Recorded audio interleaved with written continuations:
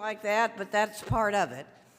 I don't know of any farmers that can't live without snow and cold weather.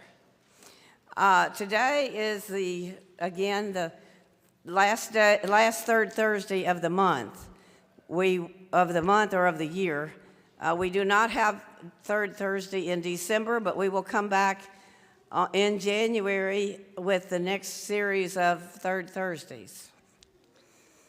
We have with us Casey Townsend, who will be monitoring the program today. He's one of our new extension agents with Kentucky State University.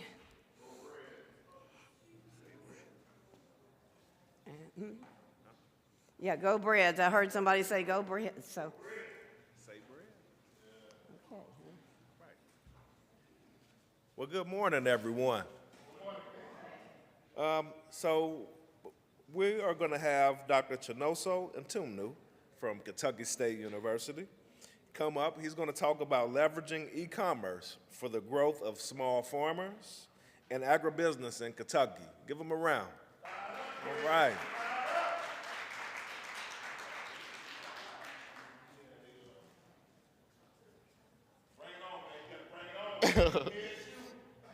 Good morning, everyone. I'm so glad to be here. It's my first Thought Thursday since I joined KSU, and I'm so glad to tell you a little bit what I have today, which is about e-commerce. I know e-commerce is so popular. Many people have heard about it.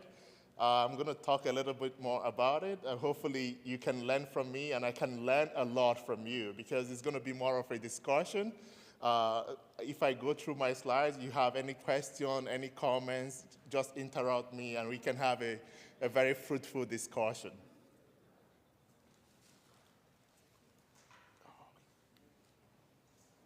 Oh, okay. I'll start by introducing myself a little bit more. My name is Chinonso Etumnu. I am a new faculty member at KSU. I joined KSU recently. But before then, I got my doctorate degree at Purdue University. So if you rivals with Indiana, just take it easy with me, okay? But I got my PhD at Purdue, and I joined after doing a postdoc for 1 year. Today, I'm going to talk about e-commerce, which is a topic that is dear to my heart, because it's going to really help farmers, especially small-scale and medium-scale farmers very much. But it comes with challenges, and those challenges are what I also want to talk about today. But before talking about this, let's kind of introduce e-commerce a little bit. What is e-commerce? Once you ask somebody what e-commerce means, even though we are very familiar with the word and we are very familiar with the topic, but what does it actually mean to the United States Census Bureau? They use one word to really differentiate e-commerce from what we do in the store, which is the internet, what you do over the internet. Once you start using your computer to make arrangements, once you start using your computer to make purchases, once you start using your computer to make transactions, then it comes with a difference, and that difference is what e-commerce has. But one thing that has been really cool with e-commerce is what I'm going to show you in this graph. This is really huge, and I'll go closer to the screen. I know you can hear me, but it's really, really good. If you can see how the tremendous growth, how it's keep rising over time, how e-commerce have grown over time, this is really, really what I want to get you to. And this is dollars that we are talking about, millions and billions of dollars, how e-commerce sales has grown over time. It has grown tremendously that we want some of this money to come to small-scale farmers and small businesses. But we don't really know how yet. How do we get some of these resources to small-scale farmers and to small businesses? This is what we really, really, really want to get. For example, the graph I'm showing shows that more than $200 billion has been spent on e-commerce retail. But this includes other part of e-commerce, not just groceries. This includes clothing, electronics, and stuff. But a lot has been spent on e-commerce lately, and it has continued to grow from 2020 to presently. So if this growth is happening, then how can our farmers benefit from this growth? How do we get them to benefit from this growth? This growth is happening in the United States. This growth is happening here. And how can our farmers benefit from this growth? This other graph shows exactly what I showed in the first one, but with something really a little bit different. This is types of percentage of retail sales. So even though e-commerce is huge, it's really a huge sector, but it's still a small part of the entire retail sector. The retail sector is so huge that e-commerce is still less than 20% of the entire retail sales. So there is a lot of room to grow for e-commerce, a lot of room to expand, a lot of room to really, really achieve its potential. And this is the room that I want to talk about today for our farmers to think carefully whether they should consider this as one thing they should do, or whether they should really assess it, the benefits and the challenges, and see if there's something that they would want to try.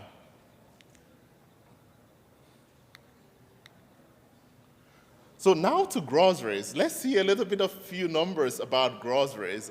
Groceries are really important. This is one that comes directly to our farmers. How is e-commerce, online grocery shopping doing? So the first column shows the year. The second column shows the total grocery sales. The third column shows the online grocery sales. The third column shows the percentage of grocery sales. So the blue one indicates when we had COVID. So when you see the blue mark, it indicates when we had COVID. The red mark is the projection that were being done, while the black mark is what was done previously. So you can see that COVID-19 was a really good boost for e-commerce, for online grocery sales. It really increased it tremendously. And we expect that increase to continue over time. It's expected to continue over time. Prior to COVID, e-commerce was huge, but COVID even made it huge. Because of the stay-at-home orders, it made everybody to buy stuff online, and we have orders to stay at home. We don't really go in store, so you buy stuff online. So COVID was a really, really big burst. But who benefited from this most? Our small-scale farmers, our medium-scale farmers didn't benefit as much as those who are ready for the transition. So how do we help them get ready? How do we help them with the transition? We know it comes with challenges, but can these challenges be overcome? Can these challenges be taken care of? And can these challenges be removed so that they can reap the benefits of e-commerce? So now we are in the United States, but we are in the great state of Kentucky. Even though I'm going to talk in general terms, I want to bring it down to Kentucky so that you see how it applies to Kentucky farmers. How is it applicable in the national average also applies to Kentucky farmers? How does it apply to Kentucky farmers relative to the national average? I'm going to show you a few slides to make some comparison and also to motivate you into thinking carefully about what e-commerce can do for your farms, what going online can do for your farms, what trying to have internet in your farms, trying to get broadband, trying to get things that can help your farm move forward. But also telling you the resources available to do this, because saying that it should be done is one thing, but what are the resources available for it to get done? What are the challenges that come with it? It's not like I say let's get it done, and then it gets done. It comes with really, really huge assessment, and that assessment is what you might want to think about today. So this is a comparison with the national average. I compare Kentucky with the nation. How are we doing relative to the nation? And two of the variables that are really important is the questions we ask below. How many Kentucky farmers are making purchases of their agricultural input over the internet? We have 19% for Kentucky, 29% for the nation on average. How many farmers conduct their agricultural marketing activities over the internet? We have 12% for Kentucky and 21% for the nation. So this shows that even though we are doing well as a nation, as a state, we are lagging behind the national average. Is that a good thing or a bad thing? Is that something we should think about? Is that something that we should really, really watch? So I want to make it open a little bit. I have talked for a while, but I want to ask it and throw it to the floor so that we can chime in and discuss a little bit about this. So the questions I have: why is e-commerce usage among Kentucky farmers lower than the national average? Then I asked some other questions. Does e-commerce fit the business strategies of most Kentucky farmers? Because I might be suggesting that e-commerce is what is needed, but a farmer may tell me, probably, Chinonso, e-commerce is not needed in kind of stuff I'm doing. I need something else. And I want to hear from you right now. Another question I have is, do Kentucky farmers need more information to assess the pros and the cons of e-commerce? Do we really need more information? If we need more information, how do we get that information? And another question I have is, are there e-commerce resources readily available to Kentucky farmers? So I'm going to wait for a minute or so and see if there is someone who wants to come in and talk a little bit about it, or raise their hands and have me call them. Yes.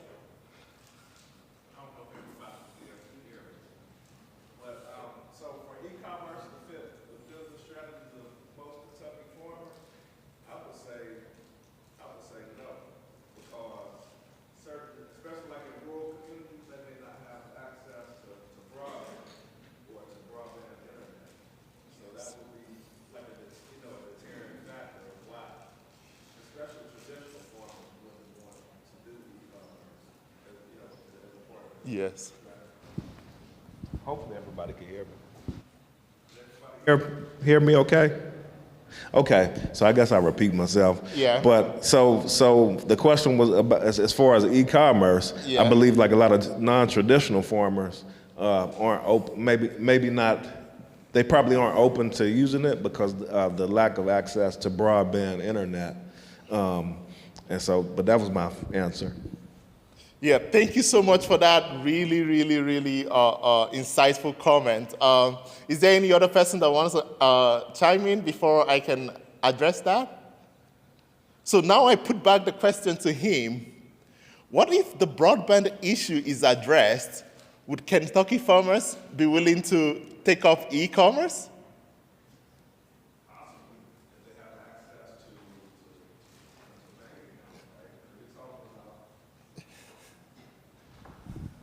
So I would say possibly. I mean, the other barrier would be if especially at like for low-income families, if they have access to bank accounts and to do points of sales with a credit card or a debit card, that would be another barrier for e-commerce. But yeah, I mean, it would open up possibility. Yes. Hello. I just wanted to state perhaps one of the barriers might be for e-commerce, even if they have access to broadband, depending on what their profit margin is, the 2 to 3% you have to pay for card processing fees could be prohibitive for some people. Yeah. It's also a learning curve. I'm still learning, and I consider myself still young, for the most part.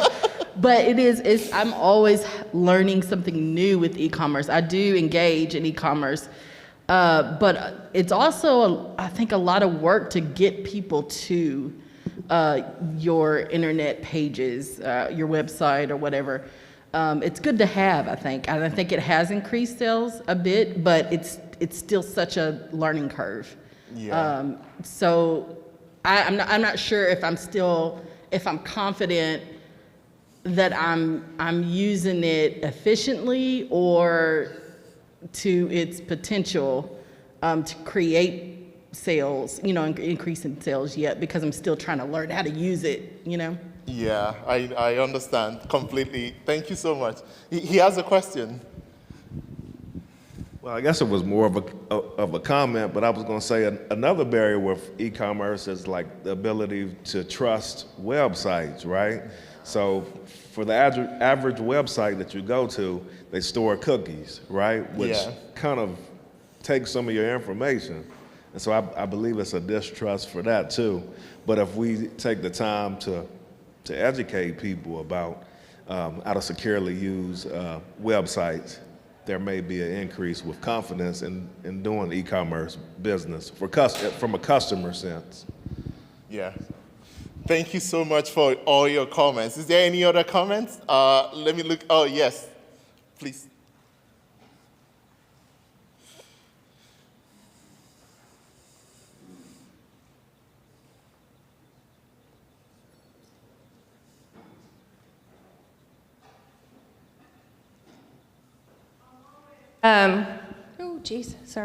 Along with getting started with e-commerce, you add the extra labor and cost of packaging. How do I ship a product? How do I ship a fresh product? Do I need to make a value-added product to send?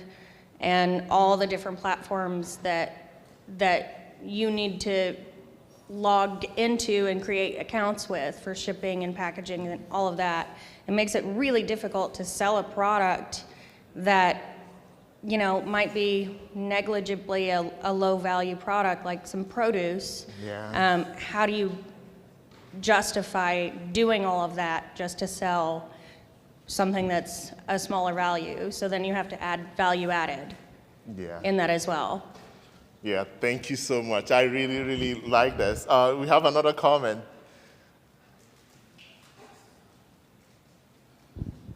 I think also the upfront costs for software, platforms, and then you got to upgrade your stuff as well. So I think that's a thing that would be a concern to get people up to speed or over the learning curve to even just get started. Thank you so much. I really, really appreciate it. And exactly what you just talked about is what I really have here.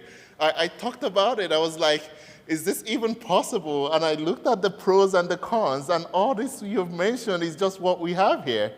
What is going to make it prohibitive for us to do this, actually? And I really, really appreciate it. And also, we have talked about the advantages, but what about the cons, the difficulties? So, if we have the resources, if we have the ability to reduce some of these barriers and some of these challenges through USDA or the Department of Agriculture in the States, will this be something that we can take up? Would this be something that can help our businesses? Would this be something that can help our livelihood? This is one thing I really, really want to think about and want to care about and see how it's going to go. For example, look at this con. We have the pro of market outlet diversification. It gives you access to online markets. But we also have the challenges of attracting market, as she rightly said, to the website and to the places of purchase. So we have a lot of challenges that come with it. Then the government or the resource persons are asking, what if these challenges are taken care of? What if these challenges are really addressed? Would that really improve access to e-commerce? Would that really improve access to online grocery shopping? Or would that really include access to buying inputs online? So let's see. The answer is mostly no to that question. But what if those barriers are really addressed? Would that answer tilt to yes? If we address the barriers of the service fees, if we address the barriers of the trust, if we address the barriers of the learning curve, if we address the barriers of the platforms, if we address the barriers of the value-added low-cost produce, would that tilt answer to a little bit of yes. If it does steal the answer to a little bit of yes, then we can invite the government, we can invite the resource persons and say, hey, this is a potential opportunity for us, and this is something that we can invest in, and this is something that we can take time to put in. But the problem is that taking the time does not really mean it turns the profit margin positive. We want the profit margin to turn positive, and what turns it positive is not really only taking the time, but also making sure that it's something that is profitable. So another thing I want to show you here is the direct farm sales of food. So this is the nation, but we have the regions, how much they are being sold in the regions. Our region, the Southeast, is a little bit lagging behind, about around 11% of the total 9 billion that is done in sales. And e-commerce is one of the things that are really, really, really increasing these sales. The next slide I'm going to show you, we show you how this sales is being divided over e-commerce and over the other online platforms. For example, the farmers market has about 500 million. I know some of you here are already involved in the farmers market, and that is one area that is really, really important. The farmers market is already well established, and many people participate in the farmers market. We also have on farm store or stand. We also have the online market. We have the roadside stand away from farm and the community-supported ag. These are really options available to really increase your sales, your direct farm sales. But I understand that there are challenges that come with it. But this is something to think about, and this is something to really, really care about.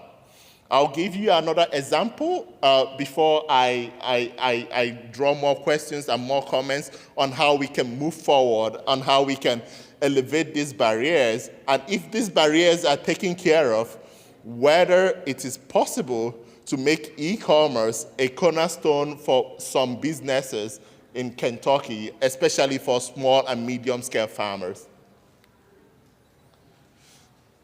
So as one of our commentators said, one of the challenges of e-commerce is the software platforms that come with it. So which platform are you going to choose? Which software are you going to choose? There are a lot of things to learn. The Young Farmers Coalition came up with a really, really, really important document for some people who want to think about e-commerce. So if you want to think about e-commerce, I want you to look at this document and think about it very carefully. The title of the document is Direct Sales Software Platforms. So there are several platforms that are being discussed. There are several platforms that it's possible for you to use, but this document summarizes the platforms and tells you the advantages and the disadvantages of each platform. But one of the challenges that each platform has is that it comes with fees. If the fees are prohibitive, then how do you make profit out of it? But it's worth looking at. Once you think about e-commerce as something you want to do, I think this document is worth looking at. This document is worth having, and this document is worth discussing. I'll run through a list of what they have. In terms of what they offer is a list. I don't expect you to read it. It's so tiny. But what they are trying to show is that there are a lot of features, there are a lot of things that can be done with e-commerce platforms, and these features are really, really important for us today, especially for those who want to consider e-commerce as one of their outlets or one of the ways they want to sell their products. Another thing I want to show you, this is another example of an e-commerce platform that is really, really working for a few folks, not for everyone. It might work for you, it may not work for you because of the challenges it has. This is called the Market Maker. The Market Maker is a kind of a platform that allows farmers, that allows people to get into to really, really help sell their produce and their products. So if there's something that you really want to think about, if it's something that you really want to see if it's going to work for you, this is a resource that is also really important, the Market Maker. But aside from this, there are resources at Kentucky State University, there are resources at Kentucky State Department of Agriculture, and there are resources all over the places that can help you really, really think carefully about assessing whether e-commerce is something that you want to adopt or whether it's something that you do not want to adopt. From what we heard, there are a lot of barriers, but what these barriers are broken down, what if these barriers are reduced, is there something that we can gain from it? Is there something that we can learn from it? So thank you so much for your time. I really appreciate you listening. I'm really open to comments and to feedback on how to move this forward. If it's something that you think we can continue working on, I'm really happy to hear from anyone and anybody at this time. Thank you.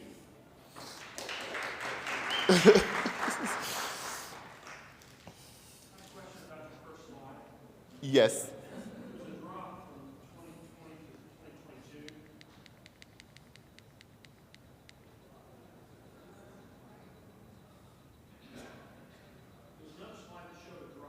Oh, okay.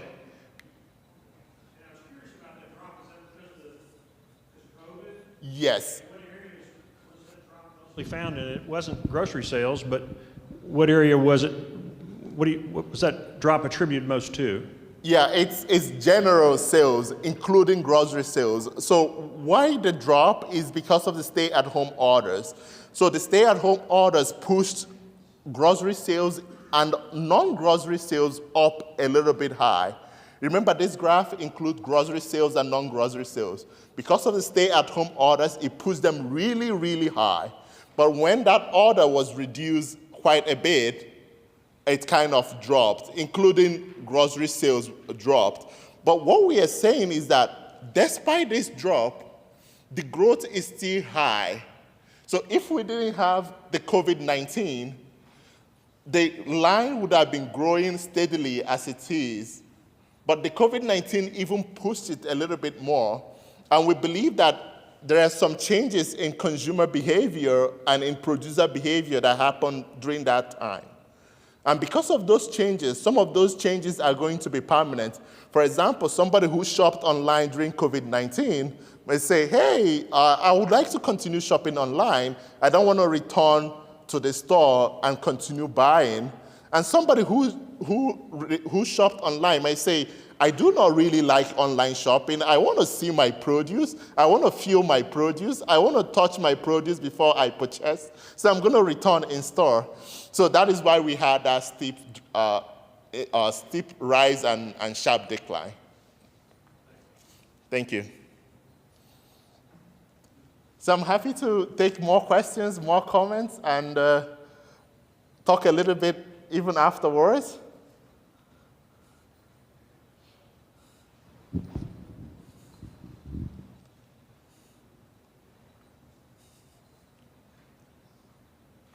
So thank you so much.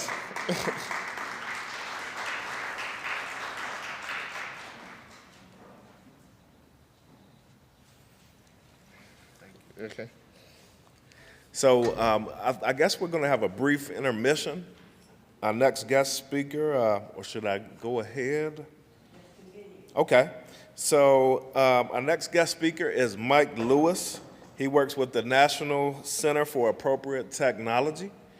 So the topic that he's going to be discussing today is NCAT-ATTRA, Sustainable Agriculture, an introduction to opportunities in Kentucky, and solar and other topics. So let's give him a hand. Mike Lewis. Right.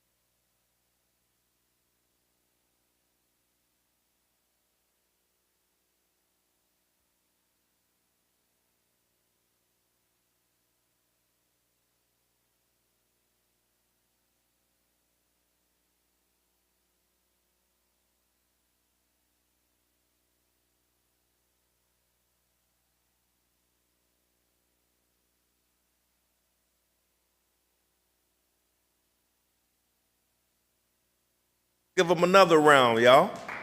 All right. If you need the clicker, it's there. Got a clicker? Yep. All right. Good morning. How's everybody doing? Awesome. It's a great day to be a farmer, right? Yes, sir. Right on. Thank you so much for having me. I want to thank Kentucky State University, who I consider one of our state's premier sustainable agriculture resources. I'm thankful for everything that they do to support farmers in Kentucky and to support our work in educating farmers. So big round of applause to them. And it's great to be here at the Benson Research Farm with you all. I'm excited to be here. I am not doing all of the presentation today. I'm excited to facilitate for a few of my coworkers who are going to be Zooming in. But first, I'm going to give a brief overview of the organization I work for. First, I'm going to figure out this technology, sorry. There we go. So my name is Mike Lewis, and I work as a sustainable agriculture specialist for the National Center for Appropriate Technology, and we also manage the ATTRA program. We are a quasi-government funded organization, hence the word salads that you're going to see up through here. But my family lives and farms in southeastern Kentucky in a small town of Livingston, where we operate a diversified farm where we raise some livestock, some vegetables for fresh market, and a few other things that we dabble around in. I do want to do a quick run through my agenda here today. Move this. I'm going to, like I said, I'm going to do a brief history and overview of our organization and what we do and what services we provide. Talk to you a little bit about a couple of our programs, which you can see there, and then my coworker, Chris Lent, will be coming on to talk to us a little bit about the agri-solar clearinghouse and solar development on your farm. And then my other coworker, actually my supervisor, Rinehart, on the top there, will be coming in to do a presentation around keeping more water in your soil, which is becoming more and more important. And then each of those guys will have a little bit of time for a brief Q&A. So the National Center for Appropriate Technology, we've been helping people and communities build resilient communities through local and sustainable solutions that help reduce poverty, strengthen self-reliance, protect our natural resources, and since 1976 we've been doing that. We're a trusted, practical connector for individuals and businesses who are working to leave our world in a better place than we came here in. We do this through a trusted, knowledgeable network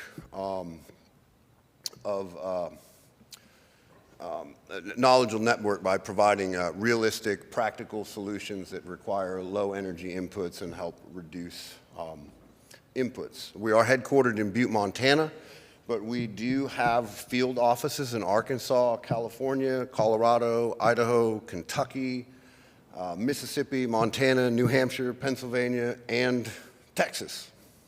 Maybe one or two more that I'm not aware of at this moment.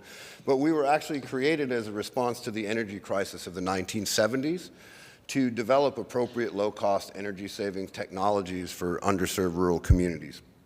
In 1987, during the farm crisis of the 80s, we expanded that work. We noticed a significant amount of overlap between energy and agriculture, so we started working heavily on helping deliver appropriate technology to farmers as well as homeowners and communities. Don't need to talk about that. So,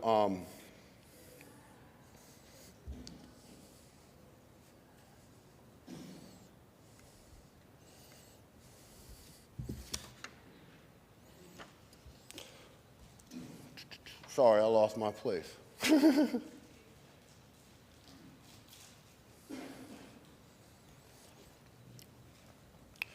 So ATTRA is our flagship project. That stands for Appropriate Technologies Transferred to Rural America. I apologize. I have to keep going to my notes because if any of you know me, you know I'll ramble on. But ATTRA stands for Appropriate Technologies Transferred to Rural America. ATTRA is, again, a trusted resource for for farmers and producers. We have 75 agricultural specialists that work directly with farmers, ranchers, and landowners and land managers across the country to provide direct technical assistance. So if you ever need help on your farm, we have a hotline. I've got some information out at the table out there. You're welcome to grab and take with you. We also offer practical learning solutions, educational opportunities, and we facilitate connections between producers and resource providers that can help them solve any of the challenges that they are facing. Anything from the basics of starting a farm to marketing local grown produce, organic specialty crop production, regenerative livestock management, agroforestry, and solar. ATTRA was, as I said, was created in 1987. I do want to point out that we are funded through a cooperative agreement with the United States Department of Agriculture Rural Development Program, and that is how we are funded to provide direct technical assistance to rural communities. One of our other programs, which is taking off right now, is our Soil for Water program. You're going to hear a little bit about that with Lee, but Soil for Water is a free voluntary program that is managed by the National Center for Appropriate Technology. And our job in that program is to support farmers and ranchers and land managers who want to make their soils more resilient, their business more profitable, and their lives better through regenerative practices that focus on that soil sponge, right? The for our soil to hold more water and therefore more nutrients. It is a little, it's a little different, right? Because we don't hear a lot of people talking about the soil sponge. And this really is it's a water quality program, but it's focused on the soil health side of water importance. You can see we do this through peer-to-peer learning. We build support networks, provide free technical assistance. We have quarterly webinars, and we do have several online regional forums that allow you to communicate or ask questions that you're facing to other farmers instead of someone like me. Not that I'm not a farmer, but you know, someone more specific to your operation. The next program I want to touch on real quickly is our Agri-Solar Clearinghouse.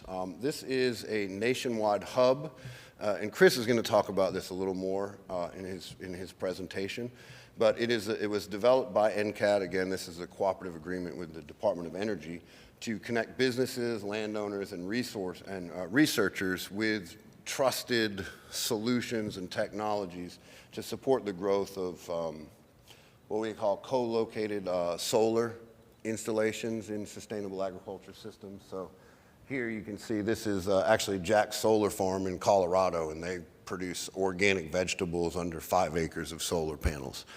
So they've been able to diversify their revenue. But primarily both of these programs and almost all of our programs, our primary focus is on peer-to-peer learning. How can we find someone in the same situation as you that's dealt with that challenge, and how have they dealt with it so that it's more practical and hands-on. I also want to talk about our Arm to Farm program. We do have any veterans in the room? All right, thank you guys so much.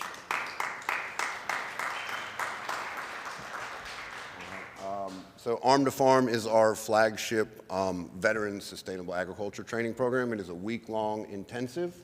It starts at the very beginning. Last month, we conducted one in Memphis, Tennessee, and we had our 1,200 graduate, and 82% of our graduates are still farming.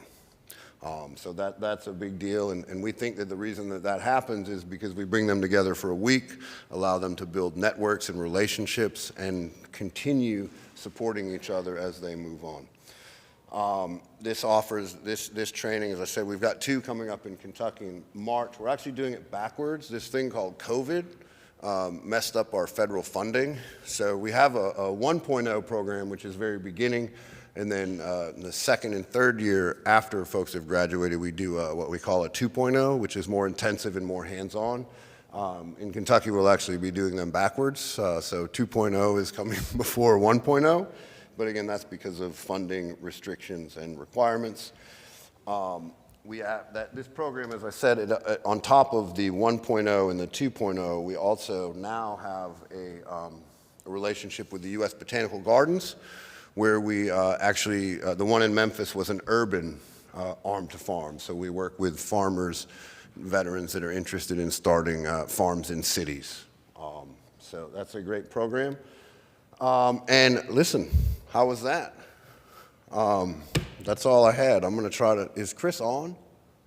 He is on. Oh, great. So I want to, it's my privilege to introduce my coworker. I didn't mention this, but I work out of NCAT's Northeast office based in Keene, New Hampshire, though I live in Kentucky. And Chris is one of my coworkers out of the Northeast office. He is one of our agricultural specialists. He operated a vegetable farm for 10 years and also worked in the field of energy, efficiency, solar installation, and organic farm inspection.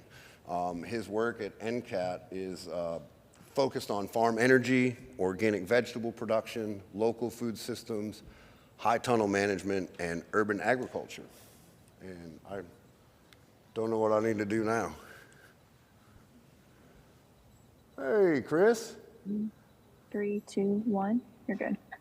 Hello. How are you, Mike? I'm great. Welcome to Kentucky State University, virtually. Well, thank you. Thanks very much for having me. I appreciate everybody letting me come there and talk to you for a little while about some resources and some of the projects we have going on. I appreciate it. As Mike said, I'm Chris Lent, a Sustainable Ag Specialist with NCAT, working out of the Northeast office. I'm coming to you today from my office in Pennsylvania. And he gave you a little background. I did organic vegetables for 10 years up here. And then I moved to an energy company where we did energy auditing and retrofits and also solar and wind design and install work. And I brought those two things together to come and work with NCAT. So I appreciate you having me there today.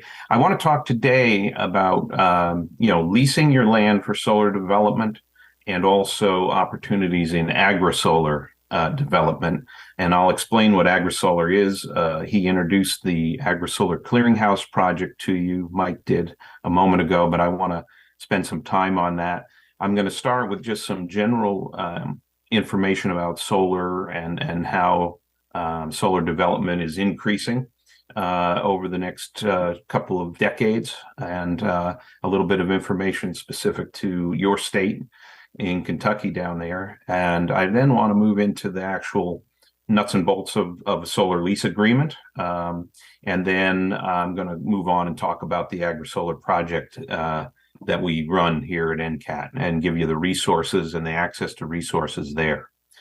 So solar, no matter what you think of it, it is, it is coming our way. And what I'm talking about today is larger developments, grid scale solar developments, they're often referred to as, and there's no, set definition for what a grid scale solar is, but it's normally referred to as 5 megawatts of energy or panels installed or more. That's oftentimes what's referred to as grid scale solar. A megawatt is 1 million watts. So 1 million watts of installed solar, and that can take up, just for a reference, it can take up a land base of about anywhere from 5 to 7 acres of installed solar panels for 1 megawatt. So we're talking, with 5 megawatts, 35, 40 acres, somewhere in that vicinity, and end up. And that's what I'm focusing on today, those size installations.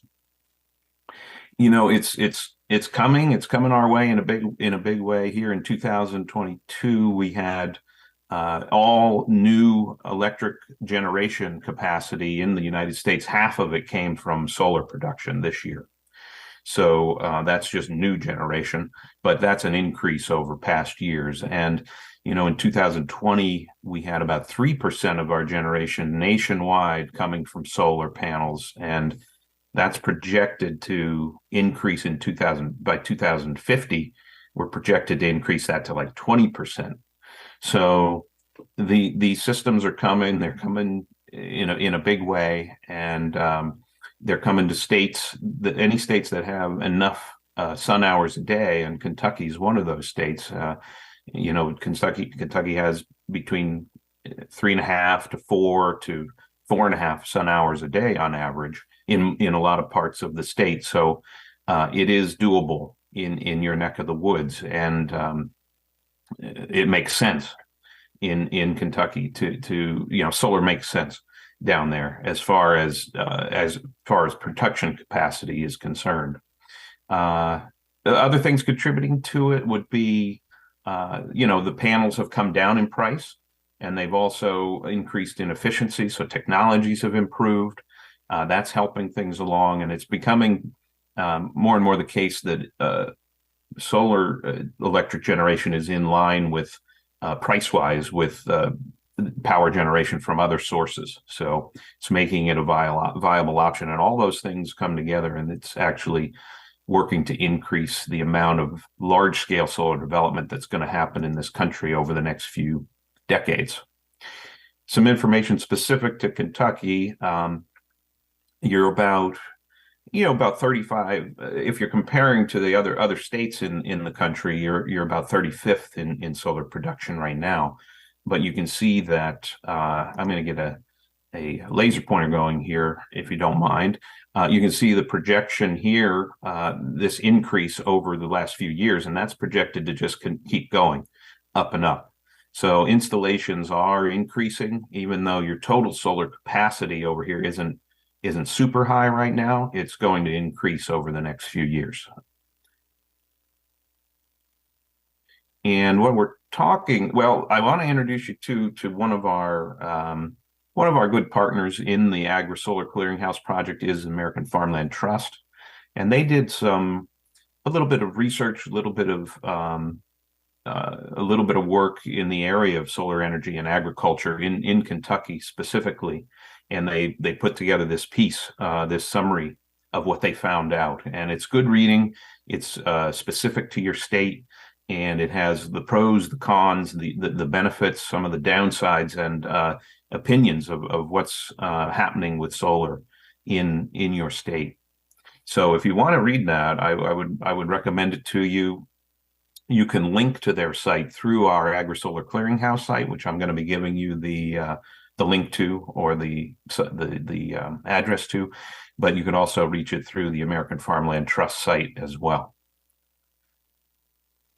What we're talking about today is, and there's several different types of solar. So for those who may not know specifically what we're talking about, it's a panel. We're talking about solar photovoltaics today, not solar thermal or any other type of solar.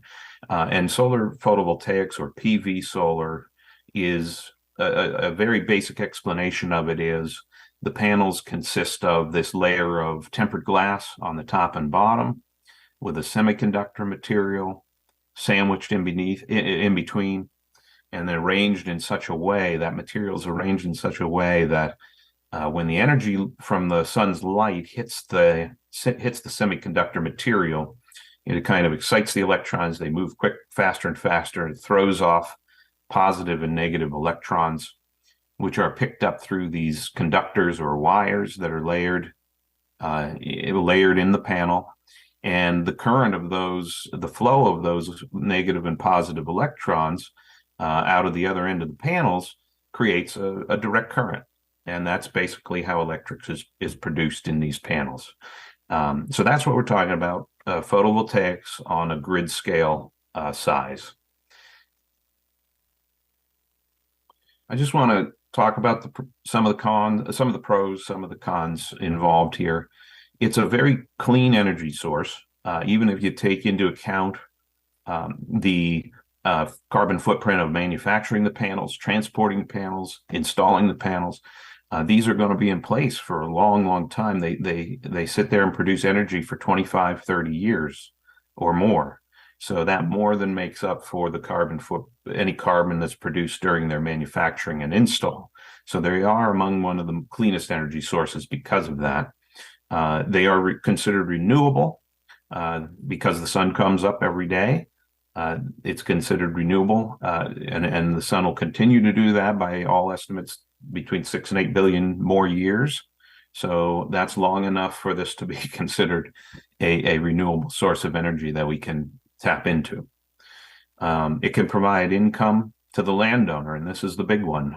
This is a way of keeping people on the land sometimes. It's a way of keeping the land in a family sometimes to the next generation. It can provide that extra income to keep people in farming. Okay, sometimes that's the case. So it can have a positive benefit by offering that passive income through a lease agreement with a solar developer who wants to develop your land for a large-scale solar development. It can increase your local, help your local economy a bit. There's an increased tax base when these move into the area, and there has been cases of hiring people for install and maintenance on these systems. They're very quiet. It's a fairly comparatively quiet source of energy.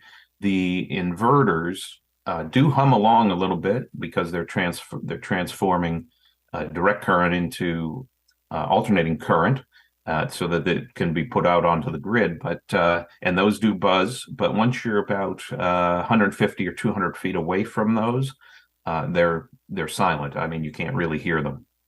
I've been within that distance many times of them, and on these larger scale projects, and they're very quiet. They're low maintenance. There's usually about a 25-year warranty on the panels from the manufacturer, and that's unheard of in manufacturing. So it kind of is a testament to how strongly these are built, these panels, and how long they can last.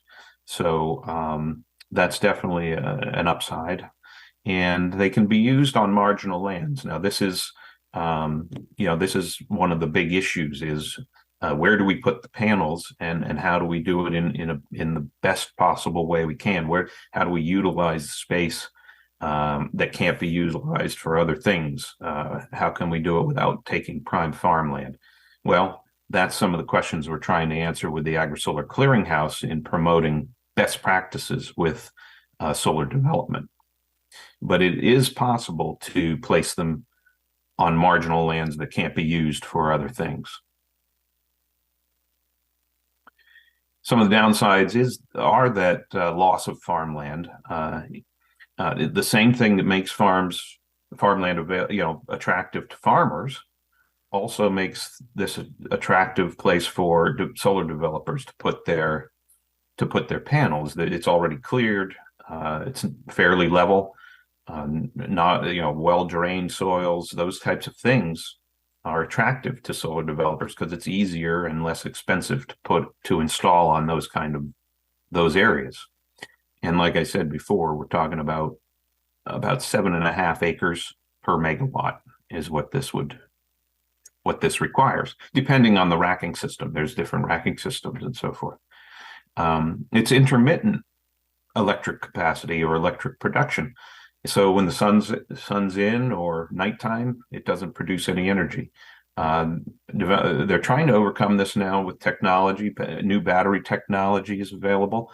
And most of these installs, or a lot of the installs, I would say upwards of 20% up here in Pennsylvania, are adding battery capacity to the right at the location of the solar development. And that's going to give them a little bit of autonomy at night or in those off hours or when the sun isn't shining. So as that technology increases, that problem will become less of a problem, but it is definitely a concern. And site preparation can harm soils, can destroy habitat if it's not done properly, if it's not done carefully.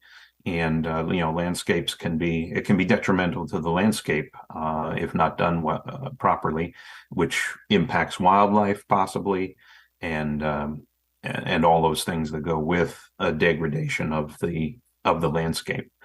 And there's this sentiment, because of these reasons and other reasons, there's this not in my backyard sentiment from a lot of people. They don't like the looks of them sometimes. They don't want to see the loss of farmland. There's also, concerns about toxicity, which are unfounded, really, but those concerns are out there, and it can be a barrier or a concern when thinking about development.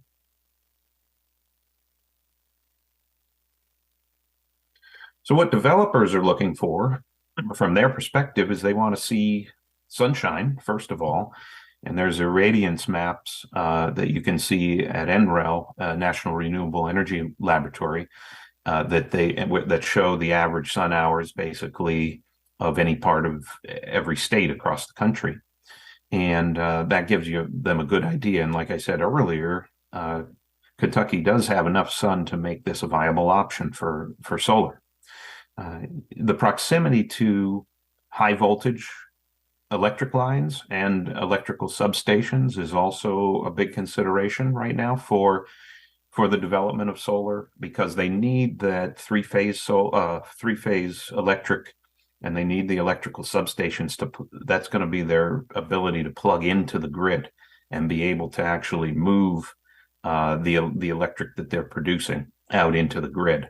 So the closer the land base is to that infrastructure, the more highly sought after it might be from a developer standpoint. And is the land cleared? Is it level or is it sloped? All those questions about that we just talked about, what makes it a good land for farming, are also what developers are looking for. They want to know what they might not want to know. They might want to be concerned about what the environmental impact is going to be, whether they're going to have to do impact studies on that land, whether there's endangered or threatened species in the area, and those kind of things are going to be a concern for them. And what the local zoning is. We have right now, local municipalities and townships making decisions oftentimes on the permitting for these larger scale solar developments. And so what the local scene in that area is going to influence where they focus their attention as a developer. And also what incentives are in place. I think in Kentucky there's a tax incentive in place for large scale development. I'm still checking in on that. Haven't been able to find a lot of information, and maybe somebody there could tell me more about what the incentives are on your state level. I don't think you have any other incentives besides that one in place, but there are federal tax incentives also in place on top of that. So there are some incentives in place to make it attractive for developers. Now, considerations for folks who are on the land, landowners, farmers, ranchers.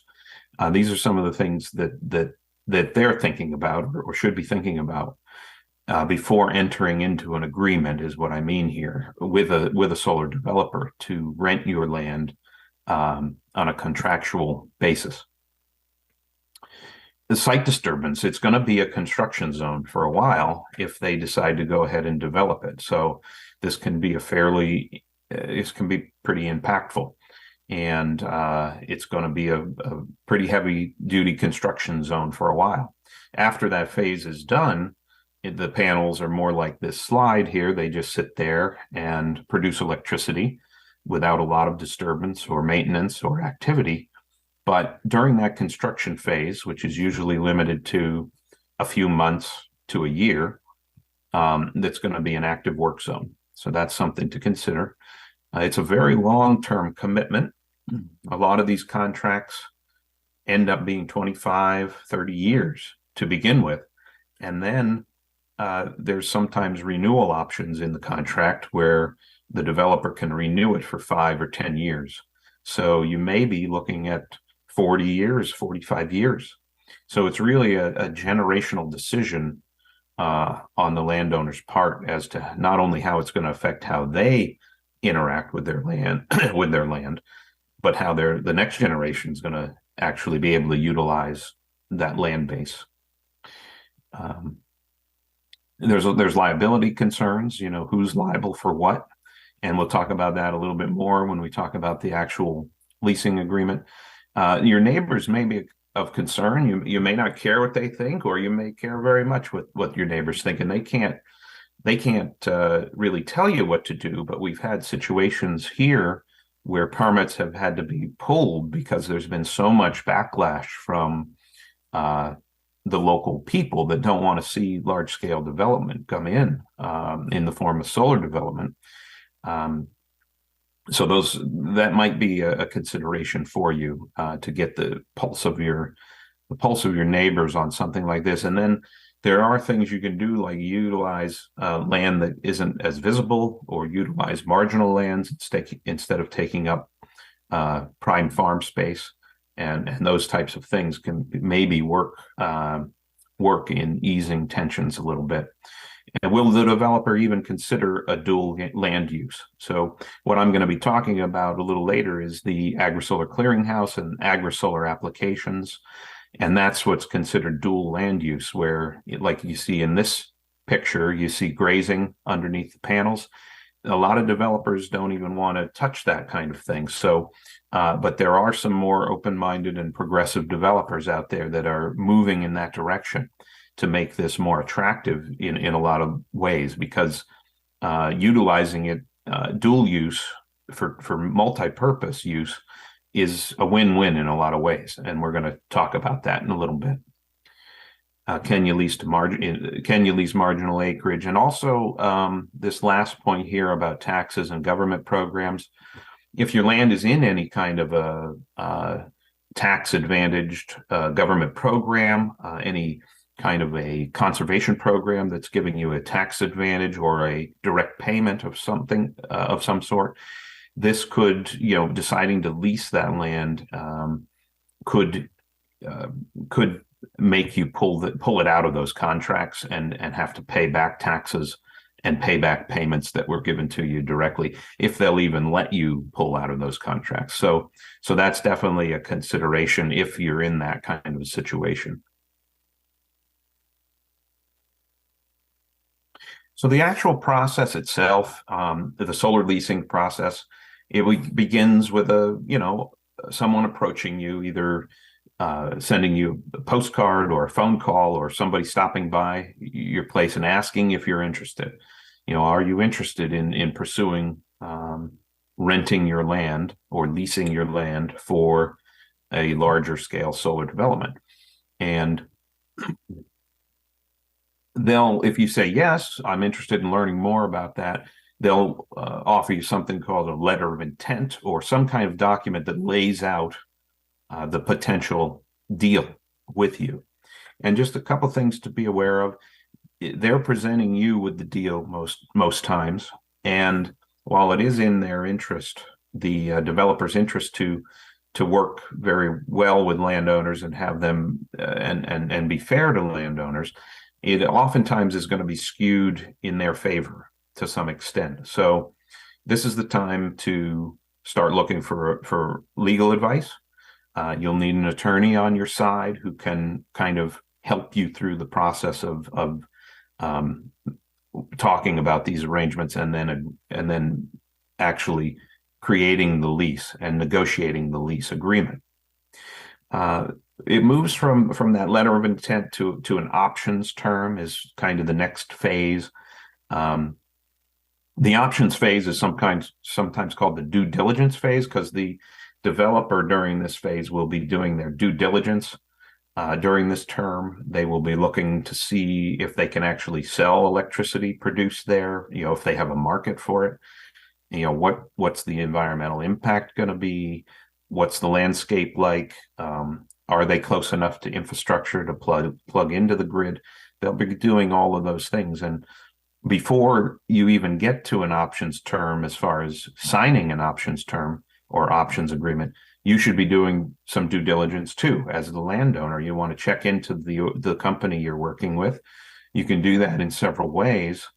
There's an association called the Solar Energy Industry Association, and they should be registered with them. They have codes that they have to follow for these large-scale solar developments.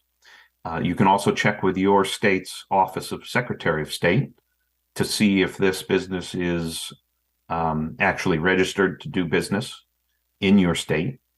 And you can also check with other landowners who've possibly worked with this particular company to see how they interacted with them and whether they were fair or not.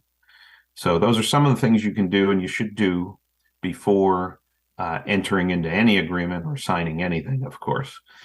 Because once what this options term actually does is it, for a term of maybe 2 to 5 years, or it varies the degree of time, but it gives the solar developer the option of exercising the full agreement, the full lease agreement at any time during that term. So they can come back to you and say, okay, we want to now exercise the full agreement and actually develop your land for solar. And you're basically reserving that land for them for that period of time. So the point down here I'm making is you should get a payment for this term.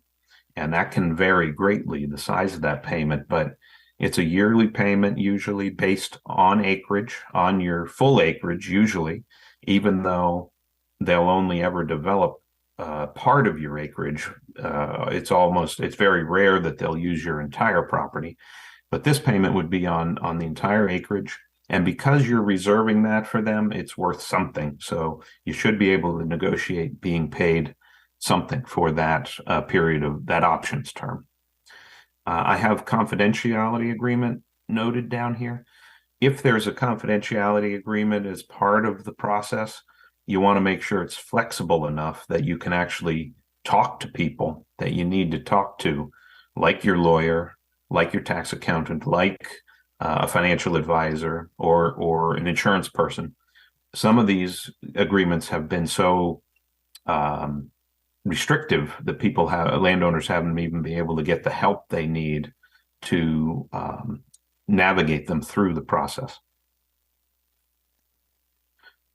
So the full lease agreement, some of the things that you'll negotiate in a full lease agreement would be the construction payment.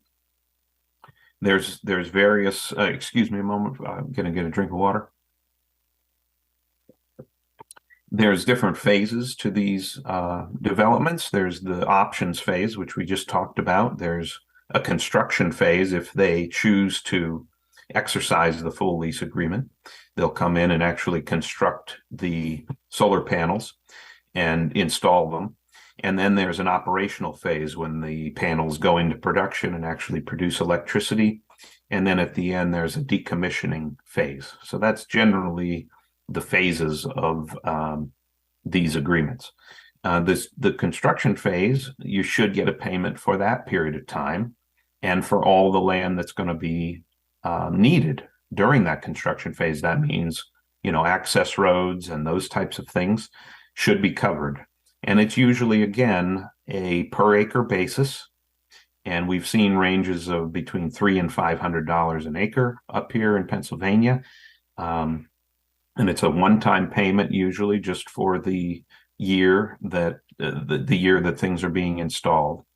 And then the other thing that would be negotiated would be the length of the lease.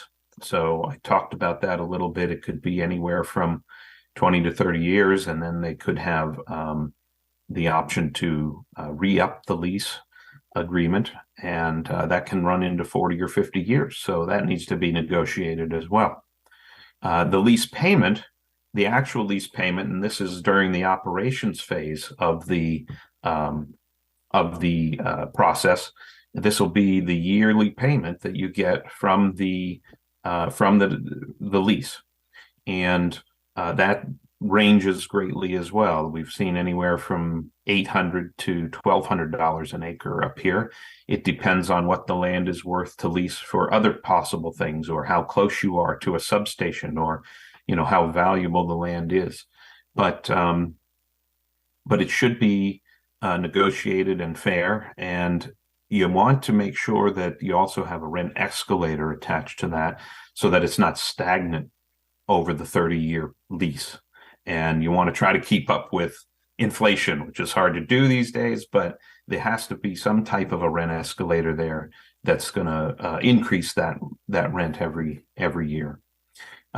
There's also a decommissioning phase, so that's going to be included in the lease agreement. Usually the developer puts up a bond or some other sort of security that will cover at least a portion of the cost of decommissioning the panels, because these at the end of the lease agreement they'll be able to be taken out and hopefully recycled.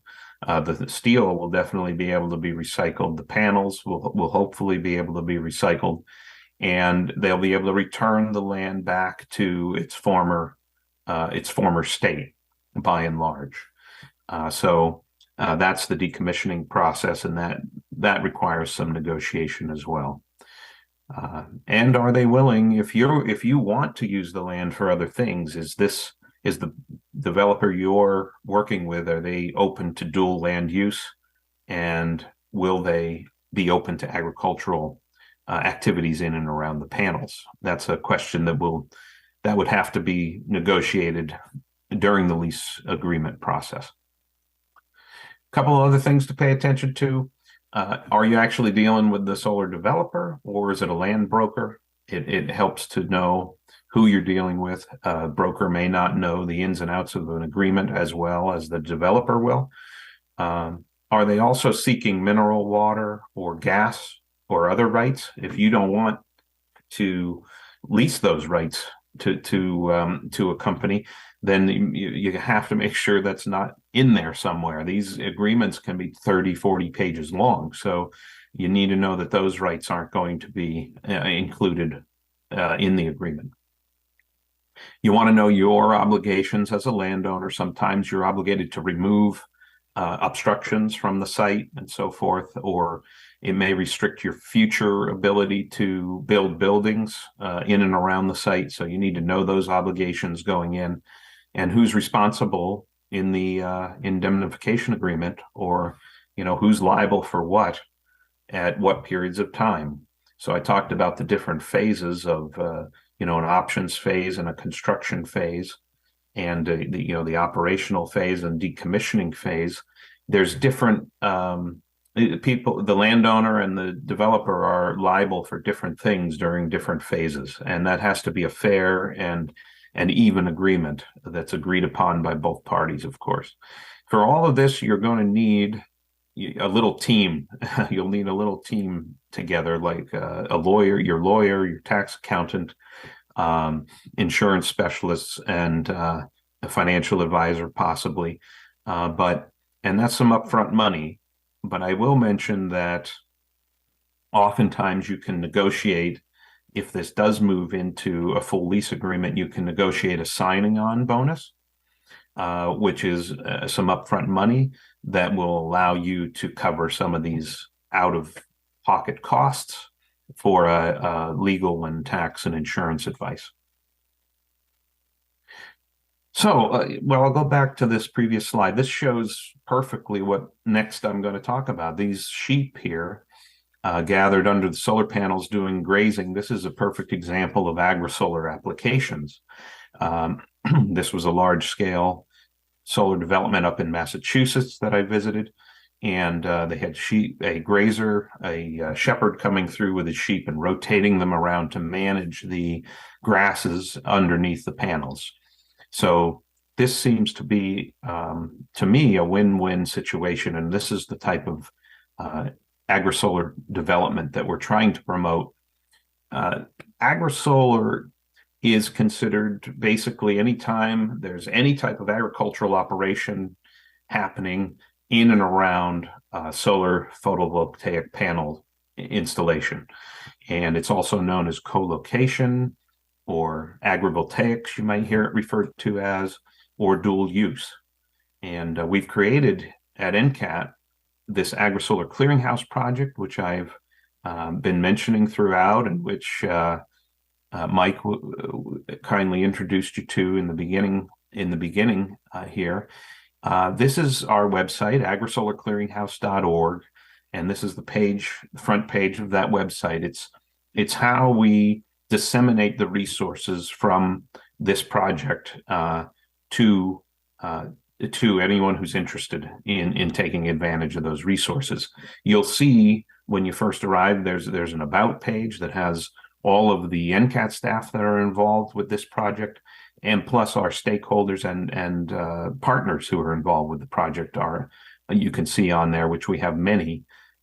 There's also an information library that I'll talk to you about a little bit, a media hub, an events page with the current events of all the agrisolar happenings going around the country, and a calendar, an events calendar that you can access there. There's a connection page. Mike mentioned that a lot of our programs and projects are meant for peer-to-peer learning and to try to connect people and network with other people.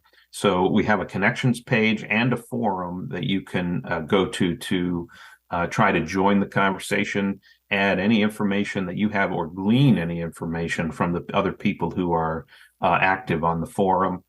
You can also contact us for technical assistance on any matter concerning solar on your farm or agri-solar applications. And we will try to help you with one-on-one help in those matters. If we can't, we have a network of partners and stakeholders, like I said, who are experts in this field, who we can connect you with. We also have an atlas on the website that shows different agri-solar projects throughout the country and tells the story about those projects, so that you can click on the pin, no matter where it is, and they'll open up a case study of what's happening in that particular instance. So why go in this direction? There's a lot of benefits to agri-solar development. And we're trying to, through the project, we're trying to promote best practices. And part of the tenets of those best practices is to, try not to replace prime agricultural land whenever possible with a solar development. Let's utilize those marginal lands first. Like the list we have here are borderlands and roadways, hedgerows, degraded lands and waterways. Mike Lewis told me a few days ago that there's a solar developer in Kentucky looking at the abandoned mine sites as an opportunity for solar development, and those are perfect ways to expand solar development without cutting into prime farmland.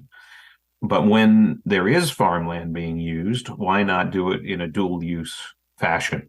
Let's convert single use solar arrays to include pollinator strips for apiaries, or we could do high value. There's a lot of experimentation being done with high value specialty crops being grown under panels now, and other crops like hay crops as well. And it's being used for grazing, as a lot of grazing is happening underneath panels as well. So these are some of the ways we can incorporate dual use into solar development. The benefits are many. It's a diversified revenue for the landowner, for the farmer. They not only can benefit from a lease agreement and payments coming in from that, but they can keep a cash crop or some type of agricultural monies coming in from the same land. There's also tax and utility incentives. I talked about some of that earlier. There's not very much of that going on in Kentucky for the landowner right now, but that may change very quickly. But there is the federal tax incentive in place, and it's something that's a benefit to a lot of solar development across the country.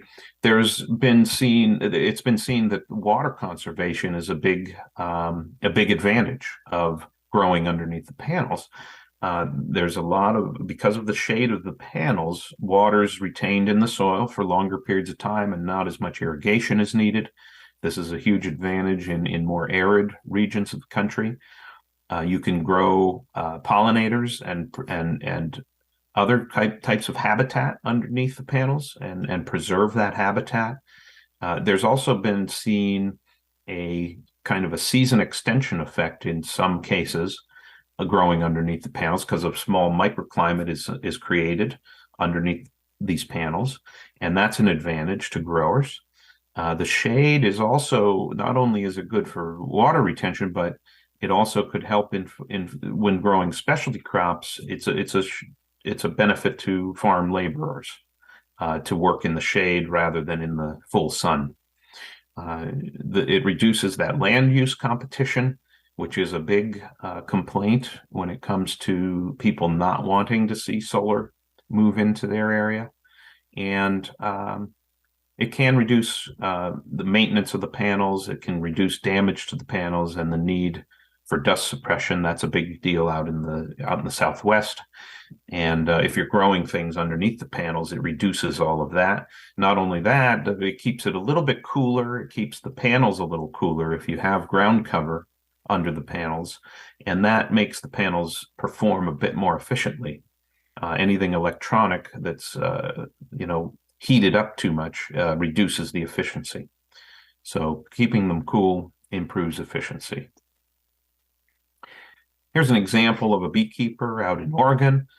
They developed an apiary around this solar field with pollinators planted underneath the solar panels. That's one example. We also have grazing examples. This is a win-win situation. Sheep are particularly well suited for grazing under and around those panels. They love the shade of the panels. They tend to hang out in the shade and then come out and graze a bit and go back into the shade.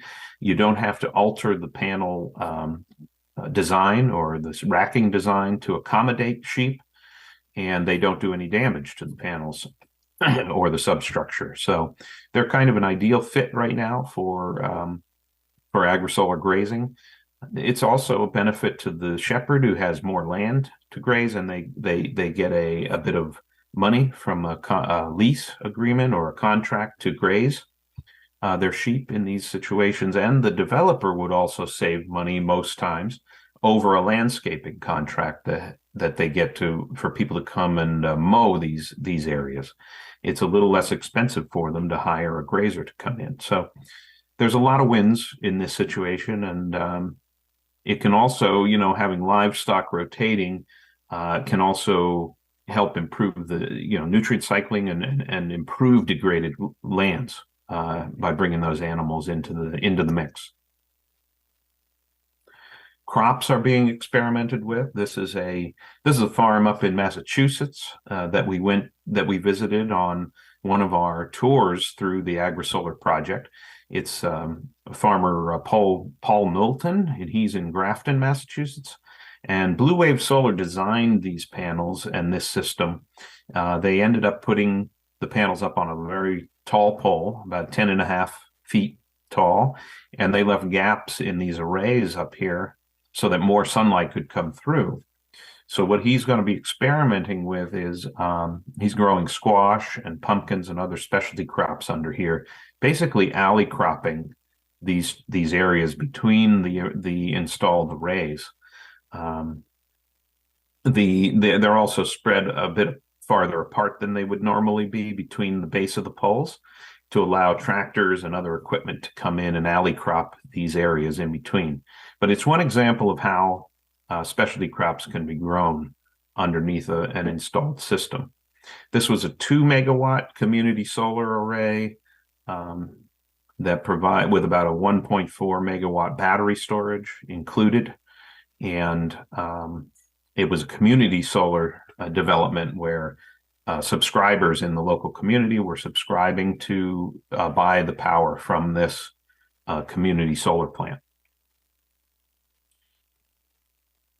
And this is the same farm. He also grazes his cattle underneath the same panel setup.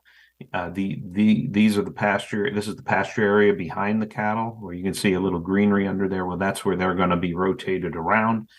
And because of the elevation of the panels, they're able to safely go in there and graze without damaging any of the panels.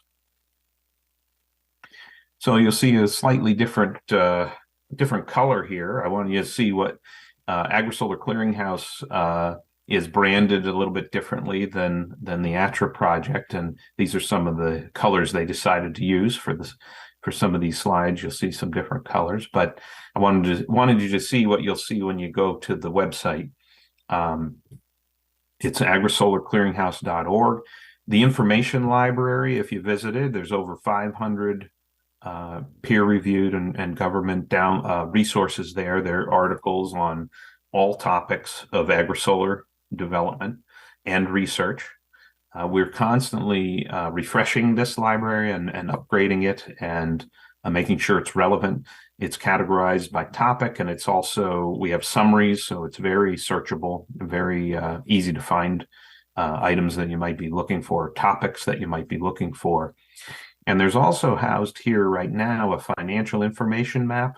This was just moved, this map or atlas of state by state financial incentives was just moved to, it became a whole page of its own on our site. So when you go to the website, you'll now see this as its own individual page for information on different incentives that are available for solar development. The media hub on our site is where we post our case studies and news releases, blog posts that we do, and podcasts will all come out on this area of the website. And it's a very active part of the site. I hope you can go and visit it. There's an image gallery as well. So anything that's current events or news related to agrisolar is going to be posted on this site. We also will have a series of webinars and tutorials coming that'll be accessed through this part of our site, this page of our site, and some short films and a self-guided tutorial as well.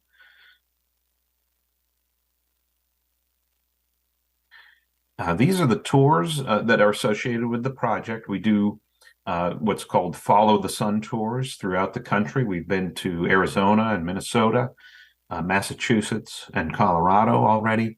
And it's a great way to network with other people in the field, people who are, and go see research that's being done and practical applications of agrisolar on the ground, actually happening on different farms around the country.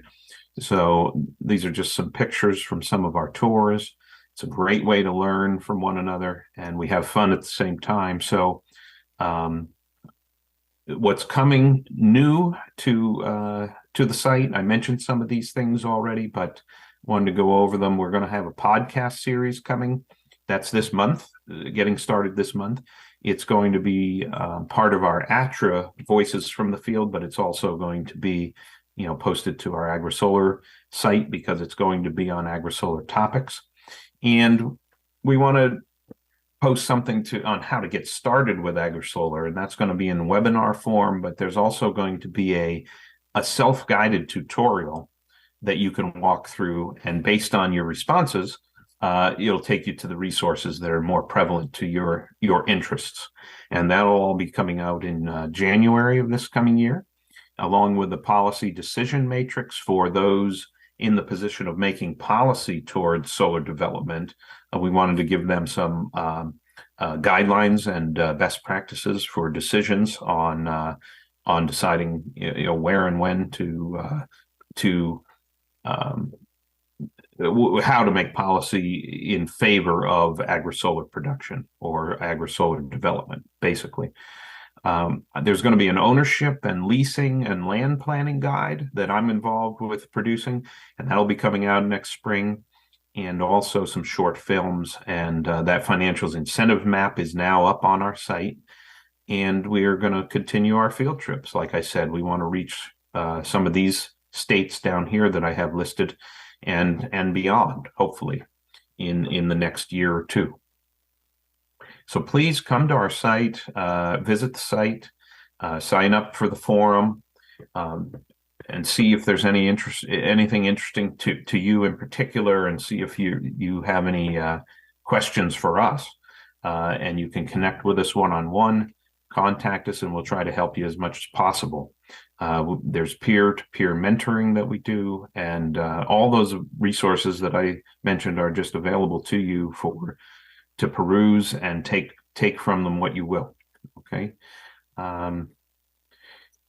So I thank you. That's what I have for you today. I will take some questions if if you have any. If you can't think of any questions at the moment, and you take a moment to take a look at the site, and any questions come to you, you can you can contact me at chrisl@ncat.org, and I'd be happy to talk to you about any of these issues or subjects that I was covering today. But I will take questions if you have them.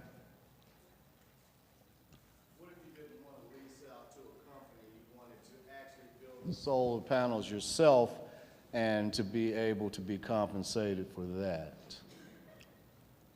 I didn't hear the first half of that question. Oh, okay.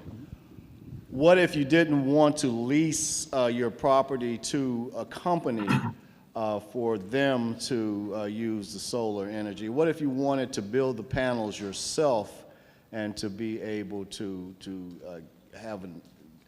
get paid for it? Basically, let's go straight to the point. Yeah. You mean on a larger scale or just a residential scale? A megawatt or 7 acres? Yeah. I think the control in the state of Kentucky right now is not, there's no community solar, I don't think, can be produced in Kentucky. There's only a few states right now that do allow community solar to be produced. So that would be where an individual was able to actually install a larger system and sell the electric off of it. That I don't think is possible with Kentucky's policies right now. If you're in the state of Kentucky, I'm not sure what state you're from, but so that kind of development I don't think is possible without some policy change in the state of Kentucky right now. I think it's in the hands of the Energy Commission, and they have to they're allowing just the utilities in your state to buy and sell energy right now. If I'm correct, if anybody's in the room that has more information on that, I could maybe learn something. But I think that's the way it's set up right now in your state. That's correct. Quick question: do y'all have a demonstration farm here? You have other individuals already have a solar farm here in the state of Kentucky? All I heard was solar farm in the state of Kentucky. Do you have a demonstration farm here in the state of Kentucky, or do you have individuals that have built a solar farm through you guys? No, we don't have an association with any kind of a demonstration solar farm in Kentucky right now that's through us. I think there's only 1 or 2 large-scale solar farms in Kentucky that were built in those mid-2010s. I'm not sure which developers or which solar companies were involved in those, but I could find that out for you and get that information to you, who actually was involved in those. But we're not associated with the demonstration solar farm in Kentucky right now. Could you tell me, please, what is the end of the solar? Like if the field becomes dysfunctional or is damaged through storms, tornadoes, or the other things, what happens then? What's the environmental impact? Yeah, there's first of all, for damaged panels throughout the operational life of the panels, there's new technology where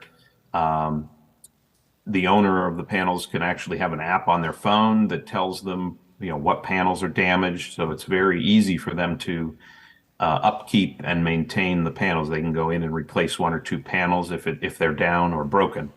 That being said, the panels, decrease in their effective capacity to produce energy over the course of many, many years. So that at the end of 20, 25, 30 years, they're not producing as much electricity as they were. They're only producing a certain percentage of the electricity that they were built to produce. So when it comes to the end life of the panels, right now it's a problem, a little bit of a problem. There's not a lot of facilities that are recycling or set up for recycling of the panels. The material itself should be fairly easy to recycle, but we need a catch-up basically we need to catch up with our ability to recycle or the recycling facilities in order to, at the end of the life of these larger scale developments, have a place to effectively recycle them. The metal can be recycled, the glass can be recycled, even the semiconductor material by and large can be recycled. There are some heavy metals and so forth, very minute amounts of them that are used in the process of building the panels that could be a problem at the end of their life if there's not an effective recycling program in place. So I think we're playing catch up on that end a little bit, and hopefully when these panels are start to be decommissioned in 20 or 30 years, we'll have some facilities available, more facilities available to help that process along and do that safely.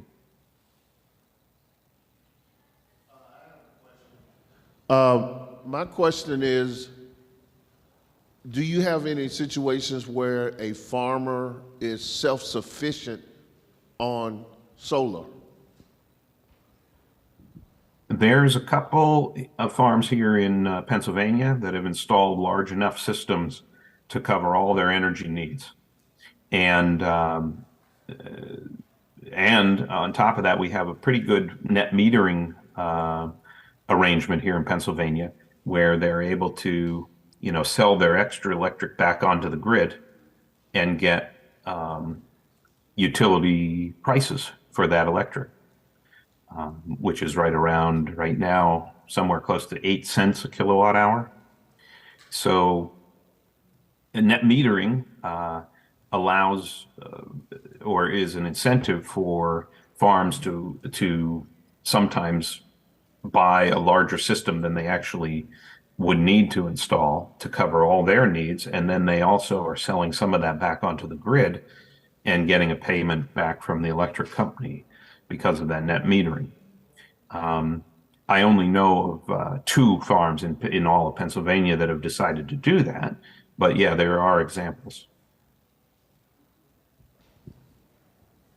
I've got some follow-up for a couple of the questions that were asked. The first one was related to the size of a solar system, am I right, and how big it could be to get paid back from the utility. And in Kentucky, it depends on the utility provider. For example, with FPB in Franklin County, Frankfort and Franklin County, or parts of Franklin County, you can produce up to 30 kilowatts, I think, and they'll pay you the market rate for that, whatever the price per kilowatt is as a customer of FPB. But over 30 kilowatts, they reduce the rate to a fraction of that. And that differs depending on the utility company. KU and LG&E has a different policy, for example.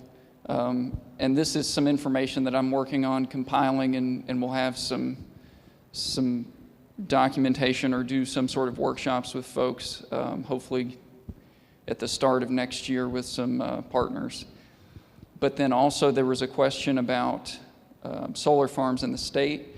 KU LG&E in Mercer County has a solar array, several megawatts, that they've been grazing sheep on with Shaker Village of Pleasant Hill. And so they've been running Shetland sheep there, and Roundstone Native Seed Company has been doing botanical surveys. They're collecting some amount of data and soil sampling. None of that information is public yet, but we may be able to organize some sort of site visit. I'm friends with the farm manager there. Another organization to keep an eye on that has a lot of information specific to Kentucky is the Kentucky Conservation Committee. We've done a lot of work on solar, on this issue of solar on farmland. There are a lot of people that are upset about it in our state, feeling like these commercial developments are taking prime farmland. It's kind of contentious, but there are opportunities as well. As for a development, undergoing a development on your own, I would say in Kentucky it's not super practical right now to make any money doing that. The economics don't really work out from what I understand. You could partner with a developer, but at that point they're financing the project and it's really no different than a lease agreement on the land. So anyway, if you want to talk about this more, I'm Nat Colton and I'd be happy to speak with you, but I'll also hopefully be putting out some more information starting next year about this topic. So. Nat, thank you very much. Take my email, please, off Sure. the screen and shoot me an email, please. I'd like to talk to you more. But it does sound like if you don't have really favorable net metering agreements and it's left up to the individual energy companies to decide how they want to pay you, that it probably, isn't a very viable option right now. Yeah. If we're doing agricultural policy in Kentucky, there's a great organization sitting right outside Community Farm Alliance. So if you're not a member, check them out and they can help you get positive policies worked out in the state.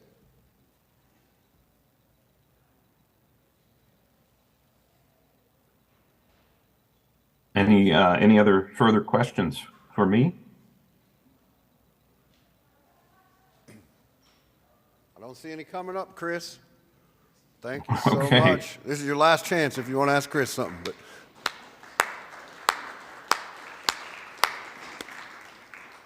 thank you, Chris. Well, thank you very much. I appreciate you having me. And don't hesitate to get in touch with me if you think of any further questions down the road.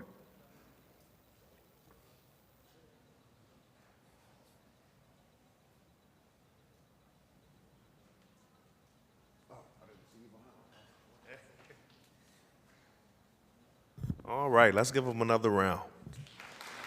Okay. So next we have Sara Day Evans that will be discussing accelerating Appalachia. Give her a round, please.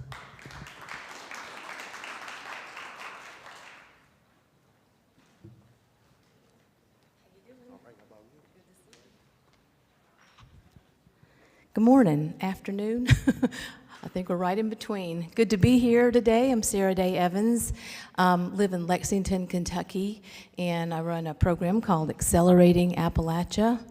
We've been at this about 10 years now, and we serve across the southeastern region in Appalachia and other rural areas.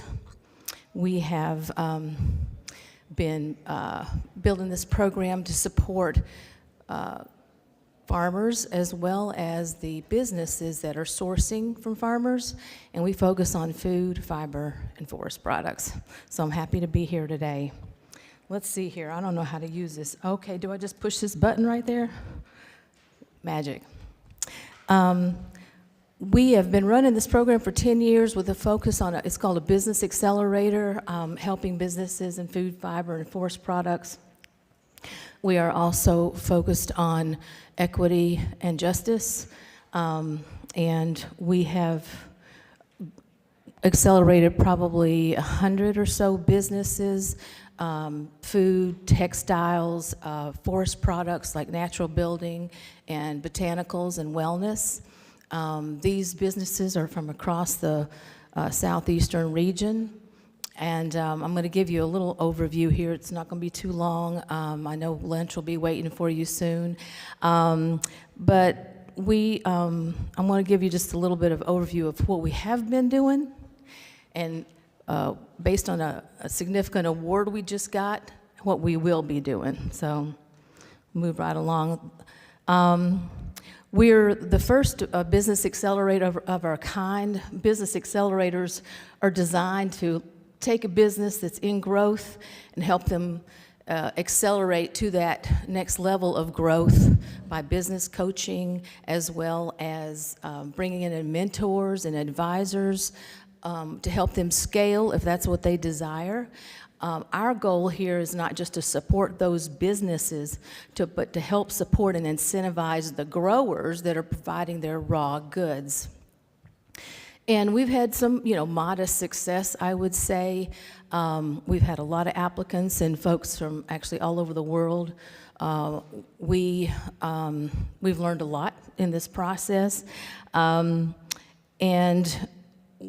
we have really found a lot of businesses that care to scale regionally, but they're not necessarily focused on like global scale, which is a lot of what the tech industry does. But in our case, these businesses they're rebuilding some of the regional production that has been farmed out over the years overseas. And we think that's good and important and strong, because you can see what has happened with our supply chains with COVID. Our program graduates over these 10 years have leveraged about $20 million through investment and funding. So we think that's, some success as well. And they support thousands of jobs in food, forest, and the fibers and textiles. This is our team. This is our accelerator team. Myself, Lachey Robinson, she is also in, she's in Madison County. She does direct communications for us. Antoinette Carroll, she's based in St. Louis. She has really impressive program. It's equity-centered community design. So designing in equity into your community or into your business. Laura Lennick, she teaches holistic management and resilient business practices. She's the author of a couple of books on resilient agriculture. And Desiree Attaway has been at Jedi training for at least 20 years. We're longtime friends, and she's the one that said, hey, in this environmental space, it's a lot of white people, and you need to be bringing in this training, and I agreed. Here's a little video. Now, I don't know this is actually a video. Do y'all know how to get that? I don't know if that works or not. Well, it was a little video just to show you. Can y'all run that or not? This slide is actually a video. It might not work. That's all right. I was just going to show you some of our businesses. Please check them out at acceleratingappalachia.org. It's been businesses like Riverbend Malt House. They are the first malt house in the Southeast growing. It's all right. Don't worry about it. I'll just run through a few. Providing malt for craft brewing and distilling. We're proud of a project we worked on with them in 2017 to develop the first all Kentucky sourced distiller's malt, and that malt was grown at Walnut Hall Farms down in South Central Kentucky. Up until then, the bourbon industry sources their malt from the Northeast and the Northwest. It's, that's just the grains, the rye grows much better up there. We worked with barley on this one, and I'm pleased to say they also used good cover cropping and no-till, low-till practices there. And then Carolina Ground is a organic flour mill out of North Carolina. They source also from the Southeast. What we look for in a business is, are they either a farmer with value-added products, or are they sourcing from farmers in the Southeast? We are very regionally focused. So, move on. Well, why Appalachia? Well, I grew up in multiple parts of Appalachia, Virginia, North Carolina, Kentucky, in central Kentucky. There's something pretty extraordinary about Appalachia that not everybody realizes, and that is it's one of the most biodiverse, in fact, it's in the top most biodiverse regions on the planet. The diversity of forests and botanicals and wildlife here is extraordinary. We also happen to be the most diverse food shed in North America. We have over 1,500 heirloom seeds under cultivation in southern, and let me be clear, southern central Appalachia, which is North Carolina, Tennessee, East Kentucky, West Virginia. That little hub right in there in Virginia, where they kind of connect, that's where you've got this real pocket of biodiversity. So you can pretty much grow anything there. We are similar to the Ayurvedic growing regions of China. And there's a lot of deep knowledge around heirlooms and cultivation, so it makes sense that we would support that, but support it in a way that is non-extractive to the biodiversity, and in fact, if we can help to regenerate that, that's our goal. So we've been running this program up until COVID hit, and our program is all in person. It's a 10-week program. We work with about anywhere from 10 to 15 businesses. We travel together all over the region. Our businesses get mentorship and connections to community and their customers across the Southeast. Well, we travel together, we're in cars together, stay in hotels together. Well, we couldn't do that during COVID. So we had to shut it down and went to just one-on-one virtual coaching, which was all right, but it's not my preference. During that time, this big climate smart partnership grant was announced by the USDA. And when I looked at it, because its focus is on, well, they call it climate smart, but you know, it's the same conservation practices, it's regenerative agriculture, it's got a lot of names, but it's the same practices that have been around a long time. They're calling it climate smart. That was developed at the UN, and then I guess they're trying to have some universal consistency with that. But I just looked at it and I thought, well, that's real close to what we do, because they're focused on commodities, which are the types of businesses we work with, and the farmers.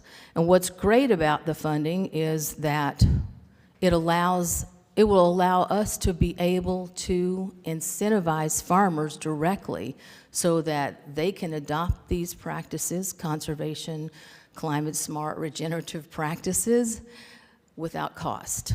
And that's our goal. We were awarded 70 organizations and businesses were awarded out of 450, and we're pretty thrilled to win this award. I don't even know how to say 20 million. That's like the size of a medium city.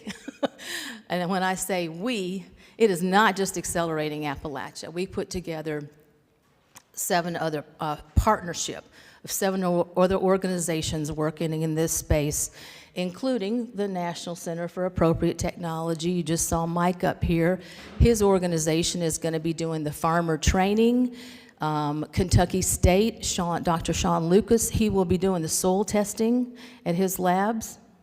We'll be working with anywhere from 600 to 700 farms, over 100,000 acres, and we've got a 5-year window to implement this program, incentivize farmers to either continue what they're doing, but the key here is monitoring as well. A lot of folks are doing this stuff, but we haven't had the funding to pay for the monitoring and reporting, so we can actually see some of the outcomes of these good practices. I think a lot of folks already know that these practices work and they conserve soil and they build soil health, but I guess they're looking for a big, national data set, and I'm happy for us to be a part of that. Whoops, well, that was a little, so this is a shift in our approach. Clearly, we will still work with the businesses, but more so, and we'll have a stipend for them, but most of the funding will be going directly to farmers. 75% of our farms that we've worked with in the past, and we continue to work with 75% underserved.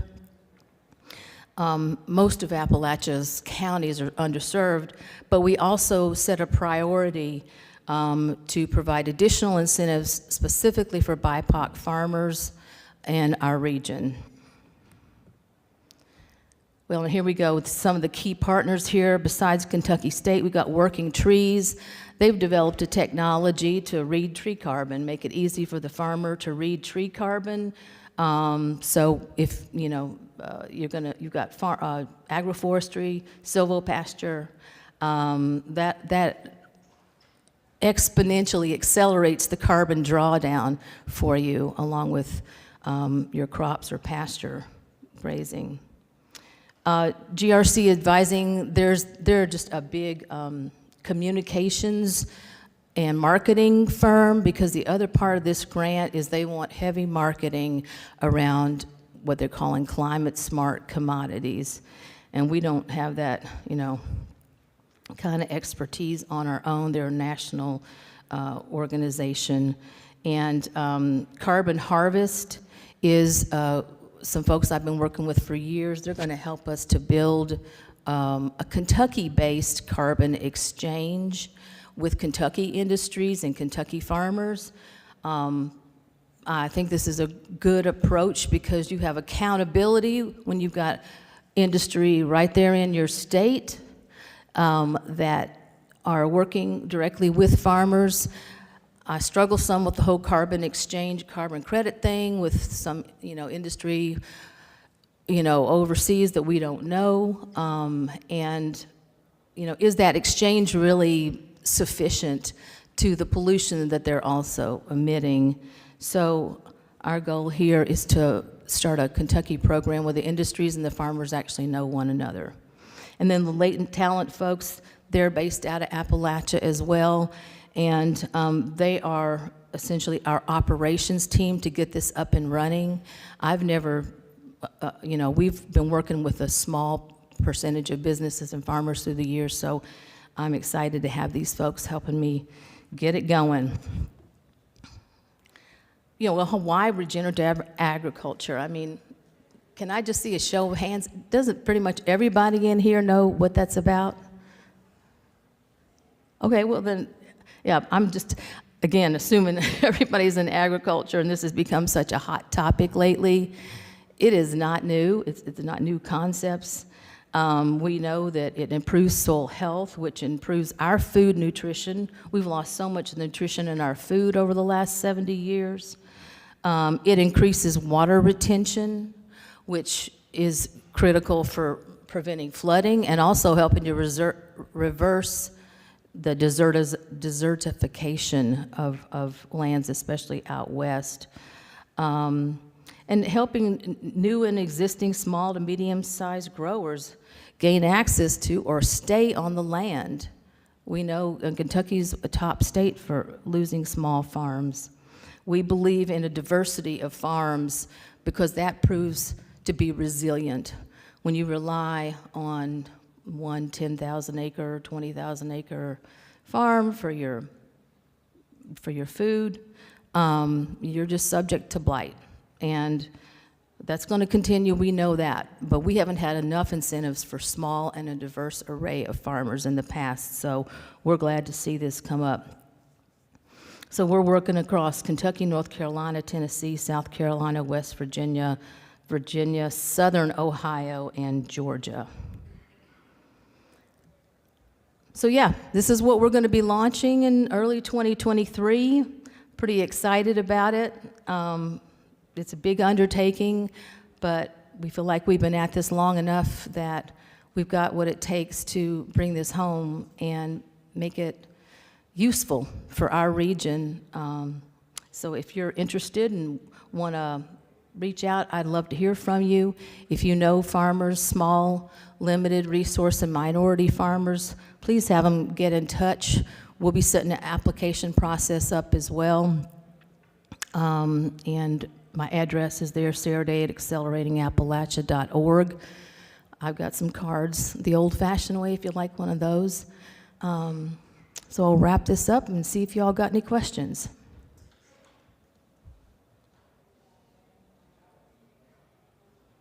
Everybody's hungry. It's totally okay. Yeah, yes, sir.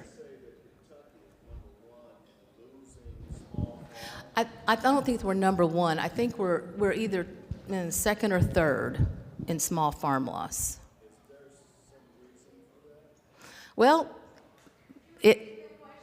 okay, I'm sorry, I need to repeat his question. His question is there a reason that Kentucky is one of the top states for farm land, for farm loss? And why is that? Farming, small to medium-sized farming is extremely challenging financially. I mean, there, again, like I said, have been in the past incentives for big agribusiness, substantial incentives, but not so much for small to medium-sized farmers.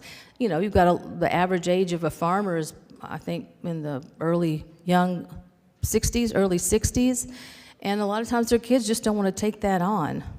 So that's a combination of things that make it really challenging. Welcome. All right. Well, thanks again for your time. I'll be hanging out back here, probably have some lunch too, but speak to me if you want to. Love to talk to you. Thanks.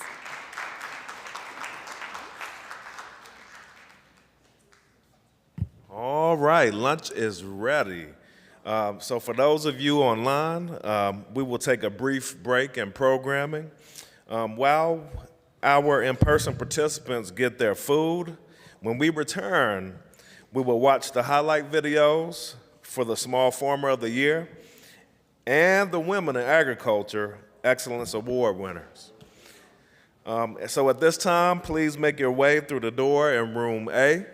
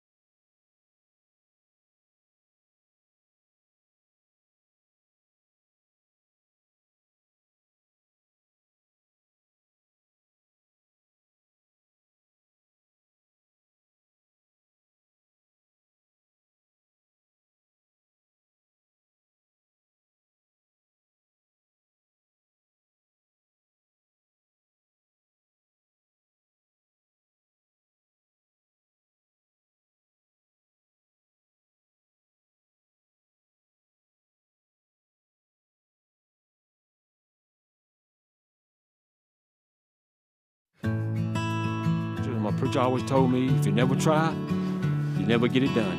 He said, if you try and don't get it done, there's nothing bad about it. You have to try. And the old saying Kenny Rogers says, you got to know when to hold them, you got to know when to fold them. You just got to farm it. So every day is a good day. It's just what you make on the farm and what you make out of it. You're on the Highway 78 at the farm, and this is what I like doing. This is my livelihood. My name is Amber David Miller. Most people call me David Miller, which Amber is my name. My history with farming is when my dad had it, when we were young, then he brought us up on the farm. He used to raise tobacco. Tobacco was okay. When I dealt with tobacco took away a lot of things that I needed to do on the farm, like trying to get my hay cut on time, trying to take care of the cows, trying to do the fencing. But that's how I got started in farming. Then I lost my dad. I used to work 2 jobs, and then I took over the farm. And so that I've always been interested in farming. I do like farming. My cattle operation, I like my cattle operation, which I call them my girls. They are my girls. I deal with them myself.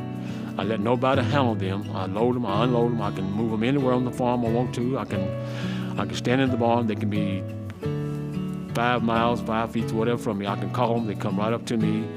I don't, like I said, I walk to them. I talk to them. I sing to them. I play with them. I want them. They my girls, and they are my pets. And I like my cow-calf operation. My average day is what you make about that day. Like I say, I check on my cattle. If I've got to cut hay, I cut hay, bush hogging, trimming trees, fencing. I do all that stuff by myself, and just whatever day I got to do. I try not to plan, because every day is different on the farm. You might say you're going to cut hay, but you got to do something. You got to make sure your machine is working. You have breakdowns, you have setbacks. There can be a lot of challenges in farming. It can be the weather, it can be finance. It can be in what you do, what you like to do, how you want to do it, when you want to do it. Farming is a challenge. It's a daily challenge. It depends on what you want to do, how you want to do it. KSU's been a lot helpful. Getting things, landing things on the 3rd Thursdays, going different places and learning about sheep, goats, cattle, and that's how I got acquainted with KSU. I started going to 3rd Thursdays. That's kind of what helps a lot of farmers get into it. You see another farmer doing it. But this is what I always tell people. What works on this farm might not work on your farm. You know what I'm saying? We all farmers the land is different, everything is different. What works on his farm might not work on this farm. I think a small farm is more compact, is more enjoyable, and I think it's more exciting. I'm not saying those guys got those big farms not, but a small farmer that's what we do. And some people think small farming is not important, but small farming is very important. It doesn't make no difference. You got 5 acres, 10 acres, 130 acres, because that's what takes care of the world, and that's what feeds the world. I was kind of reminiscing the other day. I was sitting here, and this is my hallelujah shout. That's my hallelujah shout. That's what that is. I was sitting on my couch the other day, and I looked up at the barn. I said, oh, thank God, I don't have to get up there no more. Thank God I don't have to deal with that tobacco no more whatsoever. All I want to do is a cow-calf operation. That's what I like doing. Cow-calves and hay. That's all I'm taking care of the farm, keeping everything clean. Myself, I give all credit and honor to the man above, which is Jesus Christ, who's the head of my life. My dad was not a farmer, but we had 30 acres and we raised cattle and hay. We all 4 of us children grew up working on the farm, and we learned a lot. He told us we would have dirt in our blood, that we would have the land in our veins. And I think that is partly true. You do get the dirt in your veins, you get the soil in your veins. I'm Jane Metcalf O'Tiernan, and I live in North Madison County, and I have about 11 acres of land along a creek, which sometimes floods. I'm very fortunate that I now have 2 greenhouses. I raise about a ½ an acre of outside flowers down from 2 acres when I had children at home. I've sold at Lexington Farmers Market for 22 years, and then I started the Bluegrass Growers Only Farmers Market, and we're in year 17. I grew up in Indiana on a small farm. We always had 4 cows. My dad sold a cow, and it paid for your fall 4 cows, you sell them at different times, 2 go to eat, and 1 you save for the next year. And he always sold a cow and paid my tuition to the university. We always had a garden.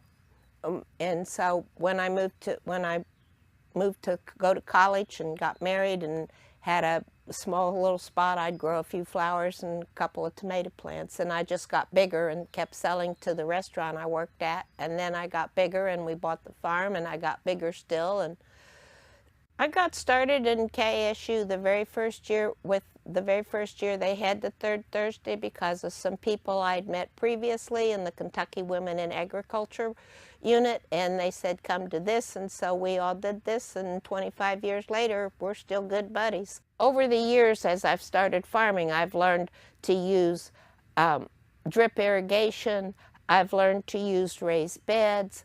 I've learned more about insect control. And when you have farmers that you can talk to about this, then they understand, and it's productive because you can get other ideas from other farmers who know what they're doing also. I've been fortunate with KSU. Marion Simon has been super, super wonderful. Bill Thomas, Louis Rivers, Edwin Chavez, all these guys have been so helpful to me. They've been to my farm. Edwin helped me a lot with financial applications so that I would be able to get a hoop house, one, and then 14 years later get a second hoop house. When I sell at a farmer's market, I have to not only be able to calculate price, but I've gone to different training programs that KSU has, like the Market Ready program and many of the 3rd Thursday, where they teach you about the importance of making sure that you're actually making a small profit from what you sell. But I think that KSU and my involvement with KSU, and especially the 3rd Thursday program, I think it's been the biggest program. Most all of my friends come from the KSU group, and people I've introduced to KSU and persuaded to be in our farmers market, or introduced them to the farmers market and then brought them to KSU and the 3rd Thursday program. And I have 2 girls a year apart and a boy 4 years younger than Molly, Sabrina, and Eric, and they all helped on the farm, and they worked on the farm, and I brought them to some of the KSU programs. I think it was really good for my kids to be on the farm and to work on the farm. I think they learned a lot of skills, and I think that's carried over to their adulthood. We always were growing things. I took them outside. I took them to the garden. They didn't care about pulling up dirt. They didn't care about eating worms. They didn't mind being dirty. It is difficult to budget your time because you have the nice time of the evening to put your kids to bed when they're small, and that's when you want to be outside cutting. My kids played soccer, they played tennis, and a lot of their meets were in the evening, and so that determines, because my first priority was being with my children and ensuring that I was there for parental support. They learned, and I learned, how to work around all the activities that you have. It is difficult. It takes a lot of time, and it's easier if you have people that help you support. I'm really grateful. I think there are a lot of other people that have done a lot more farming that are bigger than me, that have done more and that are committed to agriculture just as much as me. I think there's all kinds of women that want to see agriculture in Kentucky expand and be more productive. I think every woman that does any kind of farming or marketing wants to save her farm and find ways for the young ones coming after us.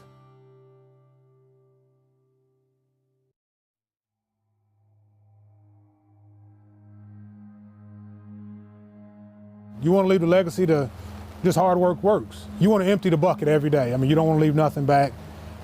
Give it everything you got, try as hard as you can, bring somebody along with you. So just help as many people, show as many people what agriculture is really about, and show people that look like us that it's not as hard as you think it is. Just come try it. What we got going on here in Bonneville is we've got a 3-acre market garden, 3 high tunnels. We raise a mixture of livestock, mixture of vegetables, anything from collard greens to tomatoes to cucumbers, squash. purple oil peas, green beans. Livestock, we raise rabbits, chickens, beef cows, stockers, feeder pigs, sows, hog to finish. So a very diverse operation here so far.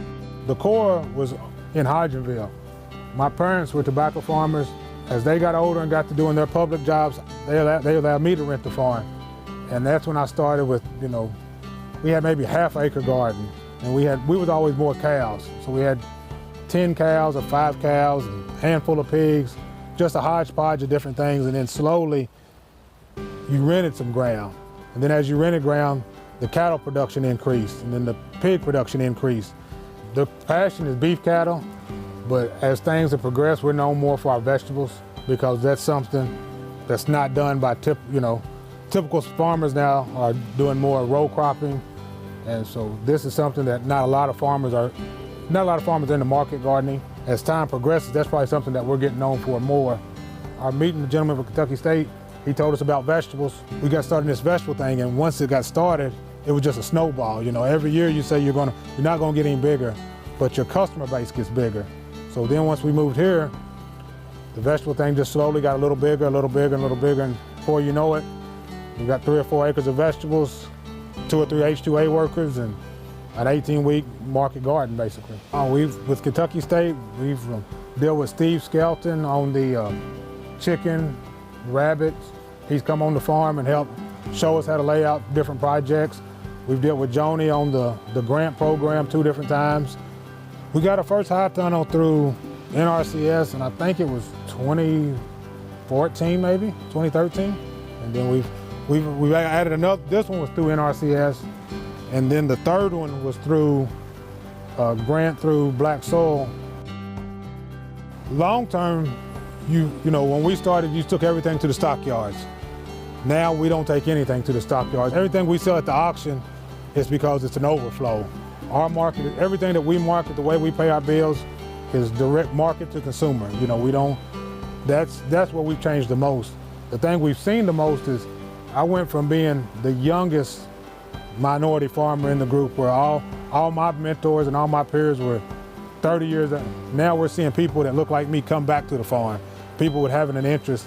And so that's probably been the biggest change that I've seen in the last 3 to 4 years is guys from their 20s and 30s and women that are black or Hispanic that want to do farming again. So that's great to me. To think about the guys that I knew, I remember sitting at the conference looking at some of these guys and them being my mentors. Like, man, I want to be like him one day. I want to be like him. I want to be like her. Even like with the Millers, Miss Miller's a garden machine.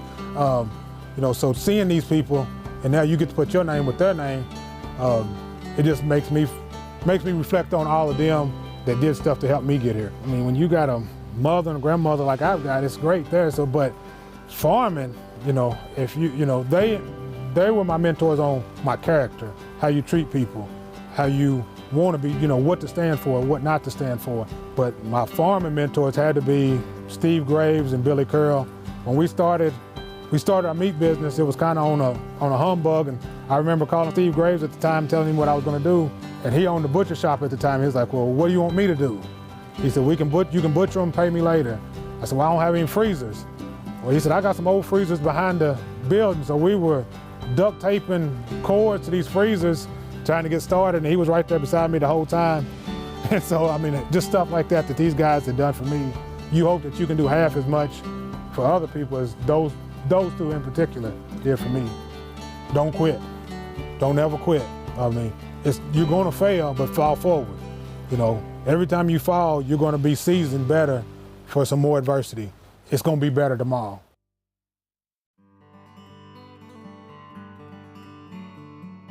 Welcome to the Harold R. Benson Research and Demonstration Farm, located on Mills Lane in Franklin County.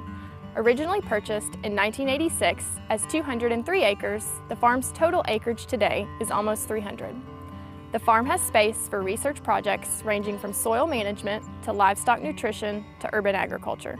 Researchers grow and study organic hemp to help Kentucky farmers who are new to the crop.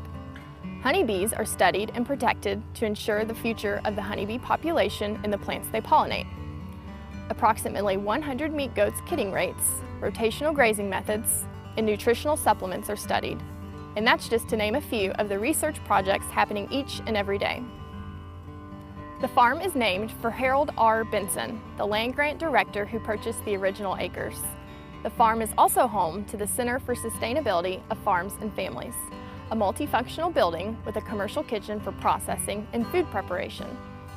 We often host educational events for the public, most notably Third Thursday Thing, a monthly sustainable agriculture workshop that celebrates its 25th anniversary this year. Since 1994, more than 2,000 pawpaw trees from 16 different states have grown on the farm in the USDA National Clonal Germplasm Repository. At the Gene Bank, which draws visitors from all over the world, researchers work to improve the growing of the pawpaw, a banana, mango, pineapple flavored fruit that's native to Kentucky. Hi, I'm Caitlin Goatee, an Extension Environmental Education Assistant for Kentucky State University. Welcome to our Environmental Education and Research Center. Located in Henry County, Kentucky, the EERC is 308 total acres and includes a 1.6 acre pond, 6.5 miles of walking trails, and sites for anthropology, aquatic sciences, forestry, biology, and science education. The EERC was purchased in 2007 by Kentucky State University with the Kentucky Heritage Land Conservation Fund. It was purchased to be used as a center to educate the public about the environment and to enhance Kentucky's natural ecosystems. The EERC is a collaborative learning facility where people from across the Commonwealth can learn about the environment through guided hikes, citizen science programs, and interactive lessons and activities. The EERC has many features that make it a great outdoor classroom. For example, we have our pavilion by our 1.6 acre pond. It can comfortably host classes of 30 people. Most of the environmental education programs we offer here at the EERC will happen at the pavilion, where we guide K-12 and 4-H students through hands-on activities. We also host a lot of events and activities that allow you to venture out into the property. For example, while fishing at the EERC's pond, you're likely to see a variety of wildlife, such as bluegills, river otters, frogs, and migratory birds. Fishing helps keep our fish population from reaching its carrying capacity. With all the fishing activities and a little help from our otter friends, we're able to keep our fish population low and healthy, which in turn keeps our pond in good shape. We also host guided hikes, such as wildflower walks, to spot as many plants as we can. Those are guided by Extension Agent Lynn Garrison, who has recorded about 500 plant species at the EERC in the last few years. He's found some amazing and rare plants, such as the American Columbo, which only blooms once in its life cycle, every 5 to 15 years or more. It bloomed at the EERC last May. We also host owl prowls to try and see and hear the owls who live on the property. We also have trails that are ready for visitors to take a self-guided hike, like our newly finished Braille Trail, which is the first of its kind in Kentucky. With a guiding rope, signage with text in English and Braille, and zip ties to indicate key features, the trail is ADA compliant and accessible to those who are visually impaired. The Braille Trail is part of our ongoing efforts to make the EERC accessible and welcoming for all. The EERC is so great for education, but there's another important part of what we do here: research. The research done here helps answer questions about land management practices and their impacts. The research and pollinator fields here at the EERC are being measured for a variety of projects that seek to develop and inform best management practices for landowners in our region. Before we purchased the land, much of the property was farmland. After farming stopped and the fields were fallow for several years, invasive species were allowed to grow without any control. In the case of this field, we assessed that it would be a great location for lowland meadow and for a great chance for us to study how native plantings would fare with a variety of field preparation methods. Sections were randomly assigned with different planting methods that had different pros and cons, and the seeds were planted. The seeds that were put into the soil were from several native grasses and flowers that are known to be beneficial to pollinator populations. The growth of these plants and the traffic of native pollinators were measured to decide how effective the different methods were at establishing thriving habitats for native pollinators. This is just one of the interesting research topics that we have hosted here at the EERC. Students who come to the EERC can even develop their own observational hypotheses, collect and compare data, and test those hypotheses with the help of our staff. We've only shown you a portion of the EERC today, and the best way to learn here is to come here. We hope you'll come visit us through your school or through one of our many events that are open to the public. If you have any questions about scheduling a visit, please email us at kysuag@gmail.com. As always, stay safe, have fun, and keep learning. Welcome to the Aquaculture Research Center at Kentucky State University in Frankfort, Kentucky.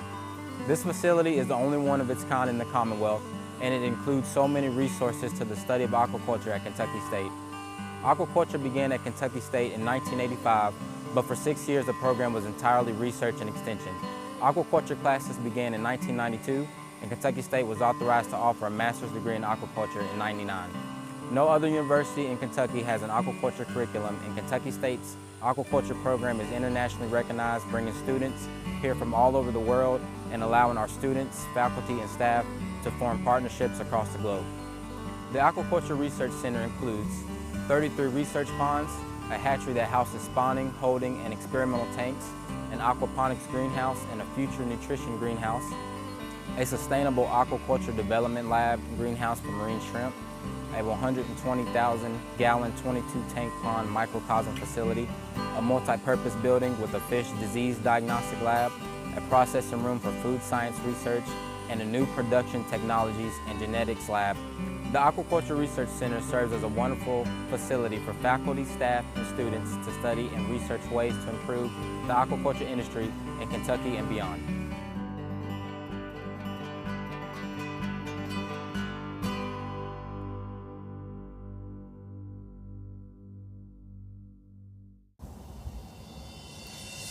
So I'm standing in front of the Atwood Research Facility, and this facility was named after Rufus B. Atwood, one of our longest serving presidents of Kentucky State University. And he also had a connection to agriculture. He was an agriculture professor before moving up and leading Kentucky State University. So there's a real tie to agriculture for this building. It was originally a cafeteria for the university, and in 1986 it was converted into a research facility. You can see during part of the renovation that some of the old existing building was actually uncovered, and some of the brick archways lead into the classroom. So the Atwood Research Facility is actually a multi-purpose building. It has a number of research laboratories, but also classroom facilities and areas for students to study. So we've got lots of additional seating for folks to come in and study. And we also have study rooms for the students to come in and utilize for their time here. So we're standing in one of the research laboratories in the Atwood facility. There are 15 research laboratories here in the new facility. And it's quite loud because there's a lot of air movement going through these laboratories. And they're really state-of-the-art in every way, set up to handle any type of research. And so there'll be a number of different research programs happening in this building, and it's going to support graduate and undergraduate research also. Mainly this is going to be applied research to help folks in the Commonwealth of Kentucky, and our main mission will be helping small farmers. And so this will be alternative crops, entomology, health, nutrition, and a number of other areas, including genomics and other hands-on activities, which really are going to take us to the next step for research for the Commonwealth of Kentucky. We're standing right outside some of the research laboratories in the new Atwood Center, and this is one of the undergraduate and graduate office areas. So the students will be able to come in from the labs or come in from the rest of the building and study and work on research or on class activities.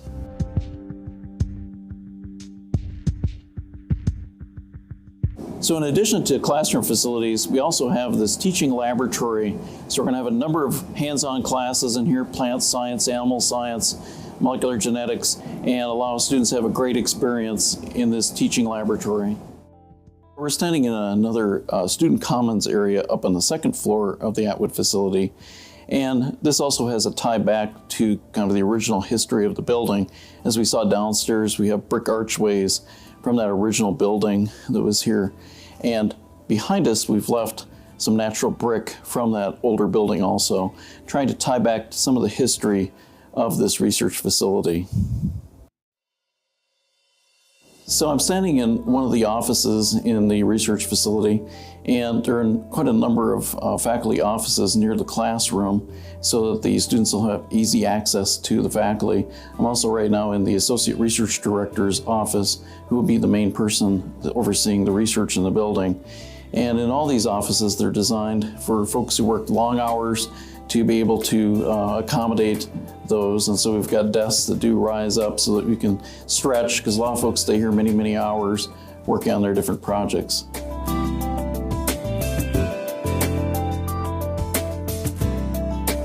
We're opening the Atwood Research Facility after a long planning stage and implementation. We went through about 4 years of planning for this building to be able to incorporate research, teaching, and extension into the plans. And so it's a very research-friendly and student-friendly building, but it actually was closed for several years to be able to accommodate the construction. And now we're very excited about having this ribbon-cutting event. Hi, my name is Joni Nelson. I manage the Center for Sustainability of Farms and Families at Kentucky State University. Today I'm going to be talking to you about some of the programs that we offer through this center. The first thing I'm going to talk to you about is the Fruit and Vegetable Mobile Processing Unit. The Fruit and Vegetable Mobile Processing Unit is a commercial kitchen that you can rent out for $40 for a half a day or $80 for a full day. You can process jams, jellies, breads, granolas, things like that in this unit. We also have a sorghum press that you can borrow. We lend this out. You can just come in and sign a contract and we can bring it out to you. It goes throughout the state. Tom Trivett is the manager for both of these pieces of equipment, and you can contact him at the 502-597-6793 if you're interested in either one of those. We also have an autoclave, which is we call a hive sterilizer. This goes throughout the state as well, and you can call John Haney at 502-597-6144 if you're interested in having your beehive sterilized. If you have any infestations with mites or diseases, he can bring this out and help you sterilize your equipment. He likes to have a big group of people get together, so if you get together with your local bee groups or bee schools or something like that, he'll come out and sterilize everybody at once. So the small farm grant that I'm going to be talking to you about actually started in 2012, and since the inception of the grant, we have reviewed about 1,500 proposals, and we have funded 899 projects, totaling close to $3.3 million across 112 counties throughout the state. You can see from this map here of some of the different counties that we've actually had some projects in and funded some areas, and we have some areas in gray that we still need to get some applications through as well. In order to be eligible for the small scale farm grant, you need to be a Kentucky farm producing between $1,000 and $250,000. You can't be a startup, so if you're just now starting out, this is not quite the grant for you. You're not quite ready for the small scale farm grant, but you could get the education grant, which is like farmers or producers interested in new ventures that require training in order to take advantage of the small scale farm grant. So the areas that we have under the Small Scale Farm Grant are farmer education, aquaculture, organic agriculture, value-added processing, food insecure, and agroforestry. So let's talk a little bit about the farmer education. The farmer education covers up to $500 per household for workshops, conferences, online trainings, reference materials, and can even pay for mileage to and from said events. We don't cover fuel, so you can't turn in receipts for fuel or meals. However, some of the workshops that we've helped before is the Eastern Kentucky Farm Conference, the Habitat Symposium, a butcher school. We've even helped people buy books and do online trainings as well to get certificates. Aquaculture is another category, and under this category, we don't allow fish, research, inputs like fertilizers or feeds or any kind of consumables or anything like that, and no tractors. You can, however, get things like cold storage, scenes, aerators, plumbing materials, the feeders, the tanks, and even in some cases we've done a high tunnel for aquaculture or aquaponic production. You can see these are some of the projects that we have funded in the past. We've helped out with the float beds, the plastic tubing, the big blue barrels in order to use those, some of these IBC containers as well. The next category is value added. Again, under this category, we don't do any kind of production-related equipment at all. No high tunnels or fencing or milkers or irrigation or anything like that. No consumables, no expendables. So if it won't be there at the end of the grant, we won't be able to pay for it. We also don't do livestock or tractors under this area. But we have done a lot of equipment for physical change of state, washing, packing, grading systems, cold storage as well. As you can see here, we've done some stuff with some apple butter. We've done farm stands, soap fillers, soap cutters, cold storage, freezers, stuff to make jams and jellies, even stuff for commercial kitchens. Now for the organic farms out there, if you're certified organic or seeking organic, or in transition or exempt, you can apply under the organic category. Now you have to be one of those. You have to submit your certification if you're certified, and we ask that if you're in transition that you submit your transition training certification, something from one of your trainers that you're working with. Now we can do production related equipment under organic category, so we can do some of those attachments for your tractors or your tillers. We can do low tunnel covers, scales, irrigation, things like that. And again, no consumables, no plastic jars, no plastic, like the plastic that you plant in or anything like that, and no livestock. These are some of the products that we've actually funded. You can see we've done some header line, some irrigation line. We've done a Jane seeder. We've done tiller attachments, even some fans for some greenhouses, some lights for growing some organic herbs indoors.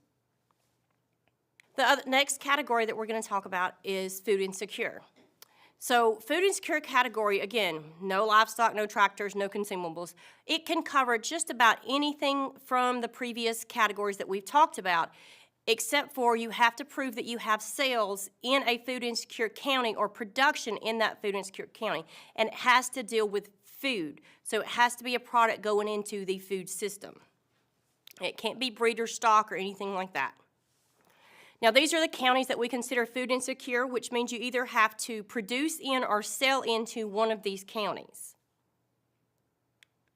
Under the food insecure category, we've done some work with some farm-to-table dinners. We've done work with production of chicken, as far as production with eggs and cold storage. Even goats and small ruminants also are available under this category. But again, I say, you have to be selling into one of those food insecure counties or producing in one of those, and it has to go into the food market. So if you're selling your small ruminants or something like that to stockyards or something like that, it won't quite fit under this category.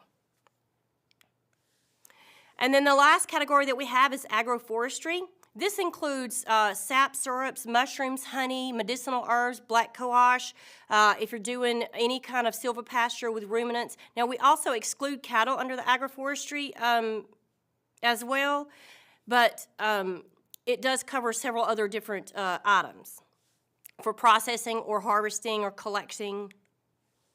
And remember, it's non-timber forest products as well. So this is where your beehives fit in. This is where your maple syrup fits in as well. We've done a lot of production-related equipment for a lot of these different produce items.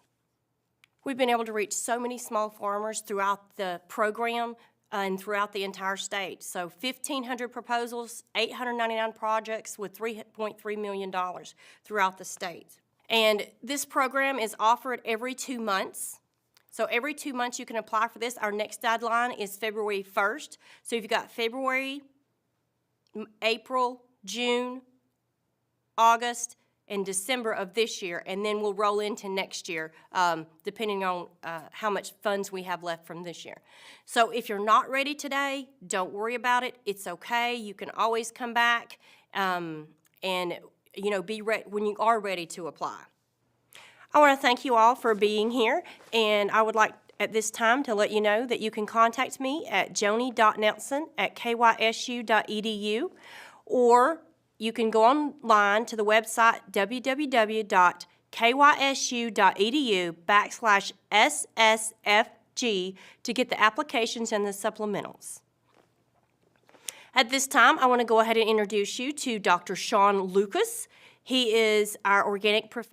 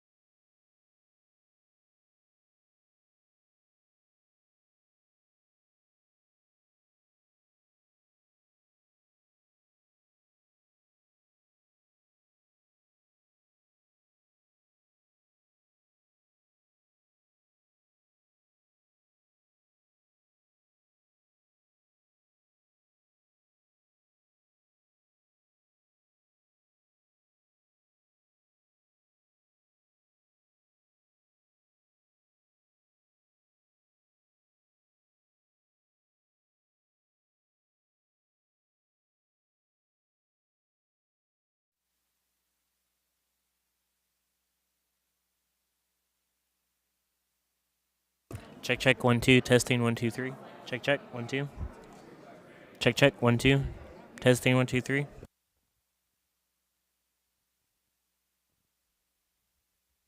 Check 1 2 testing.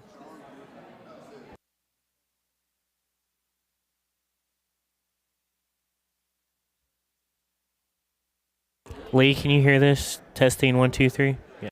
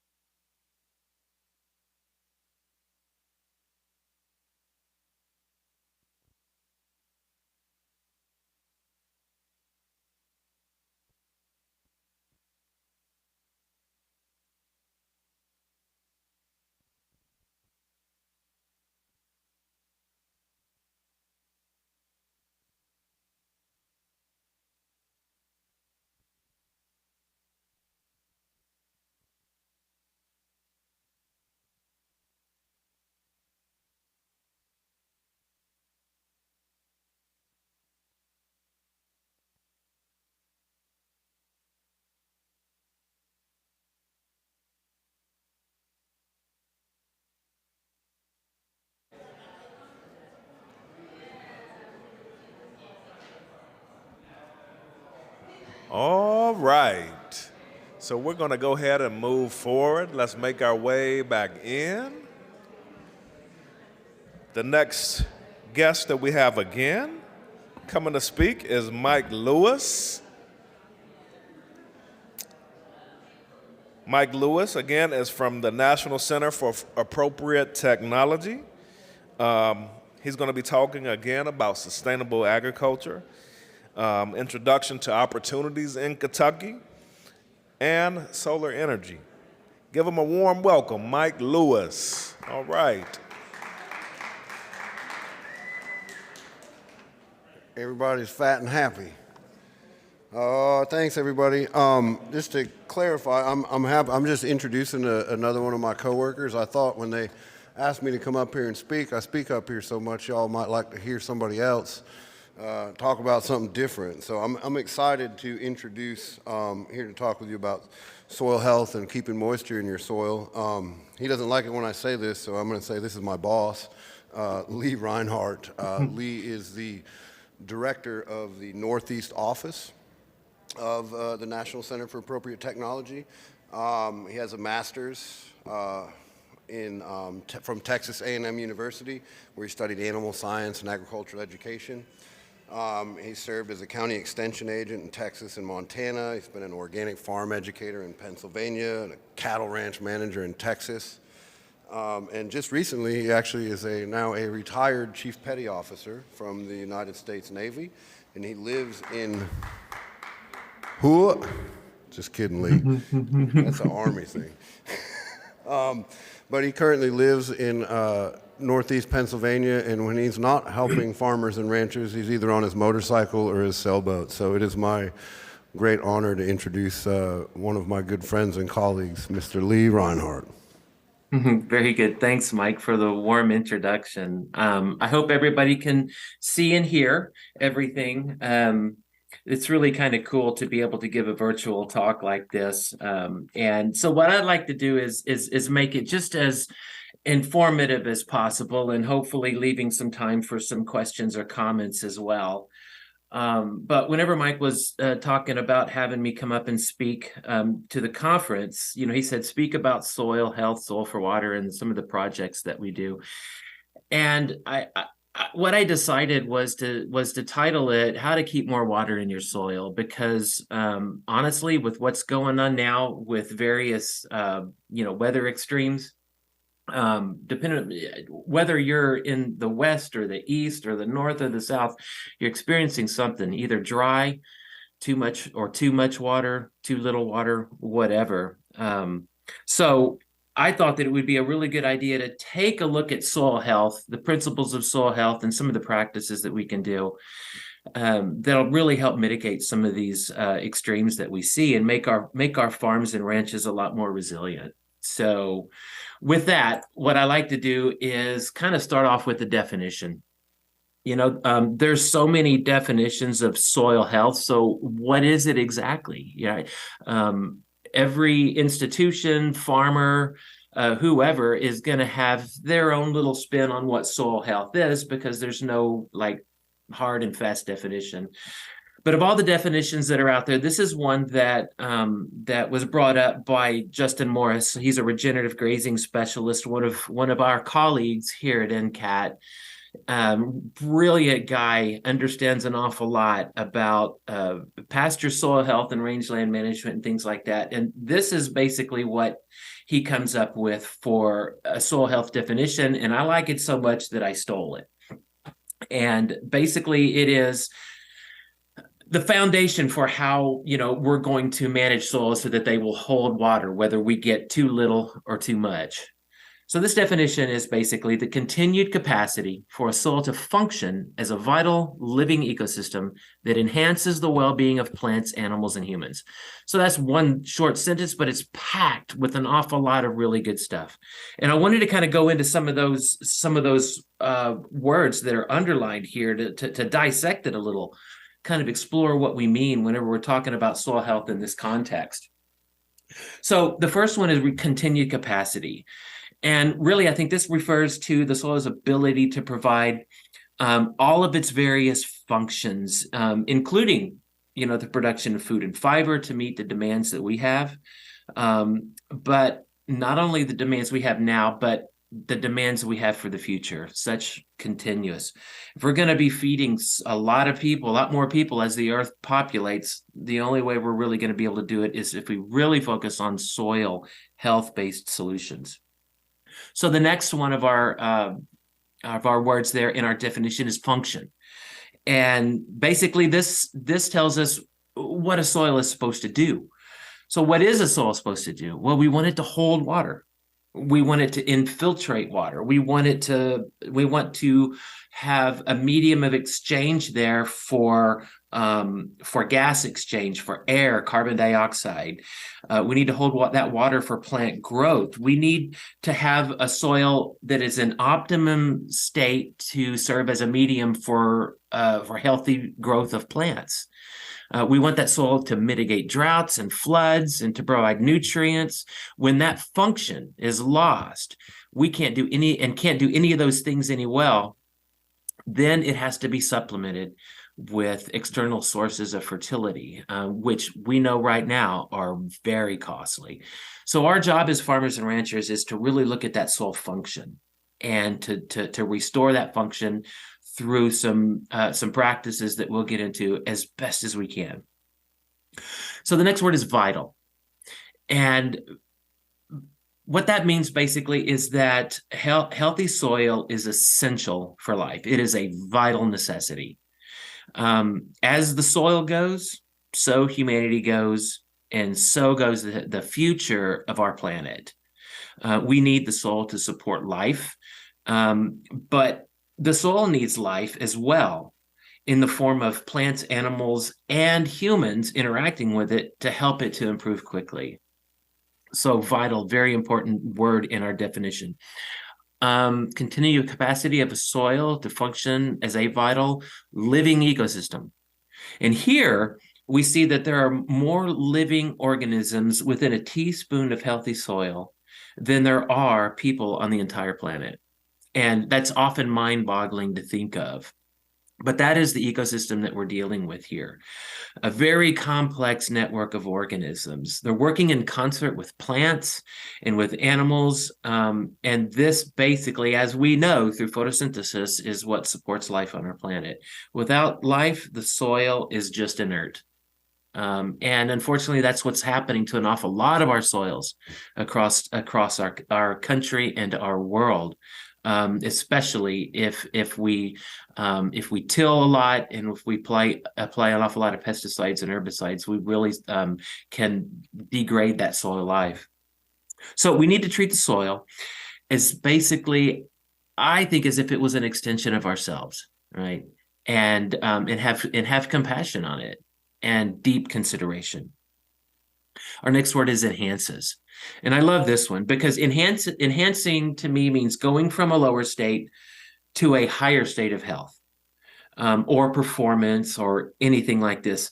This word goes beyond sustains, right? Because we think of sustains, we're going to just like maintain something in its current state, but we want to enhance the soil and improve it so that we're beyond merely surviving. And finally, we look at well-being, the well-being of plants, animals, and humans. And this encompasses all aspects of life, including human nutrition. When plant and animal well-being are enhanced through our actions, through healthy soil, then our own well-being, of course, is enhanced as well through the nutrition that we receive from the plants grown on healthy soil. So that's basically our definition of soil health, right? This is what we're looking for. This is our goal, what we're shooting for. Again, the whole purpose, at least within the context of this talk, is like, how do we keep water in the soil? So we're going to start at the very beginning, and that is soil aggregation. And I know that most people in the room have probably heard of soil aggregation and understand it. And I like to go a little deeper into it to get some concepts so that we really get a clear picture of how important soil biology and soil aggregation is to any operation and to the ecosystem that supports it, right? So one of the best indicators for if we're doing a good job and if we have healthy soils is soil aggregation. So it just begs the question, what is soil aggregation? And essentially, it's the physical, chemical, and it's the biochemical as well, driven processes that bring soil together into particles, held together in a single mass.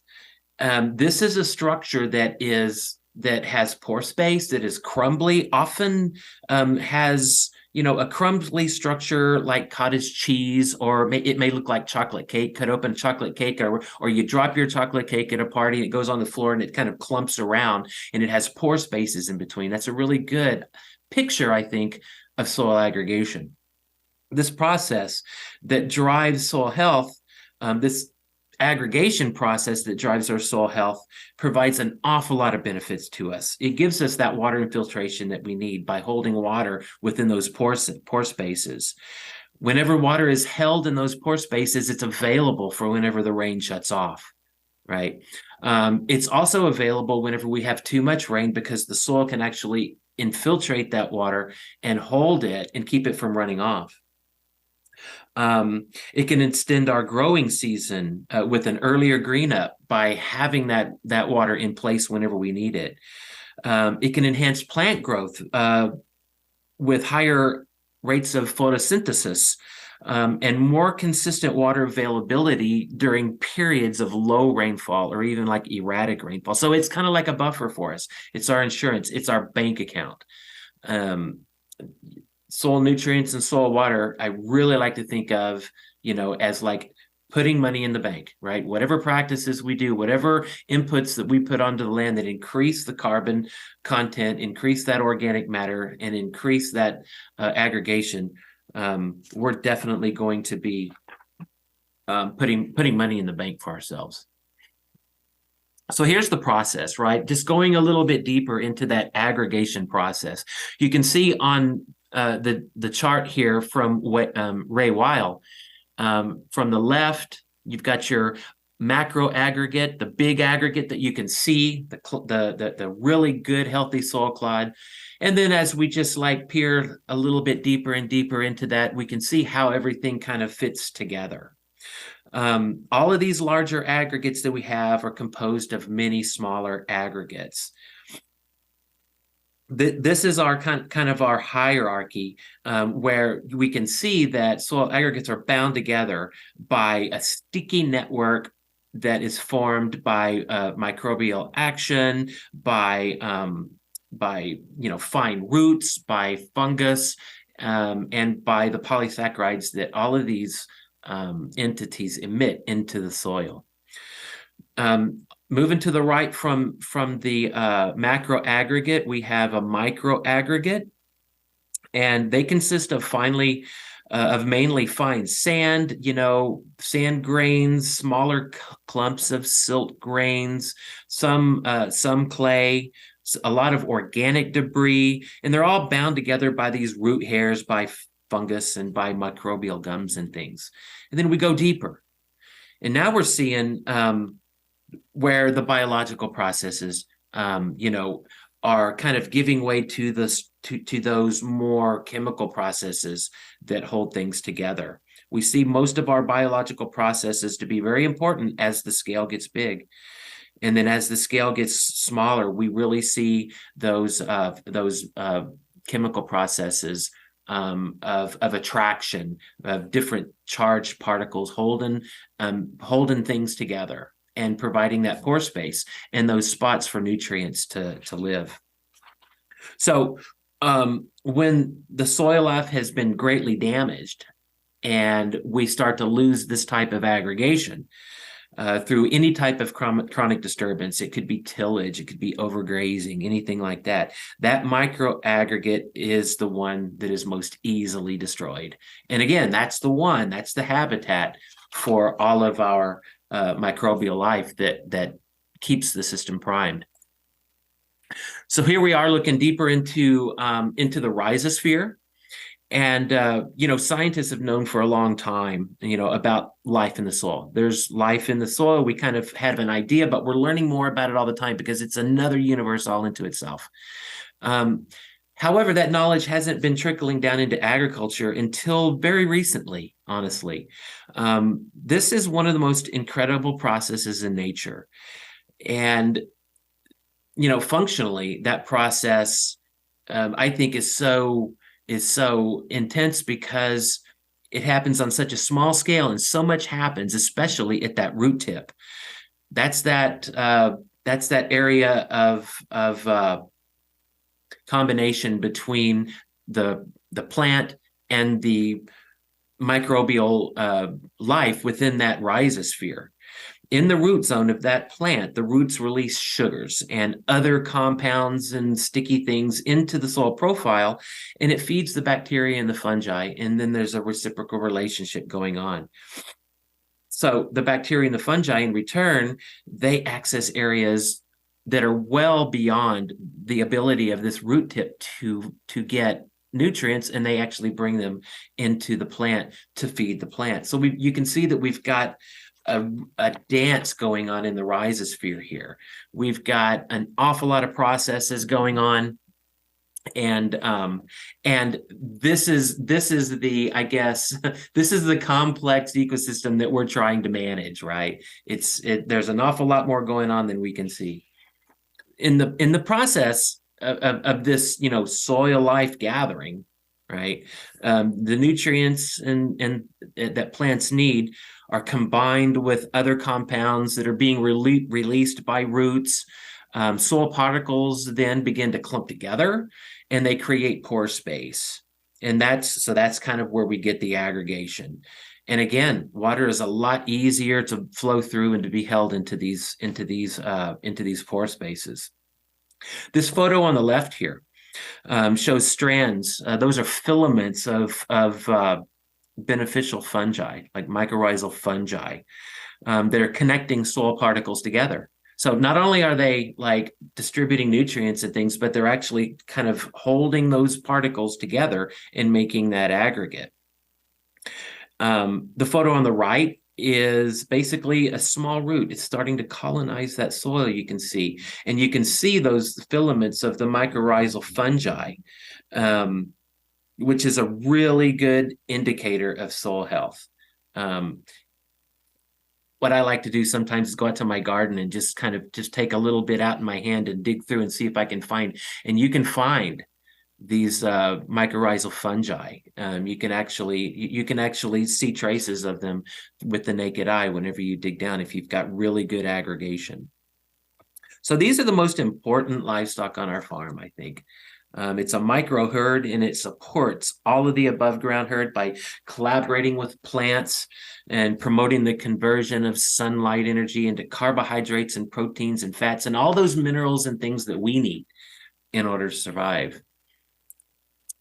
So here's that biological process. There's three, main biological processes for soil aggregation.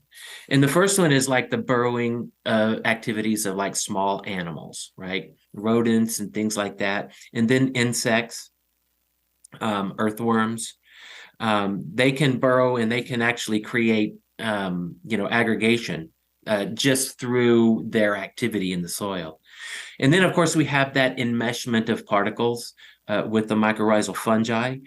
And then we have the production of those organic glues, those glomulins, that are produced by the microorganisms, especially fungi, and a lot of bacteria will do that. And so plant roots also will move particles around as they push into the ground and grow through the soil, seeking nutrients and moisture. It's a very dynamic environment down there. Channels are created by plant roots where air can go down and carbon dioxide can be exchanged. Plant roots, especially, the root hairs of plants, and really beneficial fungi called arbuscular mycorrhizal fungi release polysaccharides and just really sticky, gluey substances that hold these particles together and all of these threads. And you can see in these pictures how the threads are just really kind of binding those soil particles together.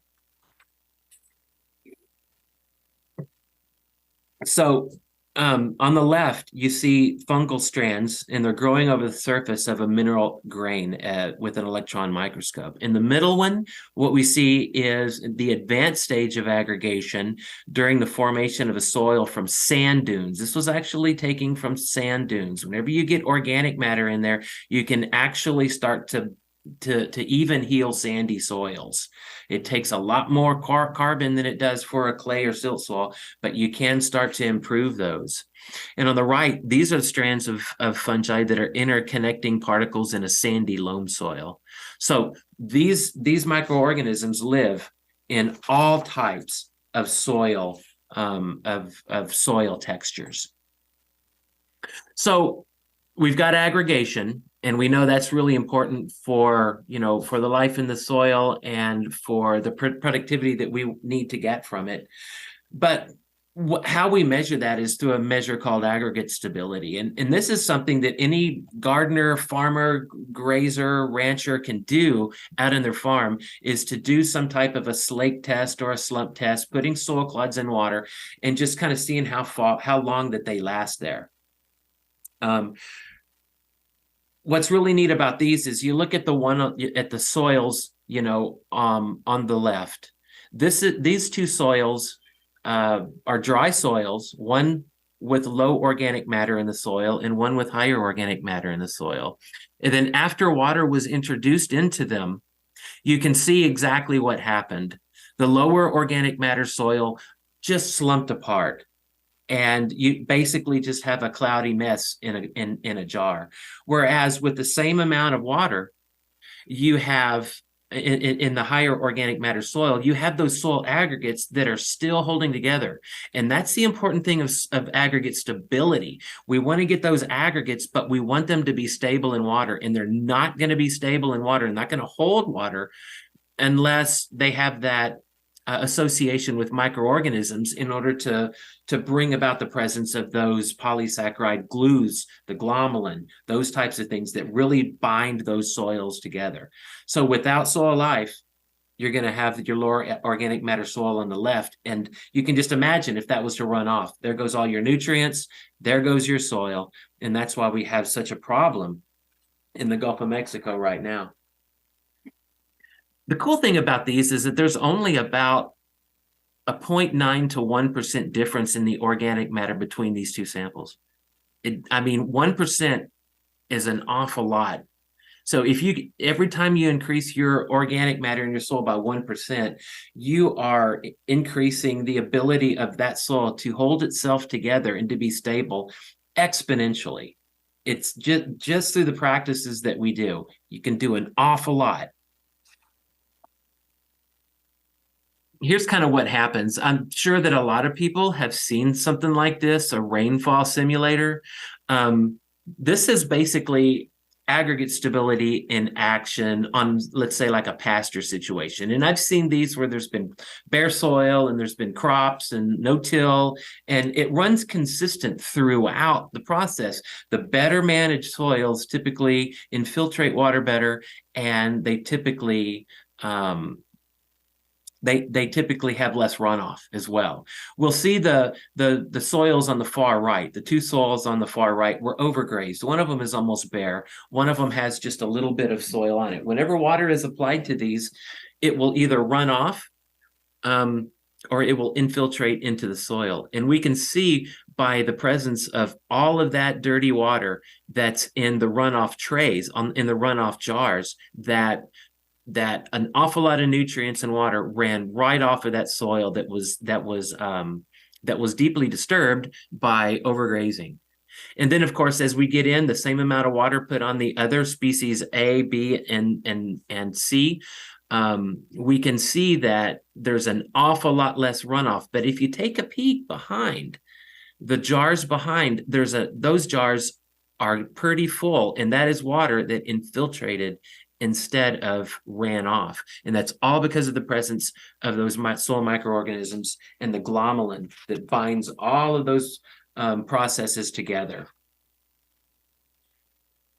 So why do we focus on soil aggregation? I think that is a pretty good visual of why we need to focus on soil aggregation, especially whenever we're concerned about nutrients and water. It's all about creating resiliency from the climatic extremes that, we're seeing more and more of these days. So whether we're talking about droughts or whether we're talking about floods, creating those really stable aggregates reduces the severity of both of those catastrophic events because we can hold that water. So droughts and floods, it seems to me, are becoming, kind of commonplace now. And, I'm in northeastern Pennsylvania, and I do work from Maine all the way down into the Carolinas. And what we're seeing there is when the rain comes, it comes harder and faster than it ever has. And you may be seeing the same things in Kentucky. And I know out west, you're just seeing less and less of it. But the same practices, of course, can really help, make our soils more resilient throughout these climatic extremes. There's a lot of components that go into this water cycle here, but I think the most important one is that one on the far left, infiltration. Those stable soil aggregates that we create through proper management, through the addition of organic matters, and a lot of things that we'll talk about here in a few minutes. Whenever those stable soil aggregates on the surface, whenever they're stable, they allow water to infiltrate and to be held into the soil so it can be used by plants and life. And if that stability is on the soil surface is poor, then you're not going to get that infiltration. And it's really important to know that it's one of our soil practices, as we will see, is to keep the soil covered at all times. As much as we can, keep that soil covered with green growing plants, residue, something. But it is known that even more important than that is aggregate stability in that top layer of soil is even more important than having, cover all year round. Whenever we take cover and we put it in addition then to good aggregate stability in our top layer of soil, then we have a really, really good resilient soil. And we'll go into some things that we can do in order to make that happen. Okay, let's go to this one. So I like this slide because these are two soils. You see soil, the soil that is in the red line on the bottom and a soil on a green line on the top. Now, running along the bottom axis is time, right? So as time goes by, you can see kind of what happens. On the vertical axis, we have pasture soil health going from lower health to a higher health state. So it's easy to see here that if we have a catastrophic event, if we're going through time from left to right and we have a catastrophic event, if you have a soil that is unhealthy, it is going to take a dive, and you can see how long it's going to take through time for that soil to replenish itself and to become productive again. Whereas if we start with a soil that is healthy and that holds water and nutrients, that catastrophic event is going to cause a little bit of a decline, but not near as much as would for a soil that is less healthy. So, given that we have this definition of soil health, and we know that having good soil aggregation helps us to have a healthy soil, which helps us to retain water. How do we do that, right? How do we keep water in the soil practically with our practices on the ground?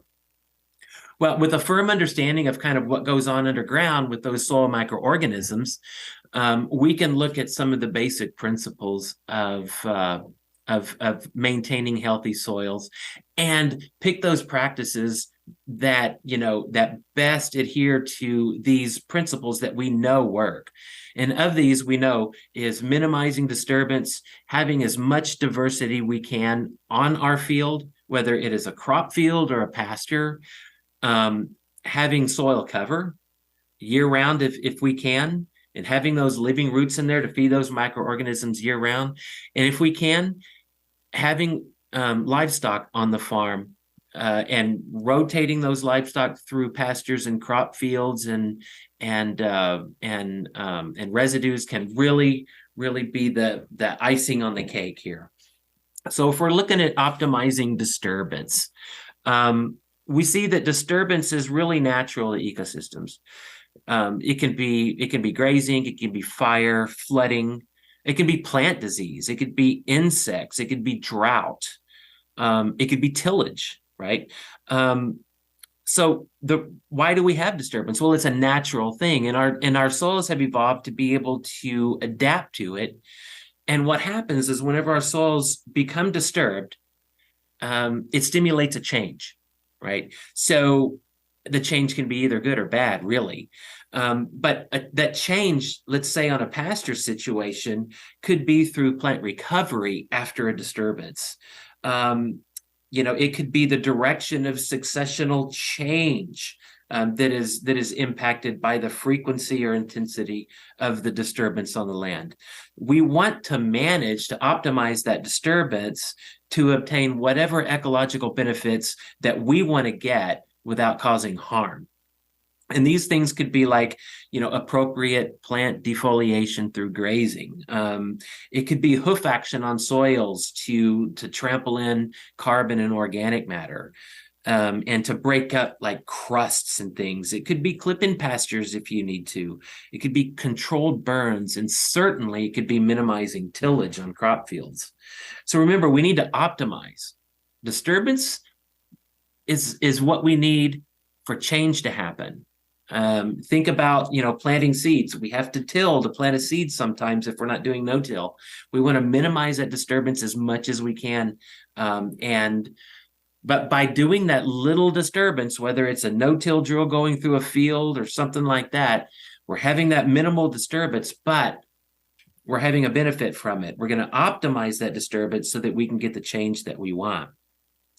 But if there's no disturbance, this is why I say optimizing soil disturbance is so important. If we have no disturbance, think about a pasture situation. When there's no disturbance, you've got wolfy pastures. You've got an awful lot of biomass, not a lot of turnover. you get, you don't have an awful lot of leaf replacement, right? New leaves being replaced from old leaves that are either grazed off or mowed. You have reduced photosynthetic capacity then if you have reduced leaf turnover.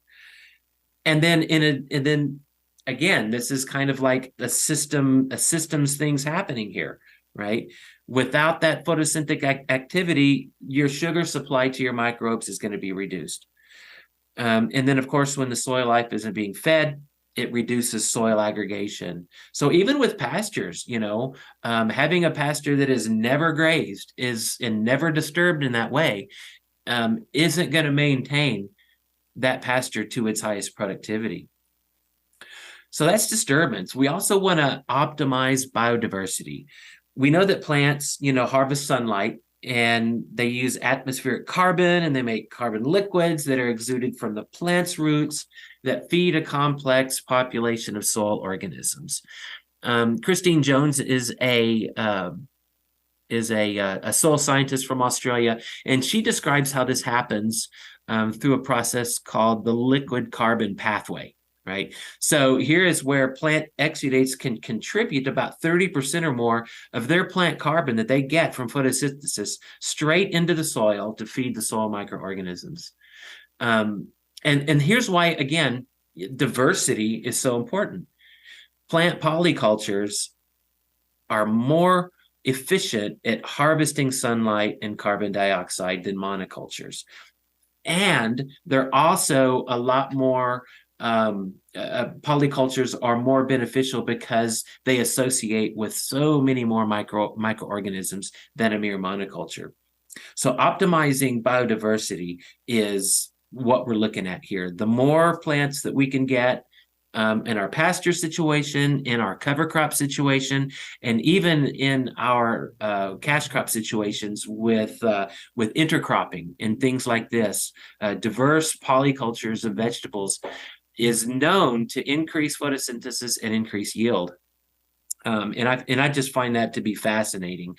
And the implications that has for food security is just, and food sovereignty is just immense. So then we've talked about soil cover. This is incredibly crucial for the welfare of soil microorganisms because the soil is their habitat. And having cover on the soil, whether it is living plants or whether it is like a residue, is going to mitigate soil temperatures, is going to prevent the evaporation of water.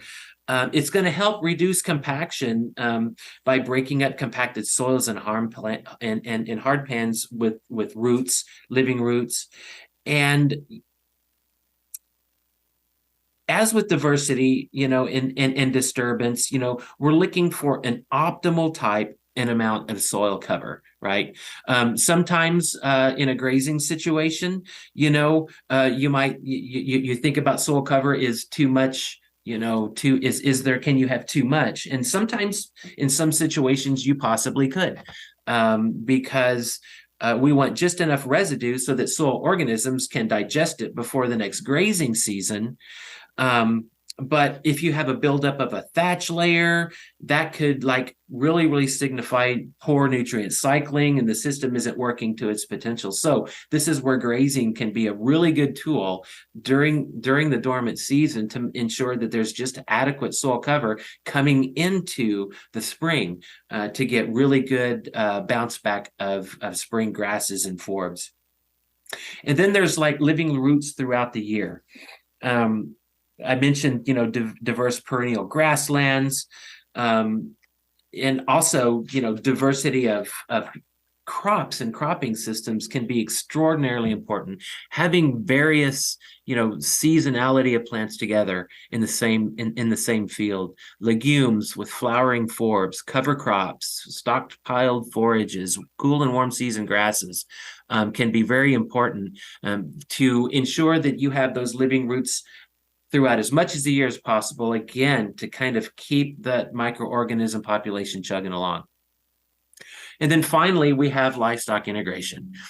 This is really important because this is an element that you can use if you have fencing around crop fields and can get in there and can use residue and aftermath and things like that and graze cover crops, this can really increase the rate of nutrient cycling within your pastures and within your cash crops. Those grazing animals stimulate soil biology with their hoof action, with their dung, with their urine, and with their saliva, and even with the microbes on their hair coat.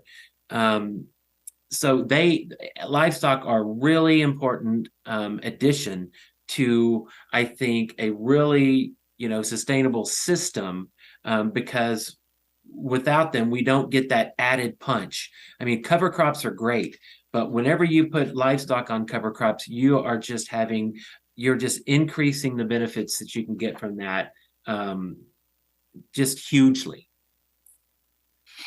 So we'll go into a little deeper into this idea of diversity and kind of what it does and some of the principles. Many of you may know of Alan Williams.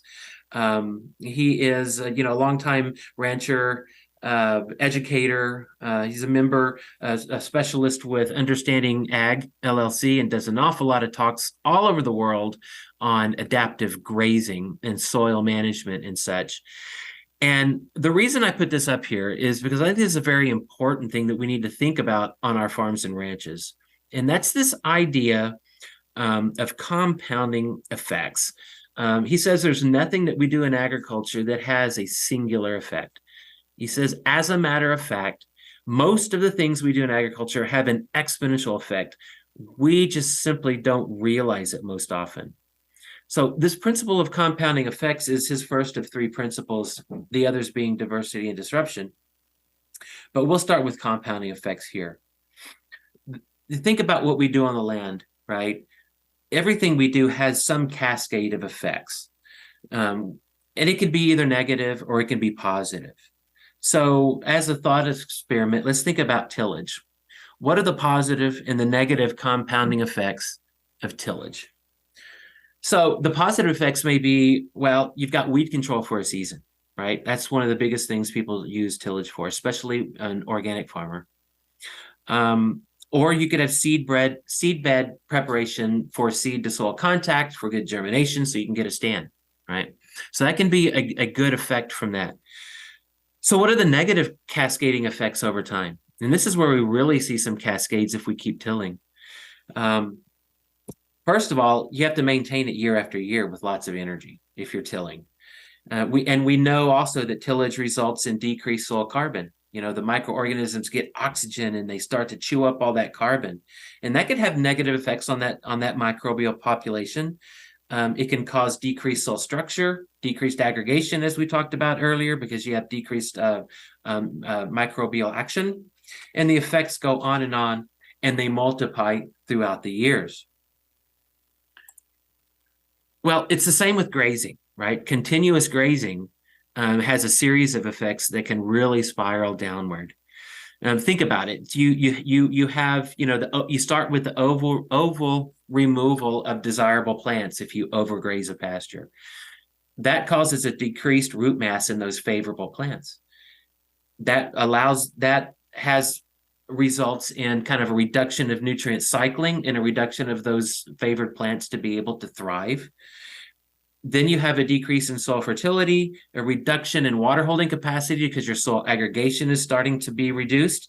And then you have a lower forage yield and reduced animal productivity unless you bring in supplemental feed, right? So that's that soil degradation spiral. That is kind of like an example of those, compounding effects that can happen through our actions.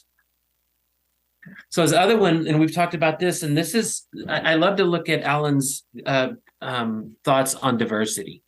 In this example, plant species diversity and complexity across the landscape have positive compounding effects over time.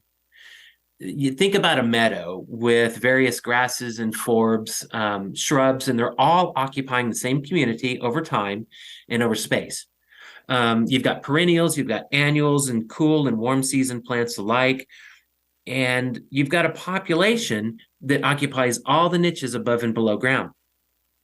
You've got short-rooted plants that are like, just a few inches deep and all the way to depths of, 10 foot or more for warm season perennial native grasses.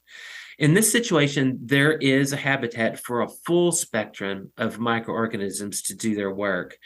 And in turn, for the plants to offer subsistence to the microbes through their root exudates. Those are compounding effects of diversity.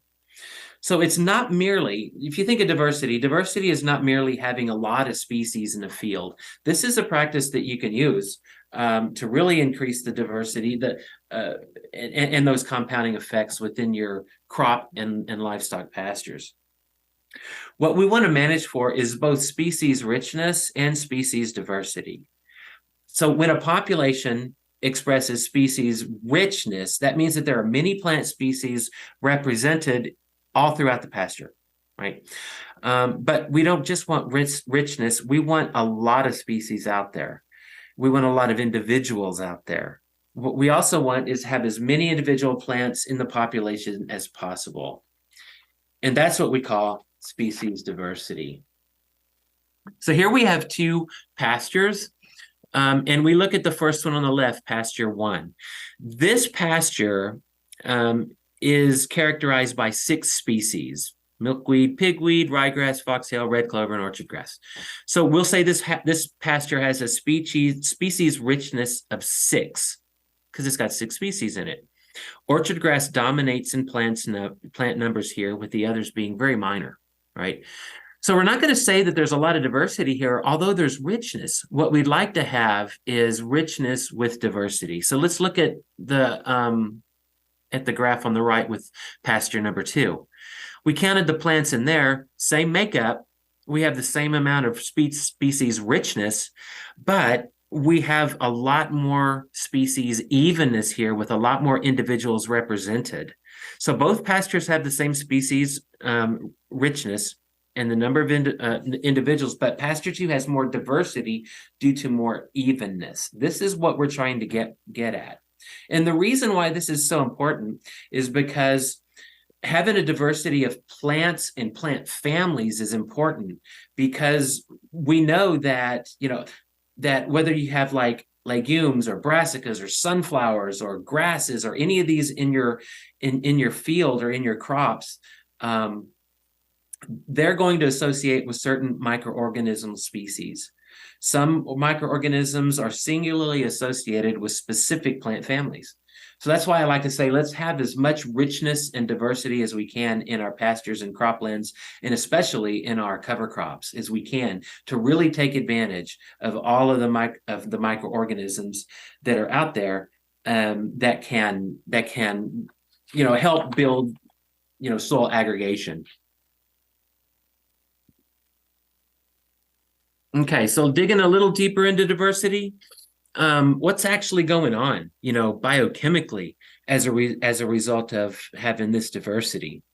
Again, we talked about, Christine Jones earlier. This is one of her papers, and you can find this online just by Googling her, Light Farming, Christine Jones.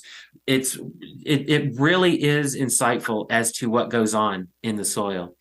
Basically, she says every plant exudes its own unique blend of sugars, enzymes, phenols, amino acids, nucleic acids, auxins, gibberellins, and other biological compounds, many of which act as signals to soil microbes.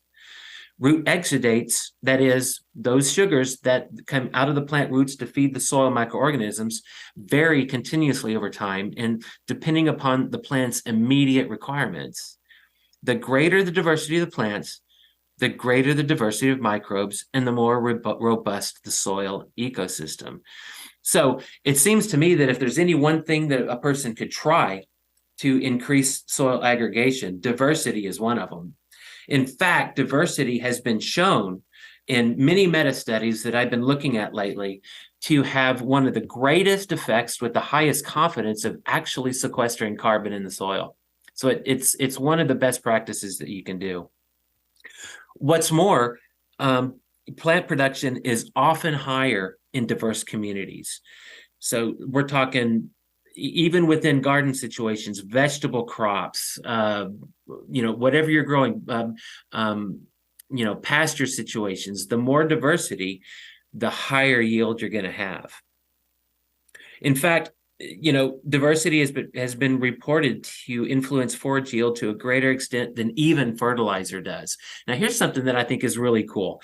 There is a study that is referenced by Dr. Jones on the effects of nitrogen that is applied to forage fields, right? So nitrogen was applied at rates of 0, 100, and 200 kilograms of nitrogen per hectare per year to 78 different experimental grassland communities. And each of them had increasing species richness expressed in the field. And so what they found was that the higher the plant diversity, the better yields that they had. They even had higher diversity with the highest amount of they had higher yields with the highest amount of plant diversity than they did whenever they applied 200 kilograms of nitrogen per acre.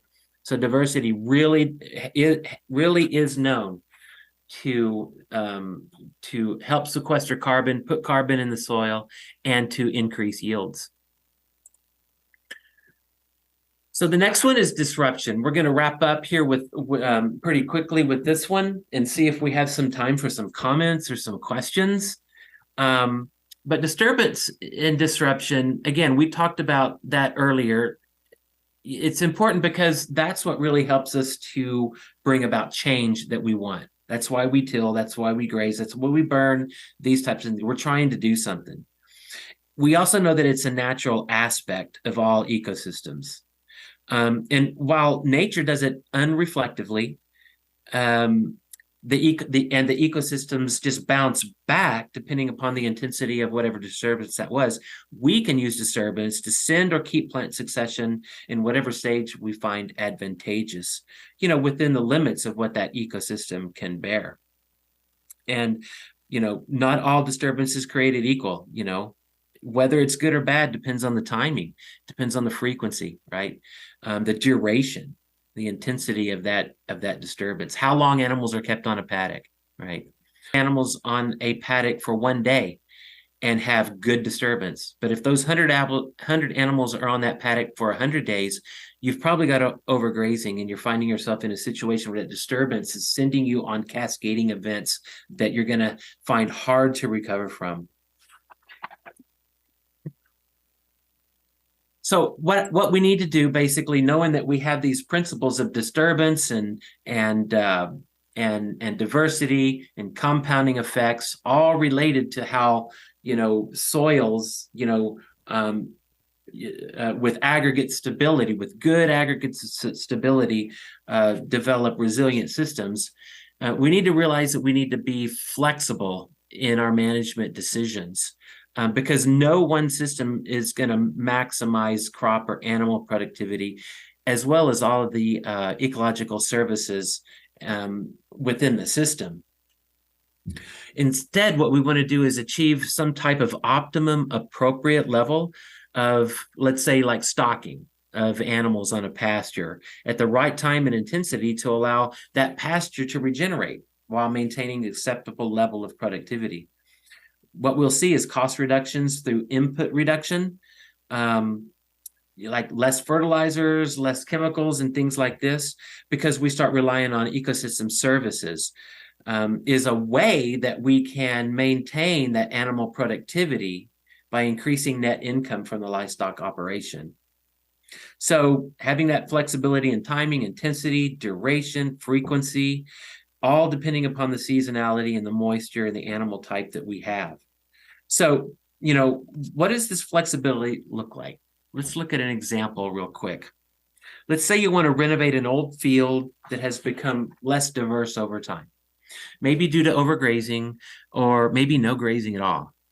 Perhaps it's a field that was cropped and left fallow for decades. What are you going to do with it?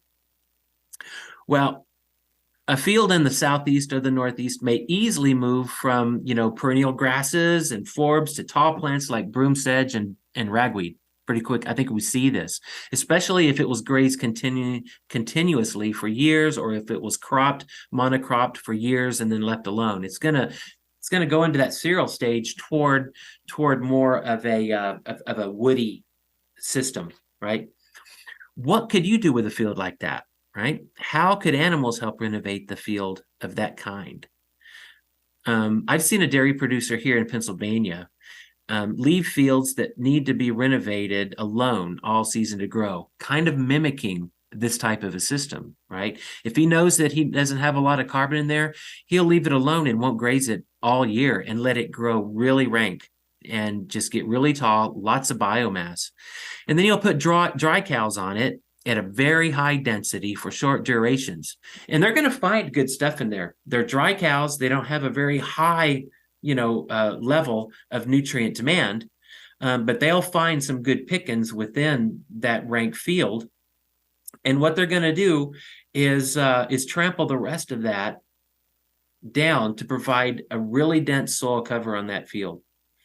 Several of those types of treatments over several seasons can severely impact how that field responds. And I've seen it happen within 2 or 3 years, where a field that was at one time nothing but broom sedge come back to be a diverse perennial grass and forb field after 3 years or so of this type of treatment, just by returning that carbon to the soil with all of that animal impact, the dung, the manure, all of those, and feeding those soil microorganisms. So that's just one way that you can use planned acute disruption in your favor, right? So to kind of, overview, this is kind of where we started with our soil principles. Think of some of the ways that, that you could use these principles to help build soil aggregation to hold more water and more nutrients in your soil. Optimizing disturbance. Think about reducing tillage as much as possible. Using planned grazing and adaptive grazing strategies, where you have short grazing periods with long rest periods to allow for full plant recovery. So you use that type of grazing disturbance or minimum tillage in order to optimize the disturbance. That would be a great way to use that principle. Optimizing biodiversity, using multi-species cover crops, as many species you can get into the mix, as we've seen, will really benefit the soil microorganisms. This will affect the ecosystem throughout all of the niches of that soil, throughout the depth of the soil. The backdrop to this slide right here is various plants and the different types and lengths and depth of their rooting systems under the ground. So for optimizing soil cover, think about cover crops. Think about integrating cover crops even within your cash crops, or intercropping various types of cash crops together. Think about perennial pasture that is very diverse, optimizing that soil cover year round. And then leaving residues on the field as much as possible after harvest can really help return that carbon to the soil, can really help mitigate those temperature extremes and loss of water. Living roots throughout the year, again, cover crops, cover crops, cover crops. You can't say enough about them. And then, of course, livestock integration through some type of managed adaptive grazing system, where you can use them on your cover crops as well as your pastures, can really help jumpstart that, get that soil aggregation going, feeding those microorganisms, creating those pore spaces so that your soil is more like a sponge and less like a brick. And we all know that that sponges hold water and bricks do not. And that's pretty much the end of the little talk that I had today. We do have lots of resources. I want to point everybody to the Soil for Water program, soilforwater.org, where you can join the forum and interact with other producers across the nation. It's a network of regenerative farms and ranches that are really trying new things. Learn some new things from them, ask questions from people who are doing other things. It's a great way to share resources and information. And with that, I thought that I would just, if there is time for questions, or if anybody has any comments, we can have a bit of a conversation if we have time.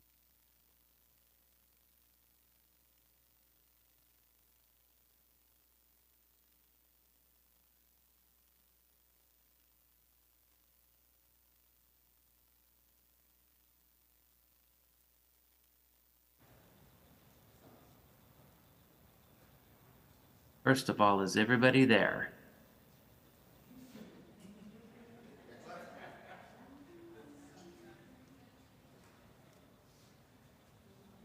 Yes, everyone is here. I believe we don't have, do we have any questions? Okay. Well, thank you so much. Everybody give them a round of applause, please. All right. Oh, it's a pleasure to be here and to talk with you guys. Really is. I thank you for inviting me. Thank you. Have a great day.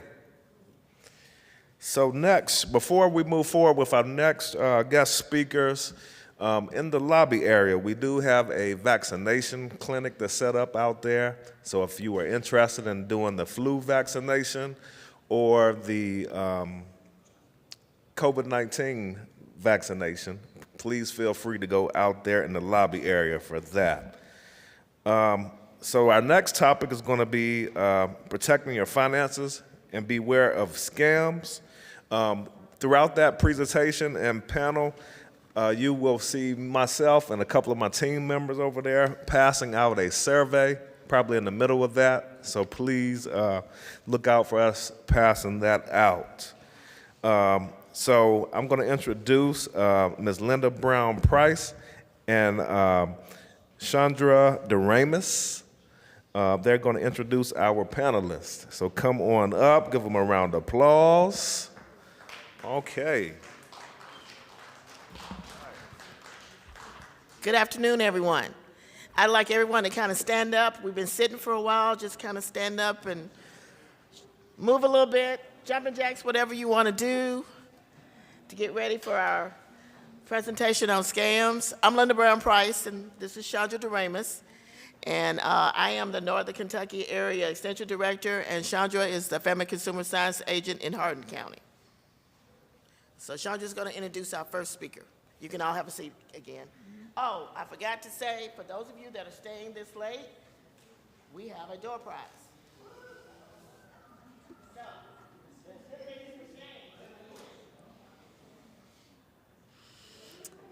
Okay, good afternoon, everybody. My name is Chandra DeRamus, as Casey mentioned before, and I am in front of you to introduce your next speaker.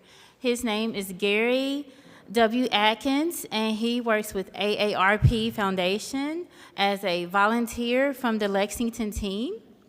And a little bit about his background. Gary Adkins retired from the Commonwealth of Kentucky in 2018. He last served with the Department of Financial Institutions as a staff attorney in the Prosecution Assistance Unit. During that time, he was appointed as an assistant Commonwealth's attorney to prosecute a gas well security scam in Southwest Kentucky. This was the first time a department attorney has been allowed to prosecute a felony securities crime.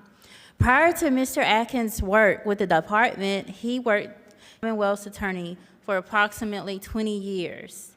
In this role, Mr. Adkins prosecuted over 150 felony trials in Kentucky that ranged from theft, assault, sexual assault, child sexual assault, computer exploitation of children, to capital murder.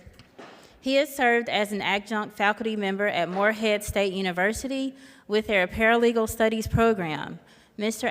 Adkins was a former member of the National District Attorneys Association and the Commonwealth Attorneys Association.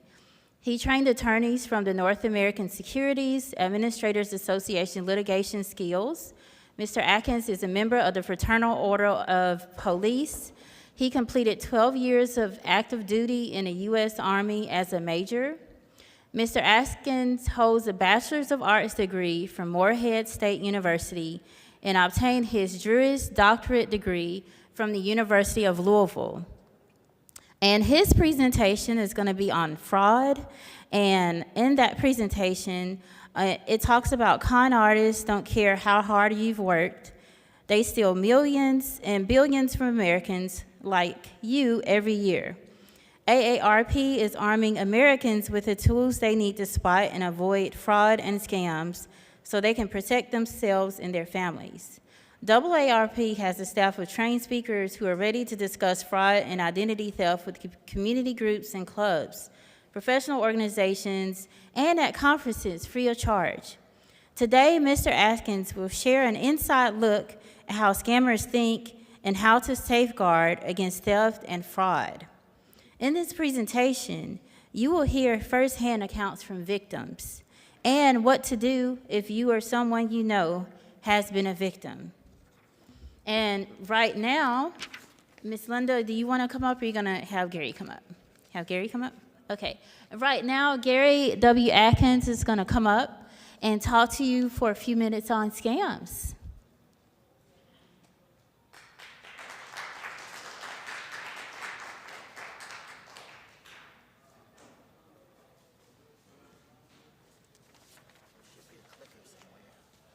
This one? Okay. Good afternoon, everyone.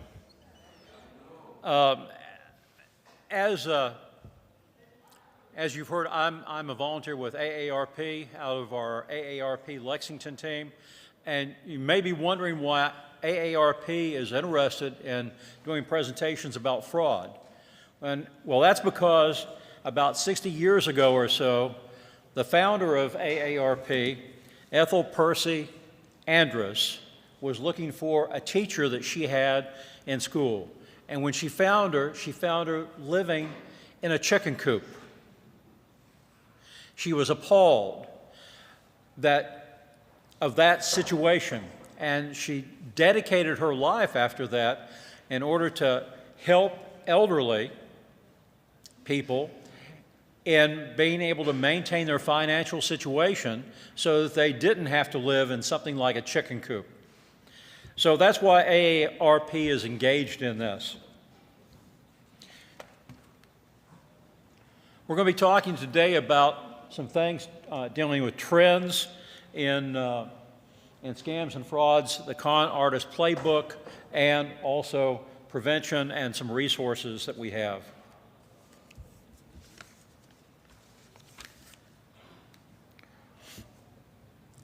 When we talk about our trends, we've got basically three areas that we find most of the scams in the U.S. Identity theft, imposter scams, and online shopping. We've passed out a little handout dealing with top frauds in Kentucky, and this was from back in 2020.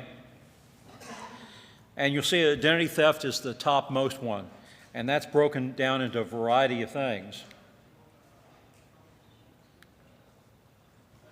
We also have imposter scams, and imposter scams, we're dealing with someone who is actually trying to say that they're somebody else. Identity fraud is one where people are saying that they're you. And by doing that, they're able to trying to get from you your social security number, your tax numbers, anything, Medicare numbers, anything that's going to enable them to try to use that information in order to gain money based upon you. With imposter scams, it's a little bit different, because with imposter scams, we're dealing with situations where people are trying to say that they're somebody else, and they're trying to defraud you in saying that they are somebody else. Like they're the IRS contacting you by phone or by email. They're your bank contacting you about your bank accounts, and please click on this link so we can confirm information, things like that. So it's a difficult thing. Other types of frauds that we have deal with investment fraud, lottery scams, tech support scams. Investment fraud is one that I prosecuted from time to time, and that's where you've put money into some sort of investment with other people, and it's not true. There was a case that I prosecuted in McGoffin County in Salyersville a number of years back where a married couple ended up scamming investors for $7.5 million. They were selling gas wells. And Kentucky has enough gas and oil to say we've got it. It's under the ground. but you're not going to be able to get enough of it for folks that are investing in that in order to make money. The folks that are making the money are the promoters. And these folks were selling these new gas wells, but most of the wells that they had were wells that were drilled in the 40s, 50s, and 60s that were uncapped, abandoned, holes in the ground. As the investors were sending their money in on these wells that they were supposed to be drilling, what happened was that they'd get some money back. They'd get $2,000, they'd get $1,000, but that was their own money. Basically, it was a Ponzi scheme that fell apart eventually. Investment fraud, I don't know if you receive these letters or correspondence offering you free lunches or free dinners. I get them from time to time that ask me to come to Malone's or someplace for dinner, and you hear the pitch. Some of those are legitimate, but some of them aren't. You have to be careful. Cold calls, that's how most of the gas and oil ventures, they have these phone banks that they use. And they have maybe 4 or 5 or 40 people in a room making phone calls, trying to find someone that will bite to do an investment. Pressure. They use pressure tactics in order to, you got to act on this, you got to act now, in order to try to get that hook sunk into you. Lottery scams is one that we see from time to time. If you get a message or a letter or an email or a phone call that says you've won the lottery, you just have to pay $500 processing fee. Think back. Did you play the lottery? If you've not played the Irish lottery or some other lottery and you get a call or a message or an email about that, it's probably a scam. Just saying. We also get these tech scams, tech supply, and they're often from a tech, Microsoft, Windows, whatever it might be, saying that you've got a virus on your computer. And if you just click on this link, we can fix that. We can connect. We can take care of things. They may not even want any money from you. But if you click on that link, you're giving them access to your computer and anything that's on your computer. So that's something that you probably should not do. Pop-up windows, sometimes they'll ask you to address a virus that they say that is there. It may not be there. But if you click on a link, you're giving access to your computer. Con Artist Playbook is one that AARP and the Fraud Watch Network is involved with, and we've gotten insights from talking to folks that have been convicted of scams about how they do these scams, what their process is, how they get somebody to bite on that hook. There's a short audio that is on. I'm going to hit it. I'm not sure what the volume is going to be on this. You may have to adjust the volume.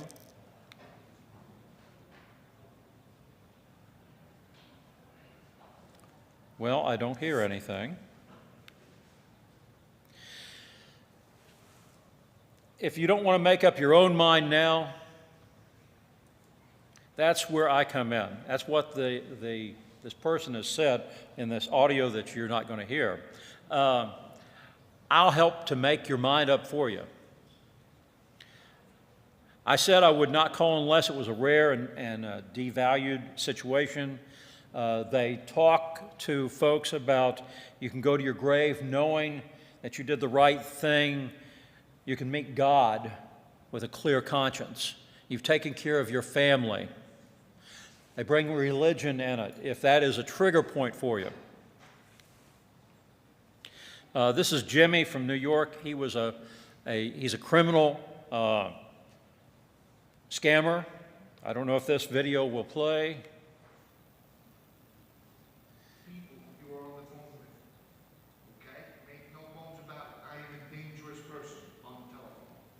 If I choose to be fraudulent in my practices, there is nothing that's going to stop me from taking lots of money from people, period, at the end. And there are many other people just as dangerous as me. What they want to do is to get you under the ether. That's what they call it. And by ether, we're talking about a situation where you're on an enhanced, heightened emotional state. They want to get you emotional, because if we make decisions under high emotion, sometimes they're not logical decisions. Okay? The crush or the kill is emotionally driven. It's not logic. If you apply logic to this concept, it's no. I'm not going to send you my hard-earned money. I don't even know who you are. I don't even from Adam. When I wrap that in tons of emotion, that blurs. The logic goes out the window, the emotion kicks in, now I'm endued you to me. Now I'm no longer the predator of the phone. I'm Jim from New York. Our friend. Some of the persuasion tactics that they use is phantom riches. Phantom riches deal with making you believe that there is something there that is not. There's also profiling. A lot of times these scammers will talk to you, either on the phone or a relationship with you, to find out what your trigger points are. That way they can profile what is going to cause you to have an emotional heightening to get you under the ether. They'll also talk about how scarce things are. There are only maybe 4 of these items left out of thousands that were done. Don't you want to take advantage of this as an investment? Source credibility is another one. They may tell you that here in Kentucky that the Attorney General's office has endorsed us. The Attorney General himself has invested in this venture that we have. Your local mayor has invested in this. Your county judge executive has invested in this. Your minister has invested in this. Something that will cause you to say, well, you know, if they've done this, probably I should too. Take advantage of this.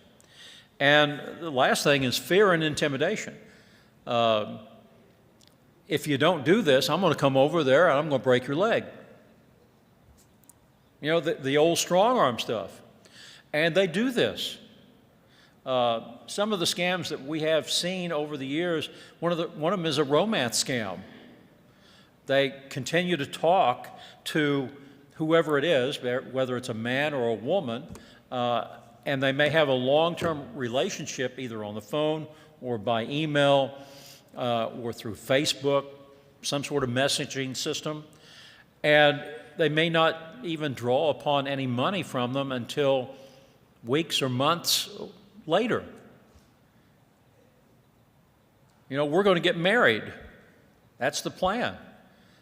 But I've got this problem, and if you can give me, you know, $500, I can get out of this situation. And then it's more money, and it's more money, and it's more money. Here's some of the examples of the phantom riches. Grand prize is $25,000, cold, hard cash.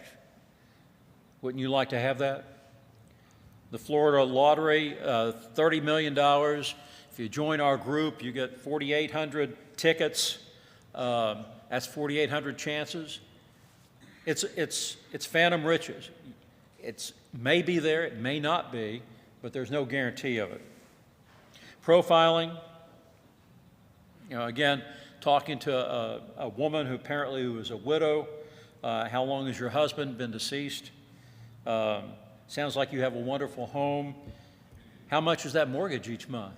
Well, I don't have a mortgage. I own it free and clear. Oh, that's good. That's good information. Scarcity. How many of us have seen businesses in our communities that said, close out sale, bankruptcy sale, whatever it may be, everything must go. And, you know, past the date that everything has to go, they're still in business. It's a way of trying to get you in. Again, the source credibility. And this is a quote that we got from a case. You never let go. You try to get that money. Tell them to go borrow the money. Borrow it from your family. Borrow it from the bank. Borrow it from somebody. Get the money. We've got some practice things, and because of the limitations we have, I'm not going to go through those all. But this one deals with a scarcity. Back in the 1860s, they minted over 22,000 of these coins. There's only 4 left. For God's sake, take advantage of this. This persuasion tactic, this is one of these that I've seen come into the Lexington area where they were using this to get people to come in so that you can buy houses and properties so that you can make money by using a credit card to get these things. Following is a paid advertisement for Play just a little bit of this one. free and clear real estate system. The average home in America now costs more than $219,000. But you're about to learn how you can start buying homes like these for just a few $100 and own them free and clear with no additional monthly payments. Hi, I'm Michelle Boudreaux. The homes you just saw and the many examples you'll see throughout this program were all purchased for literally pennies on the dollar. Yeah, pennies on the dollar. But what you buy or try to get these things, you find that you do have to make payments on it. You do have to have more into it than just whatever that down payment was. This is one that every house should have. Every home should have. These are even found in the White House. Ladies and gentlemen, I have to tell you that I have never seen anything that we have ever offered here on the Smart Shopping Network that is getting the response we are getting tonight for the miracle ship. Look at that, isn't that attractive? And if you have a chair or a table at home that's a little tipsy, and I bet a lot of you do, there is no better product you can find than the miracle ship. Now, look at this chair here. Little tipsy. You probably don't like it, but you just slip one of these little pieces right under that chair or table. It's not quite touching the floor as well as the others, and voila, problem is solved. Now, isn't that something you need just about every day? Yeah. Now, you can't find those things at places like, you know, Lowe's or Ace Hardware or 84 Lumber or you know, even make some your own self. Yeah, you can't find those things. Some prevention. Avoid making a financial decision if you're in a heightened emotional state. Do your research. If you're going to make contributions to charities, check out the charity. There's some websites that have information on legitimate charities. I think the Attorney General's office has information on charities also about what's, the Better Business Bureau does too, dealing with that. If you have a financial advisor, you can check them out on Broker Check. That's done by FINRA. Anybody that's a financial advisor has to be registered through FINRA for the federal government. They have to be registered in the state of Kentucky with the Department of Financial Institutions, and they look to FINRA to see on Broker Check whether somebody is registered or not. Screen your phone calls Watch out for fake emails and text messages. Develop a refusal script, as easy as hanging up and saying no. If I get a phone call and I don't know what the number is, and if I decide to answer it, because I don't always do that, I will sometimes answer it by saying, Sheriff's Office, Fraud Division. Sometimes there's just a hang up. Sometimes the person may be persistent and say, I'm trying to get in touch with Gary Adkins. Oh, okay. Well, that's me. Let's talk. And that happened most recently when folks from the AARP was trying to get an interview with me with a reporter from the Courier-Journal, and they hadn't told me that the guy from Courier-Journal was going to call. But we worked through that. Protect your personal information. If you've got information that has your accounts on it, account numbers, your social security number, those important things, shred it, burn it, monitor your bills and your financial accounts, consider fraud alerts so that nobody can use your credit information in order to get a loan or debit in your name. Watch your credit reports. You can get annual credit reports at no cost to you. Keep your operating system and your antivirus software current. Keep your passwords private. Don't share that information. Use a unique password for each online account. Write it down someplace so that you know what they are, so that you can reference, because you can't remember all these passwords that we have to have. You could consider a password manager. You can protect yourself. You can use the AARP Fraud Watch Network, and we've got phone numbers there. There's phone numbers in the information that we've passed out. It's free. The Attorney General's office has it. The Federal Trade Commission has that information too. If you report things to those agencies, our agencies, that's not going to guarantee that you're going to have anything prosecuted or investigated. We'll try to link you up with an investigator so that something can be prosecuted, but odds are we're going to have to get you to a law enforcement agency, FBI, state police, some police departments, and some sheriff's departments. Depends upon whether they are savvy enough in order to investigate these type of fraud cases. But if they just tell you, this looks like a civil matter you need to talk to a private attorney about, don't take that as 100%. Talk to state police, talk to somebody who may have more knowledge and information about that. And in conclusion, I want you to know that if you can spot a scam, you can stop it. That's the key, being able to see it and spot it. If something happens to you, report it. It's very important that you report it, because if you don't, somebody else is going to be taken advantage of. I often like it to the sexual assault cases I used to prosecute, because a lot of times, especially seniors, don't want to report that something has been taken from them through a financial fraud, because they're afraid that they will lose their financial independence or something along that line. But don't be afraid, report it. Thank you.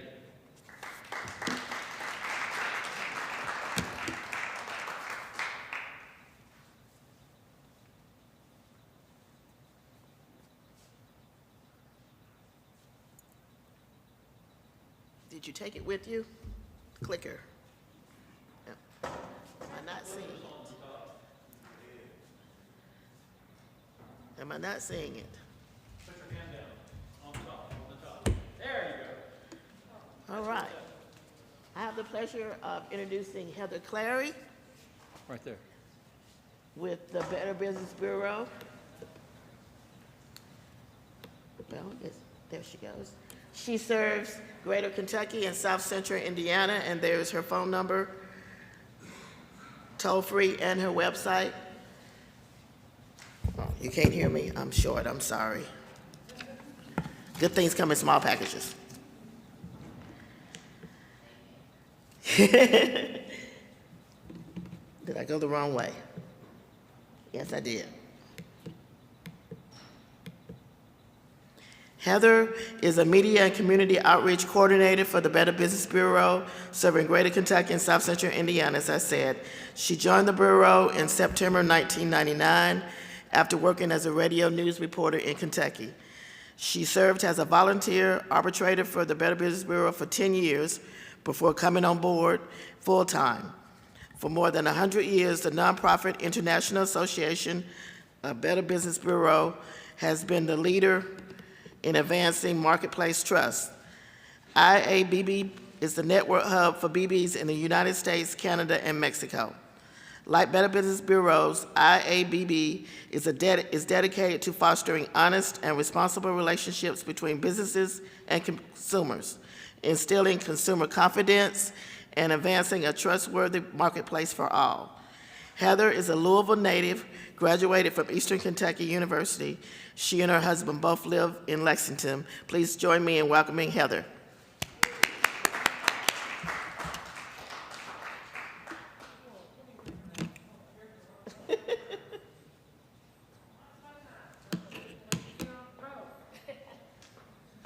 And I have brought, my handouts actually haven't been handed out, but they're over there if anybody would like one. Our Better Business Bureau directory of accredited businesses throughout half of Kentucky, but it has a lot of good information in the front that I'm going to touch on today. But I did get asked today I am going to tell you a little bit about the Better Business Bureau and what we offer. We do work hand in hand with organizations like AARP. We have presented at events such as this together before. But what I've kind of been asked to address today is more on the level of being a homeowner and a property owner and a business person. You have a farm, it's your business, it's your property, you're going to use contractors. And that is, quite frankly, a very large area of activity as far as inquiries and complaints at our Better Business Bureau year after year, trying to find somebody you can trust. Oh, I've got the clicker, don't I? Okay, I'll make sure I do this thing right.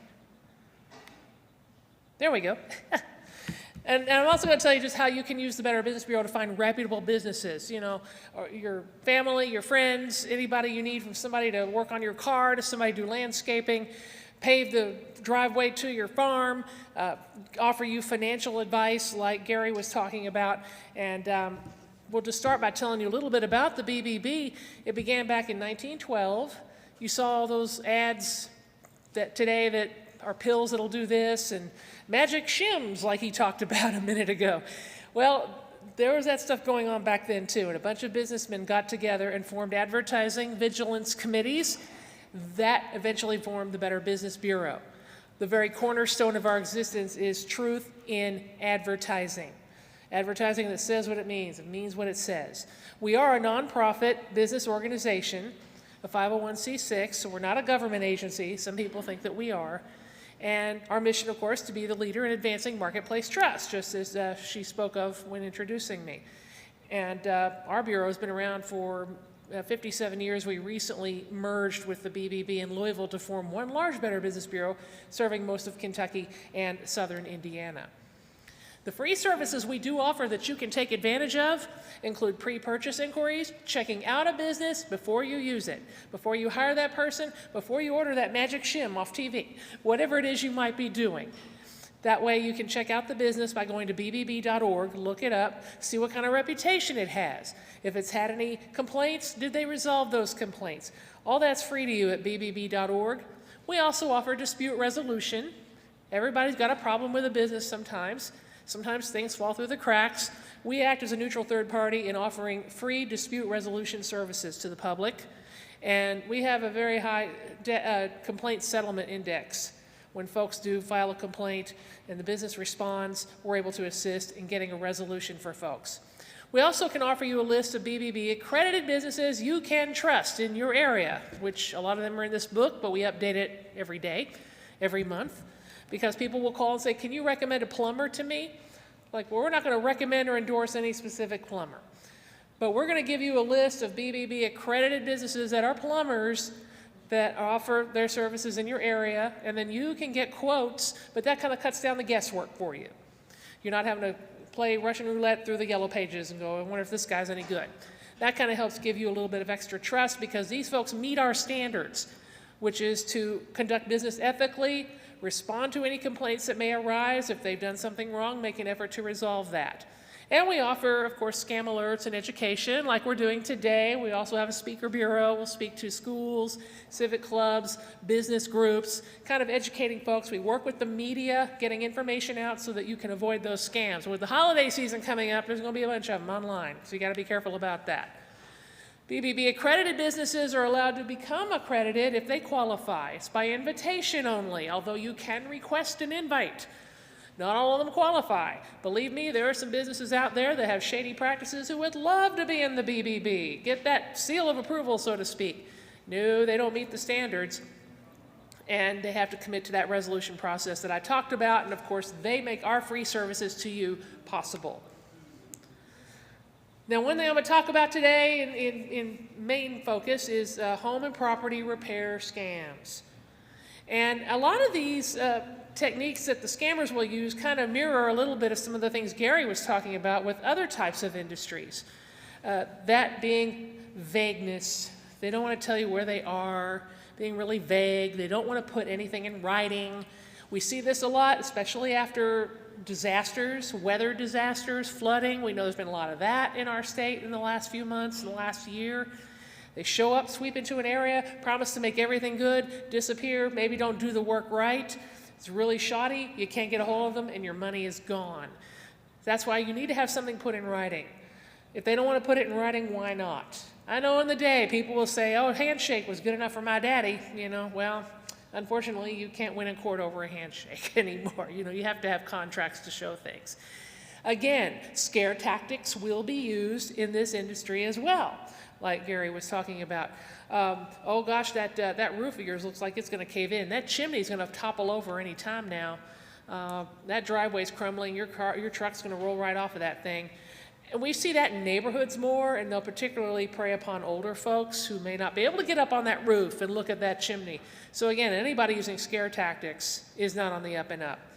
Then again, if they want cash only, they want all pay up front, don't do it, because then they don't have to come back. If they want cash only, that's kind of iffy. Why not? What's going on here? Again, there's no paper trail to go by. And then the ever-popular pity tales. We hear this every year. People will call and say, well, I really need all the money up front to buy supplies because my wife's been in the hospital and the bills have been overwhelming, or my other worker has been in a car accident and we had to give him money for the hospital. We don't have any money. No, that's not a good, pity is not a good pillar upon which to trust a business that you're going to hire. So, and you know, all those things don't feel right to you. Follow your gut. You're usually doing the right thing. The good things to do when you're going to hire a home improvement contractor or repair company, of course, get several estimates, get several quotes. We offer that program on bbb.org. If you need a specific industry, there's a place for you to click on there to get a quote. You enter in what you're looking for, it will go out to BBB accredited businesses, and if any of them are available, they will get back with you and talk about maybe doing the job for you. They do the work for you, so that's pretty easy to use and it's free. If you do agree to have someone do the work, of course, ask if a written warranty is included. And keep in mind, sometimes there's a different warranty for parts and materials as opposed to the labor. You'll find that in auto garages. You'll find that with contractors. Ask about that and get it in writing. Of course, proof of liability insurance is very important. You know, it's back at the office, you know, well, they ought to have that somehow, that somebody can show you that they've got that liability, and workers' comp if necessary, because if they have people crawling all over the roof of your barn or whatever, you're going to know that they're covered if one of them falls off, and they don't turn around and sue you. Do they have a local business license? In some locales, you have to have a special contractor license. That's the case in Lexington, Fayette County, I know. You have to register to show the city that you do have workers' comp liability insurance and an outlet for mediation if there's a problem. And of course, as I said before, never ever pay 100% up front, no matter what they say. Now, one tale we're hearing these days, since the supply chain went caca after COVID, A lot of the contractors are asking for a little bit more up front to secure the supplies or materials you need, air conditioning system, roofing materials, whatever it might be, because they're being asked to pay more. It's harder to get this stuff. Okay, we get that, and it's taking longer to get those items. But that still doesn't give anybody any reason to charge you 100% up front for a contracting job. It's virtually unheard of to be necessary in any case. And of course, as I said, get on bbb.org to look up any kind of business in the category you need. That way it makes it a little bit more simple for you. You can read the report on each one, how long they've been in business, where they're located, customer reviews, we have those too. So, and that's where you can get on our website. Start with trust. That's what we're all about. Somebody you can trust. And I purposefully snipped the drop down. You'll see the get a quote that I talked about. You can start a customer review, file a complaint. We also have a scam tracker site, similar to the scam map that they were talking about. You can report scams to that scam tracker and you can read about them. It's a live, real-time map of the North America area, including Canada, because the Better Business Bureau serves those areas as well. You can look up businesses, you can file a complaint, start a review, read news releases, all that good stuff. It's a one-stop shop to find out that good information. This is the area where I was talking about getting that quote. Get connected with somebody you can trust. Or you can do a quick click of some of these more popular categories that we get asked about time and time again. General contractors, used car dealers, auto repair, heating and air conditioning, roofing. Those are things you're going to spend a lot of money on. So you don't want to just give it to anybody. Because if you give it to a crook and he runs off with it, and you don't have any money left to get it done right. So why not do it right the first time and check with the BBB? Another door-to-door thing that I was asked to speak about is people that are offering their services door-to-door unsolicited. And one we get a large amount of inquiries about, especially when the weather is nicer, is those home security sales. Any of you gotten those? Somebody shows up at the door, dinner time, you're like, what? What do you want now? They're wanting to sell you, and they'll use tactics too, like, we're here to upgrade your system. And what they'll do there is also another deceitful thing. They will spot that ADT sign in your yard or whatever home security, Simply Safe, whatever you're using, and pretend to be with them. Like, oh, you're here to upgrade? Okay, yeah, come on in. All they've done is switch around the equipment, install their own stuff, and then you're paying 2 bills and you're not being covered by the company you thought you were. And then some of these people will say, well, they came in at 9 o'clock at night, they want me to sign this contract. Like, that's something you want to read carefully. Because if you don't read all the terms, you're not going to know what's going on. Next thing you know, you've signed up for 7 years of security monitoring, and some people thought they were told 4 or 5 years, something like that, and you're stuck if you sign it. Now, there are plenty of good, reputable home security companies out there, and we can certainly help you locate some of those. An important thing to keep in mind is that they are local. Who responds when that alarm goes off? Do the local police come, or is it going to a call center and then they send the local police? How does that work? You want to find out how that is, because it is your home and your family and one of your largest investments and the most precious things to you. Of course, never let strangers in. If you feel unsafe with any door-to-door contractor, whether they're offering to pave or do lawn work, somebody you've never heard of, call the police. That's what they're there for. But like we say about a lot of things, high pressure, won't leave, giving you attitude. Why do you want to do business with somebody like that? Why would they think you'd want to do business with them like that, with an attitude like that? My mother would slap my face if I was talking to people like that. You better do business with me or else, So you got to be really careful about that sort of thing. We did talk about having a script in that previous presentation, and we have said the same thing. You already have it in hand, and it's easy to do. I don't do business over the phone. If it's someone calling you over the telephone, goodbye, hang up. If someone comes to the door offering, all you have to say is, I use a local company for services, thank you, goodbye. But, no, just goodbye. You don't have to stay there. No law says you have to open your door to anybody if you don't want to. So that's the best thing to do there. Now, we do have a BBB scam tracker site. Here's kind of a picture of it that I talked about. It's been going on for 8 or 9 years now, and every spring we put out a national report about what the top trending scams are.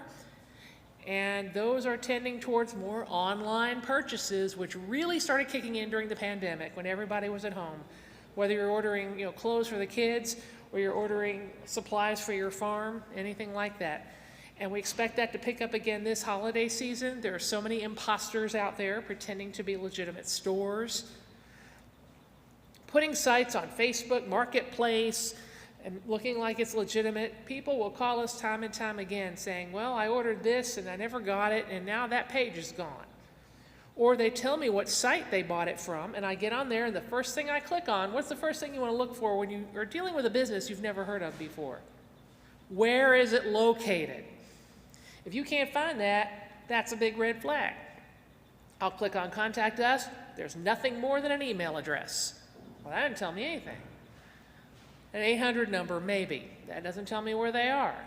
So if I get taken, I don't know where to go to get help from the Better Business Bureau, from the Attorney General. If they're outside, offshore, which is a lot of what we're seeing, you're out of luck, plain and simple. We want you to visit bbb.org if you ever want to check out something. If you're not sure, you can certainly connect with us, send us a message. We are happy to respond to that. And there's phone numbers as well that you can call and get information or ask your question. People will call and say, well, I have a stupid question. I say, well, it's not stupid. It's stupid not to ask. It's always good to ask because you might be saving yourself from losing a lot of money, personal information, and anything else that a con artist can get away with. So that's the end of my presentation. It's kind of short and sweet, and I'm thinking they're going to allow us to answer questions if anybody has any, so for either of us. And I do invite you all to take one of these if you haven't gotten one. Any scam you want to report or talk about or ask about or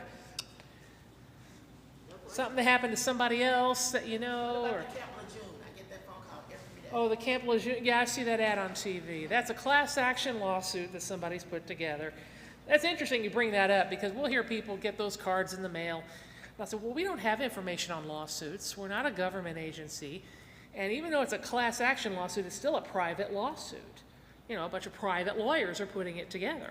So that's that. Yes, sir. I'd like to address that Camp Lejeune thing that she's talking about. Yeah. If you are a veteran, you don't need to go to no lawyer, none of those lawyers, because there are agencies such as the VFW, NAVVETS, all of those have people that can file that claim for you, and it's absolutely free. The lawyer thing is to get your information, sell it to a bigger organization of lawyers, and then they get money where They will, yeah. They'll get their share. you know, any settlement you get, they get 40% of. Yes. Yeah, maybe. So, yeah, that's a good point. And we'll get people call about that stuff they're not sure about. And I'm sure you all get the same thing. You're just not sure, who do you call? You can call their organization, call our organization, call the Kentucky Attorney General's office. We have numbers for all of that stuff right here in this book. The Federal Trade Commission. There are things in there. He talked about getting your credit reports. We've got information in there about pulling your credit reports, getting on the do not call list, which anymore doesn't really work very well, which is right, you just hang up, because a lot more and more of the crooks are offshore, just using computers to contact you. Yes? The one thing that I've checked out recently was the $9.95 burial insurance or life insurance. Will take everybody. So I said, well, let me just call and find out what scam is all about. Well, the $9.95 a month life insurance will wind up, is for $1,000 worth of insurance. So within a year, you've more than paid that. Okay. You paid 12, you know, you've paid more than, and so when you call them, they want to sell you 5 times that.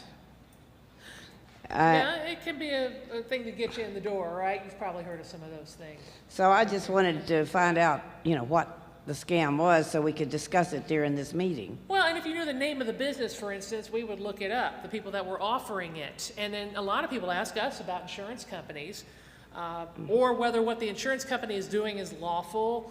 We're not able to tell you. We don't have attorneys at the BBB, but we can give you the number to the Kentucky Department of Insurance. It regulates that stuff, and they can tell you what your rights are. That goes with financial institutions. When Gary talked about investment scams, they can guide you in the right direction. They've investigated plenty of bad apples, I know, and then it's of you, to get people taken care of that are trying to scam folks. Sometimes you lose the money, but once in a while it comes back. Yes, yes. AnnualCreditReport.com. AnnualCreditReport.com, and it's in that book in the front pages. The ones that charge you, 'cause this one's free. She's right. You should tell this story. You're good. You Well, know I the teach drill. financial. No, I no, taught that's what you do. No, I'm glad you said that. Yeah, she's right. Yeah, there are people. The ones that charge. No, and anymore, I mean, if you belong to a bank or a credit union, I know mine sends me my credit score every month without me even asking for it. I will point out that if you go to the credit reporting, annualcreditreport.com lets you pull any one of the three: Experian, TransUnion, Equifax. And all those three aren't necessarily going to be showing the same stuff.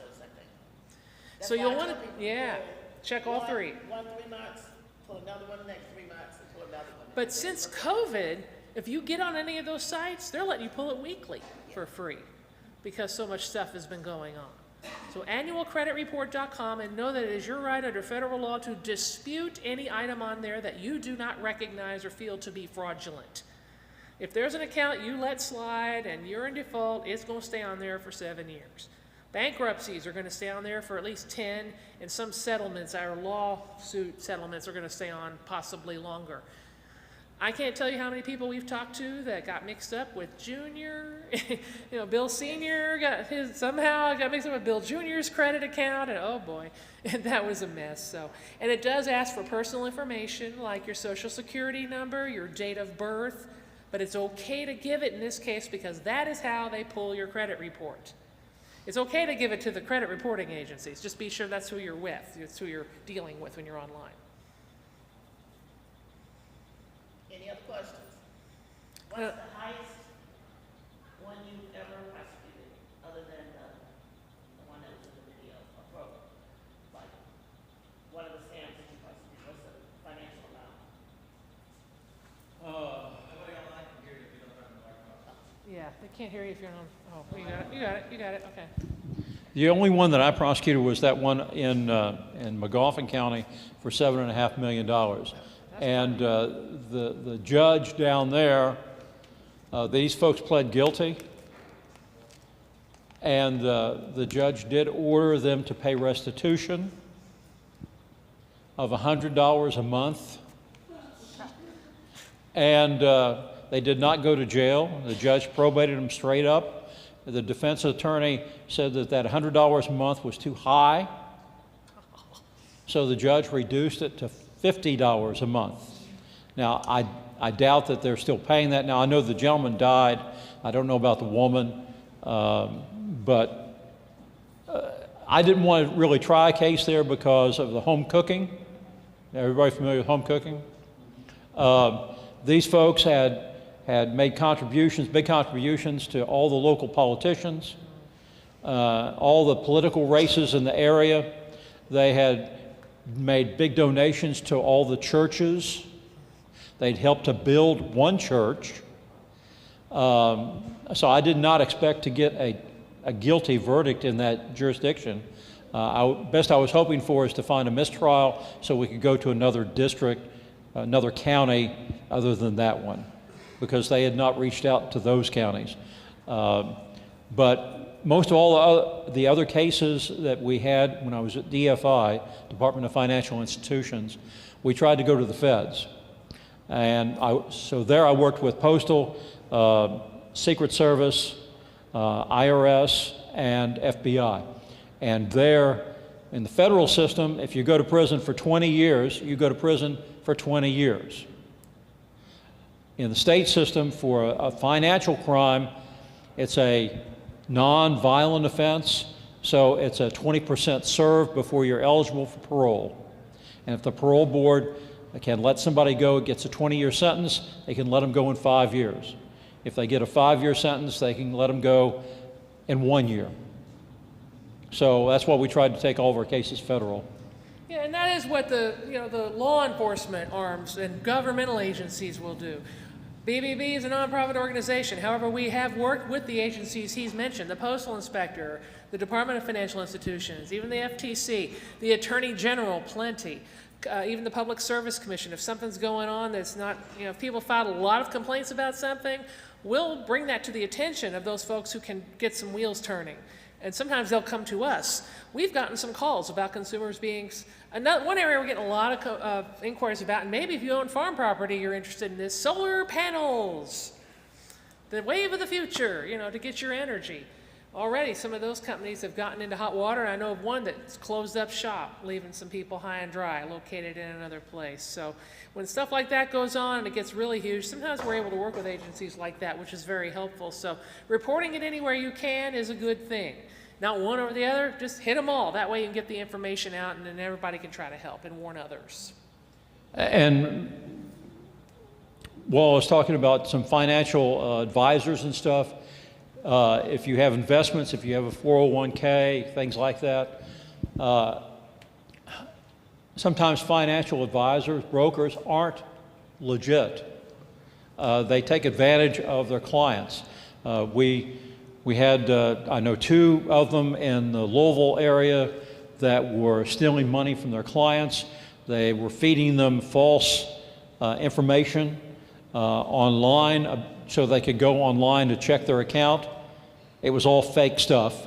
They gave them paper documents. It was all fake stuff. If you're with a large firm like Fidelity, my wife has an account with Fidelity, or some of these large firms, Merrill Lynch, if they find somebody has taken advantage of a client, they will make good on that account. So they will pay to get that account back up to where it should be. If you've got an independent person, you're out. So They probably want to check their standing with their licensing agencies like yes. and stuff too, right? And the guy that I had who was in Louisville, who was an independent, he was in good stead with Kentucky Department of Financial Institutions and with FINRA, until we discovered that things didn't add up. And he ended up losing his license with us and with FINRA. And we ended up with a judgment against him in state court in Frankfurt, and then the feds ended up prosecuting him also. Now, whether or not the feds were able to collect any money from him, I don't know. But he took his clients for about $4 million. It was a multiple, it was probably 30 different clients, various amounts, but it all added up to about $4 million. So like, when in doubt, check it out, follow your gut. If it doesn't sound right, ask somebody else. There's nothing wrong with asking. One more quick question. Close. I need the microphone in case somebody. I got it. On your fraud watch and everything, I wanted to ask or see if anyone else had any problem with people texting them saying that you have won something or have something. And during this process, what they do is they mirror your apps that's on your phone. The longer you talk to these individuals, the more opportunity they have to look into your apps. If you have banking apps, they're gonna try to get you to open those apps so they can go in and take all your money out. So if you get any of those, don't answer them, leave them alone, stay away from them. Yeah, the texts are very troublesome. I used to do a lot of what Gary's doing here, so this is the reason why I know this. Yeah, texting is horrible. I mean, I can't stop them. Like, well, just ignore them. Just delete them. I mean, you can try blocking them. You can try to use Robo-Killer to stop these calls, but you know what? They're still going to find a way through. Now, the Federal Communications Commission has required the cell phone companies to be working on trying to cut down. That's why you see more spam risk or suspected spam, but not always. So I thank you all for your attention today. I'll be around a little bit if anybody wants to talk to me. I'd be happy to.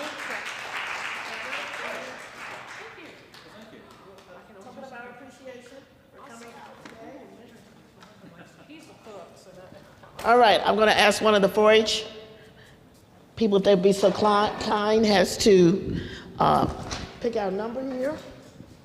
Shake them up real good. Did we get everybody's number in the bag? That does not work for Kentucky State.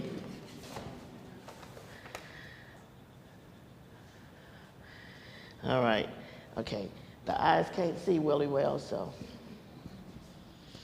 Okay, the number is 347041. 347041.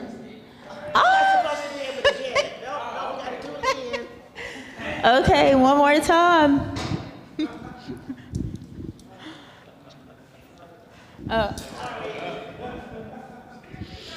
Okay. Okay. Okay, 347034. Awesome. Okay, so we got somebody's won our gift bag. It's a payday. It's a payday in $1 million chocolate bar. And a Kentucky State mug.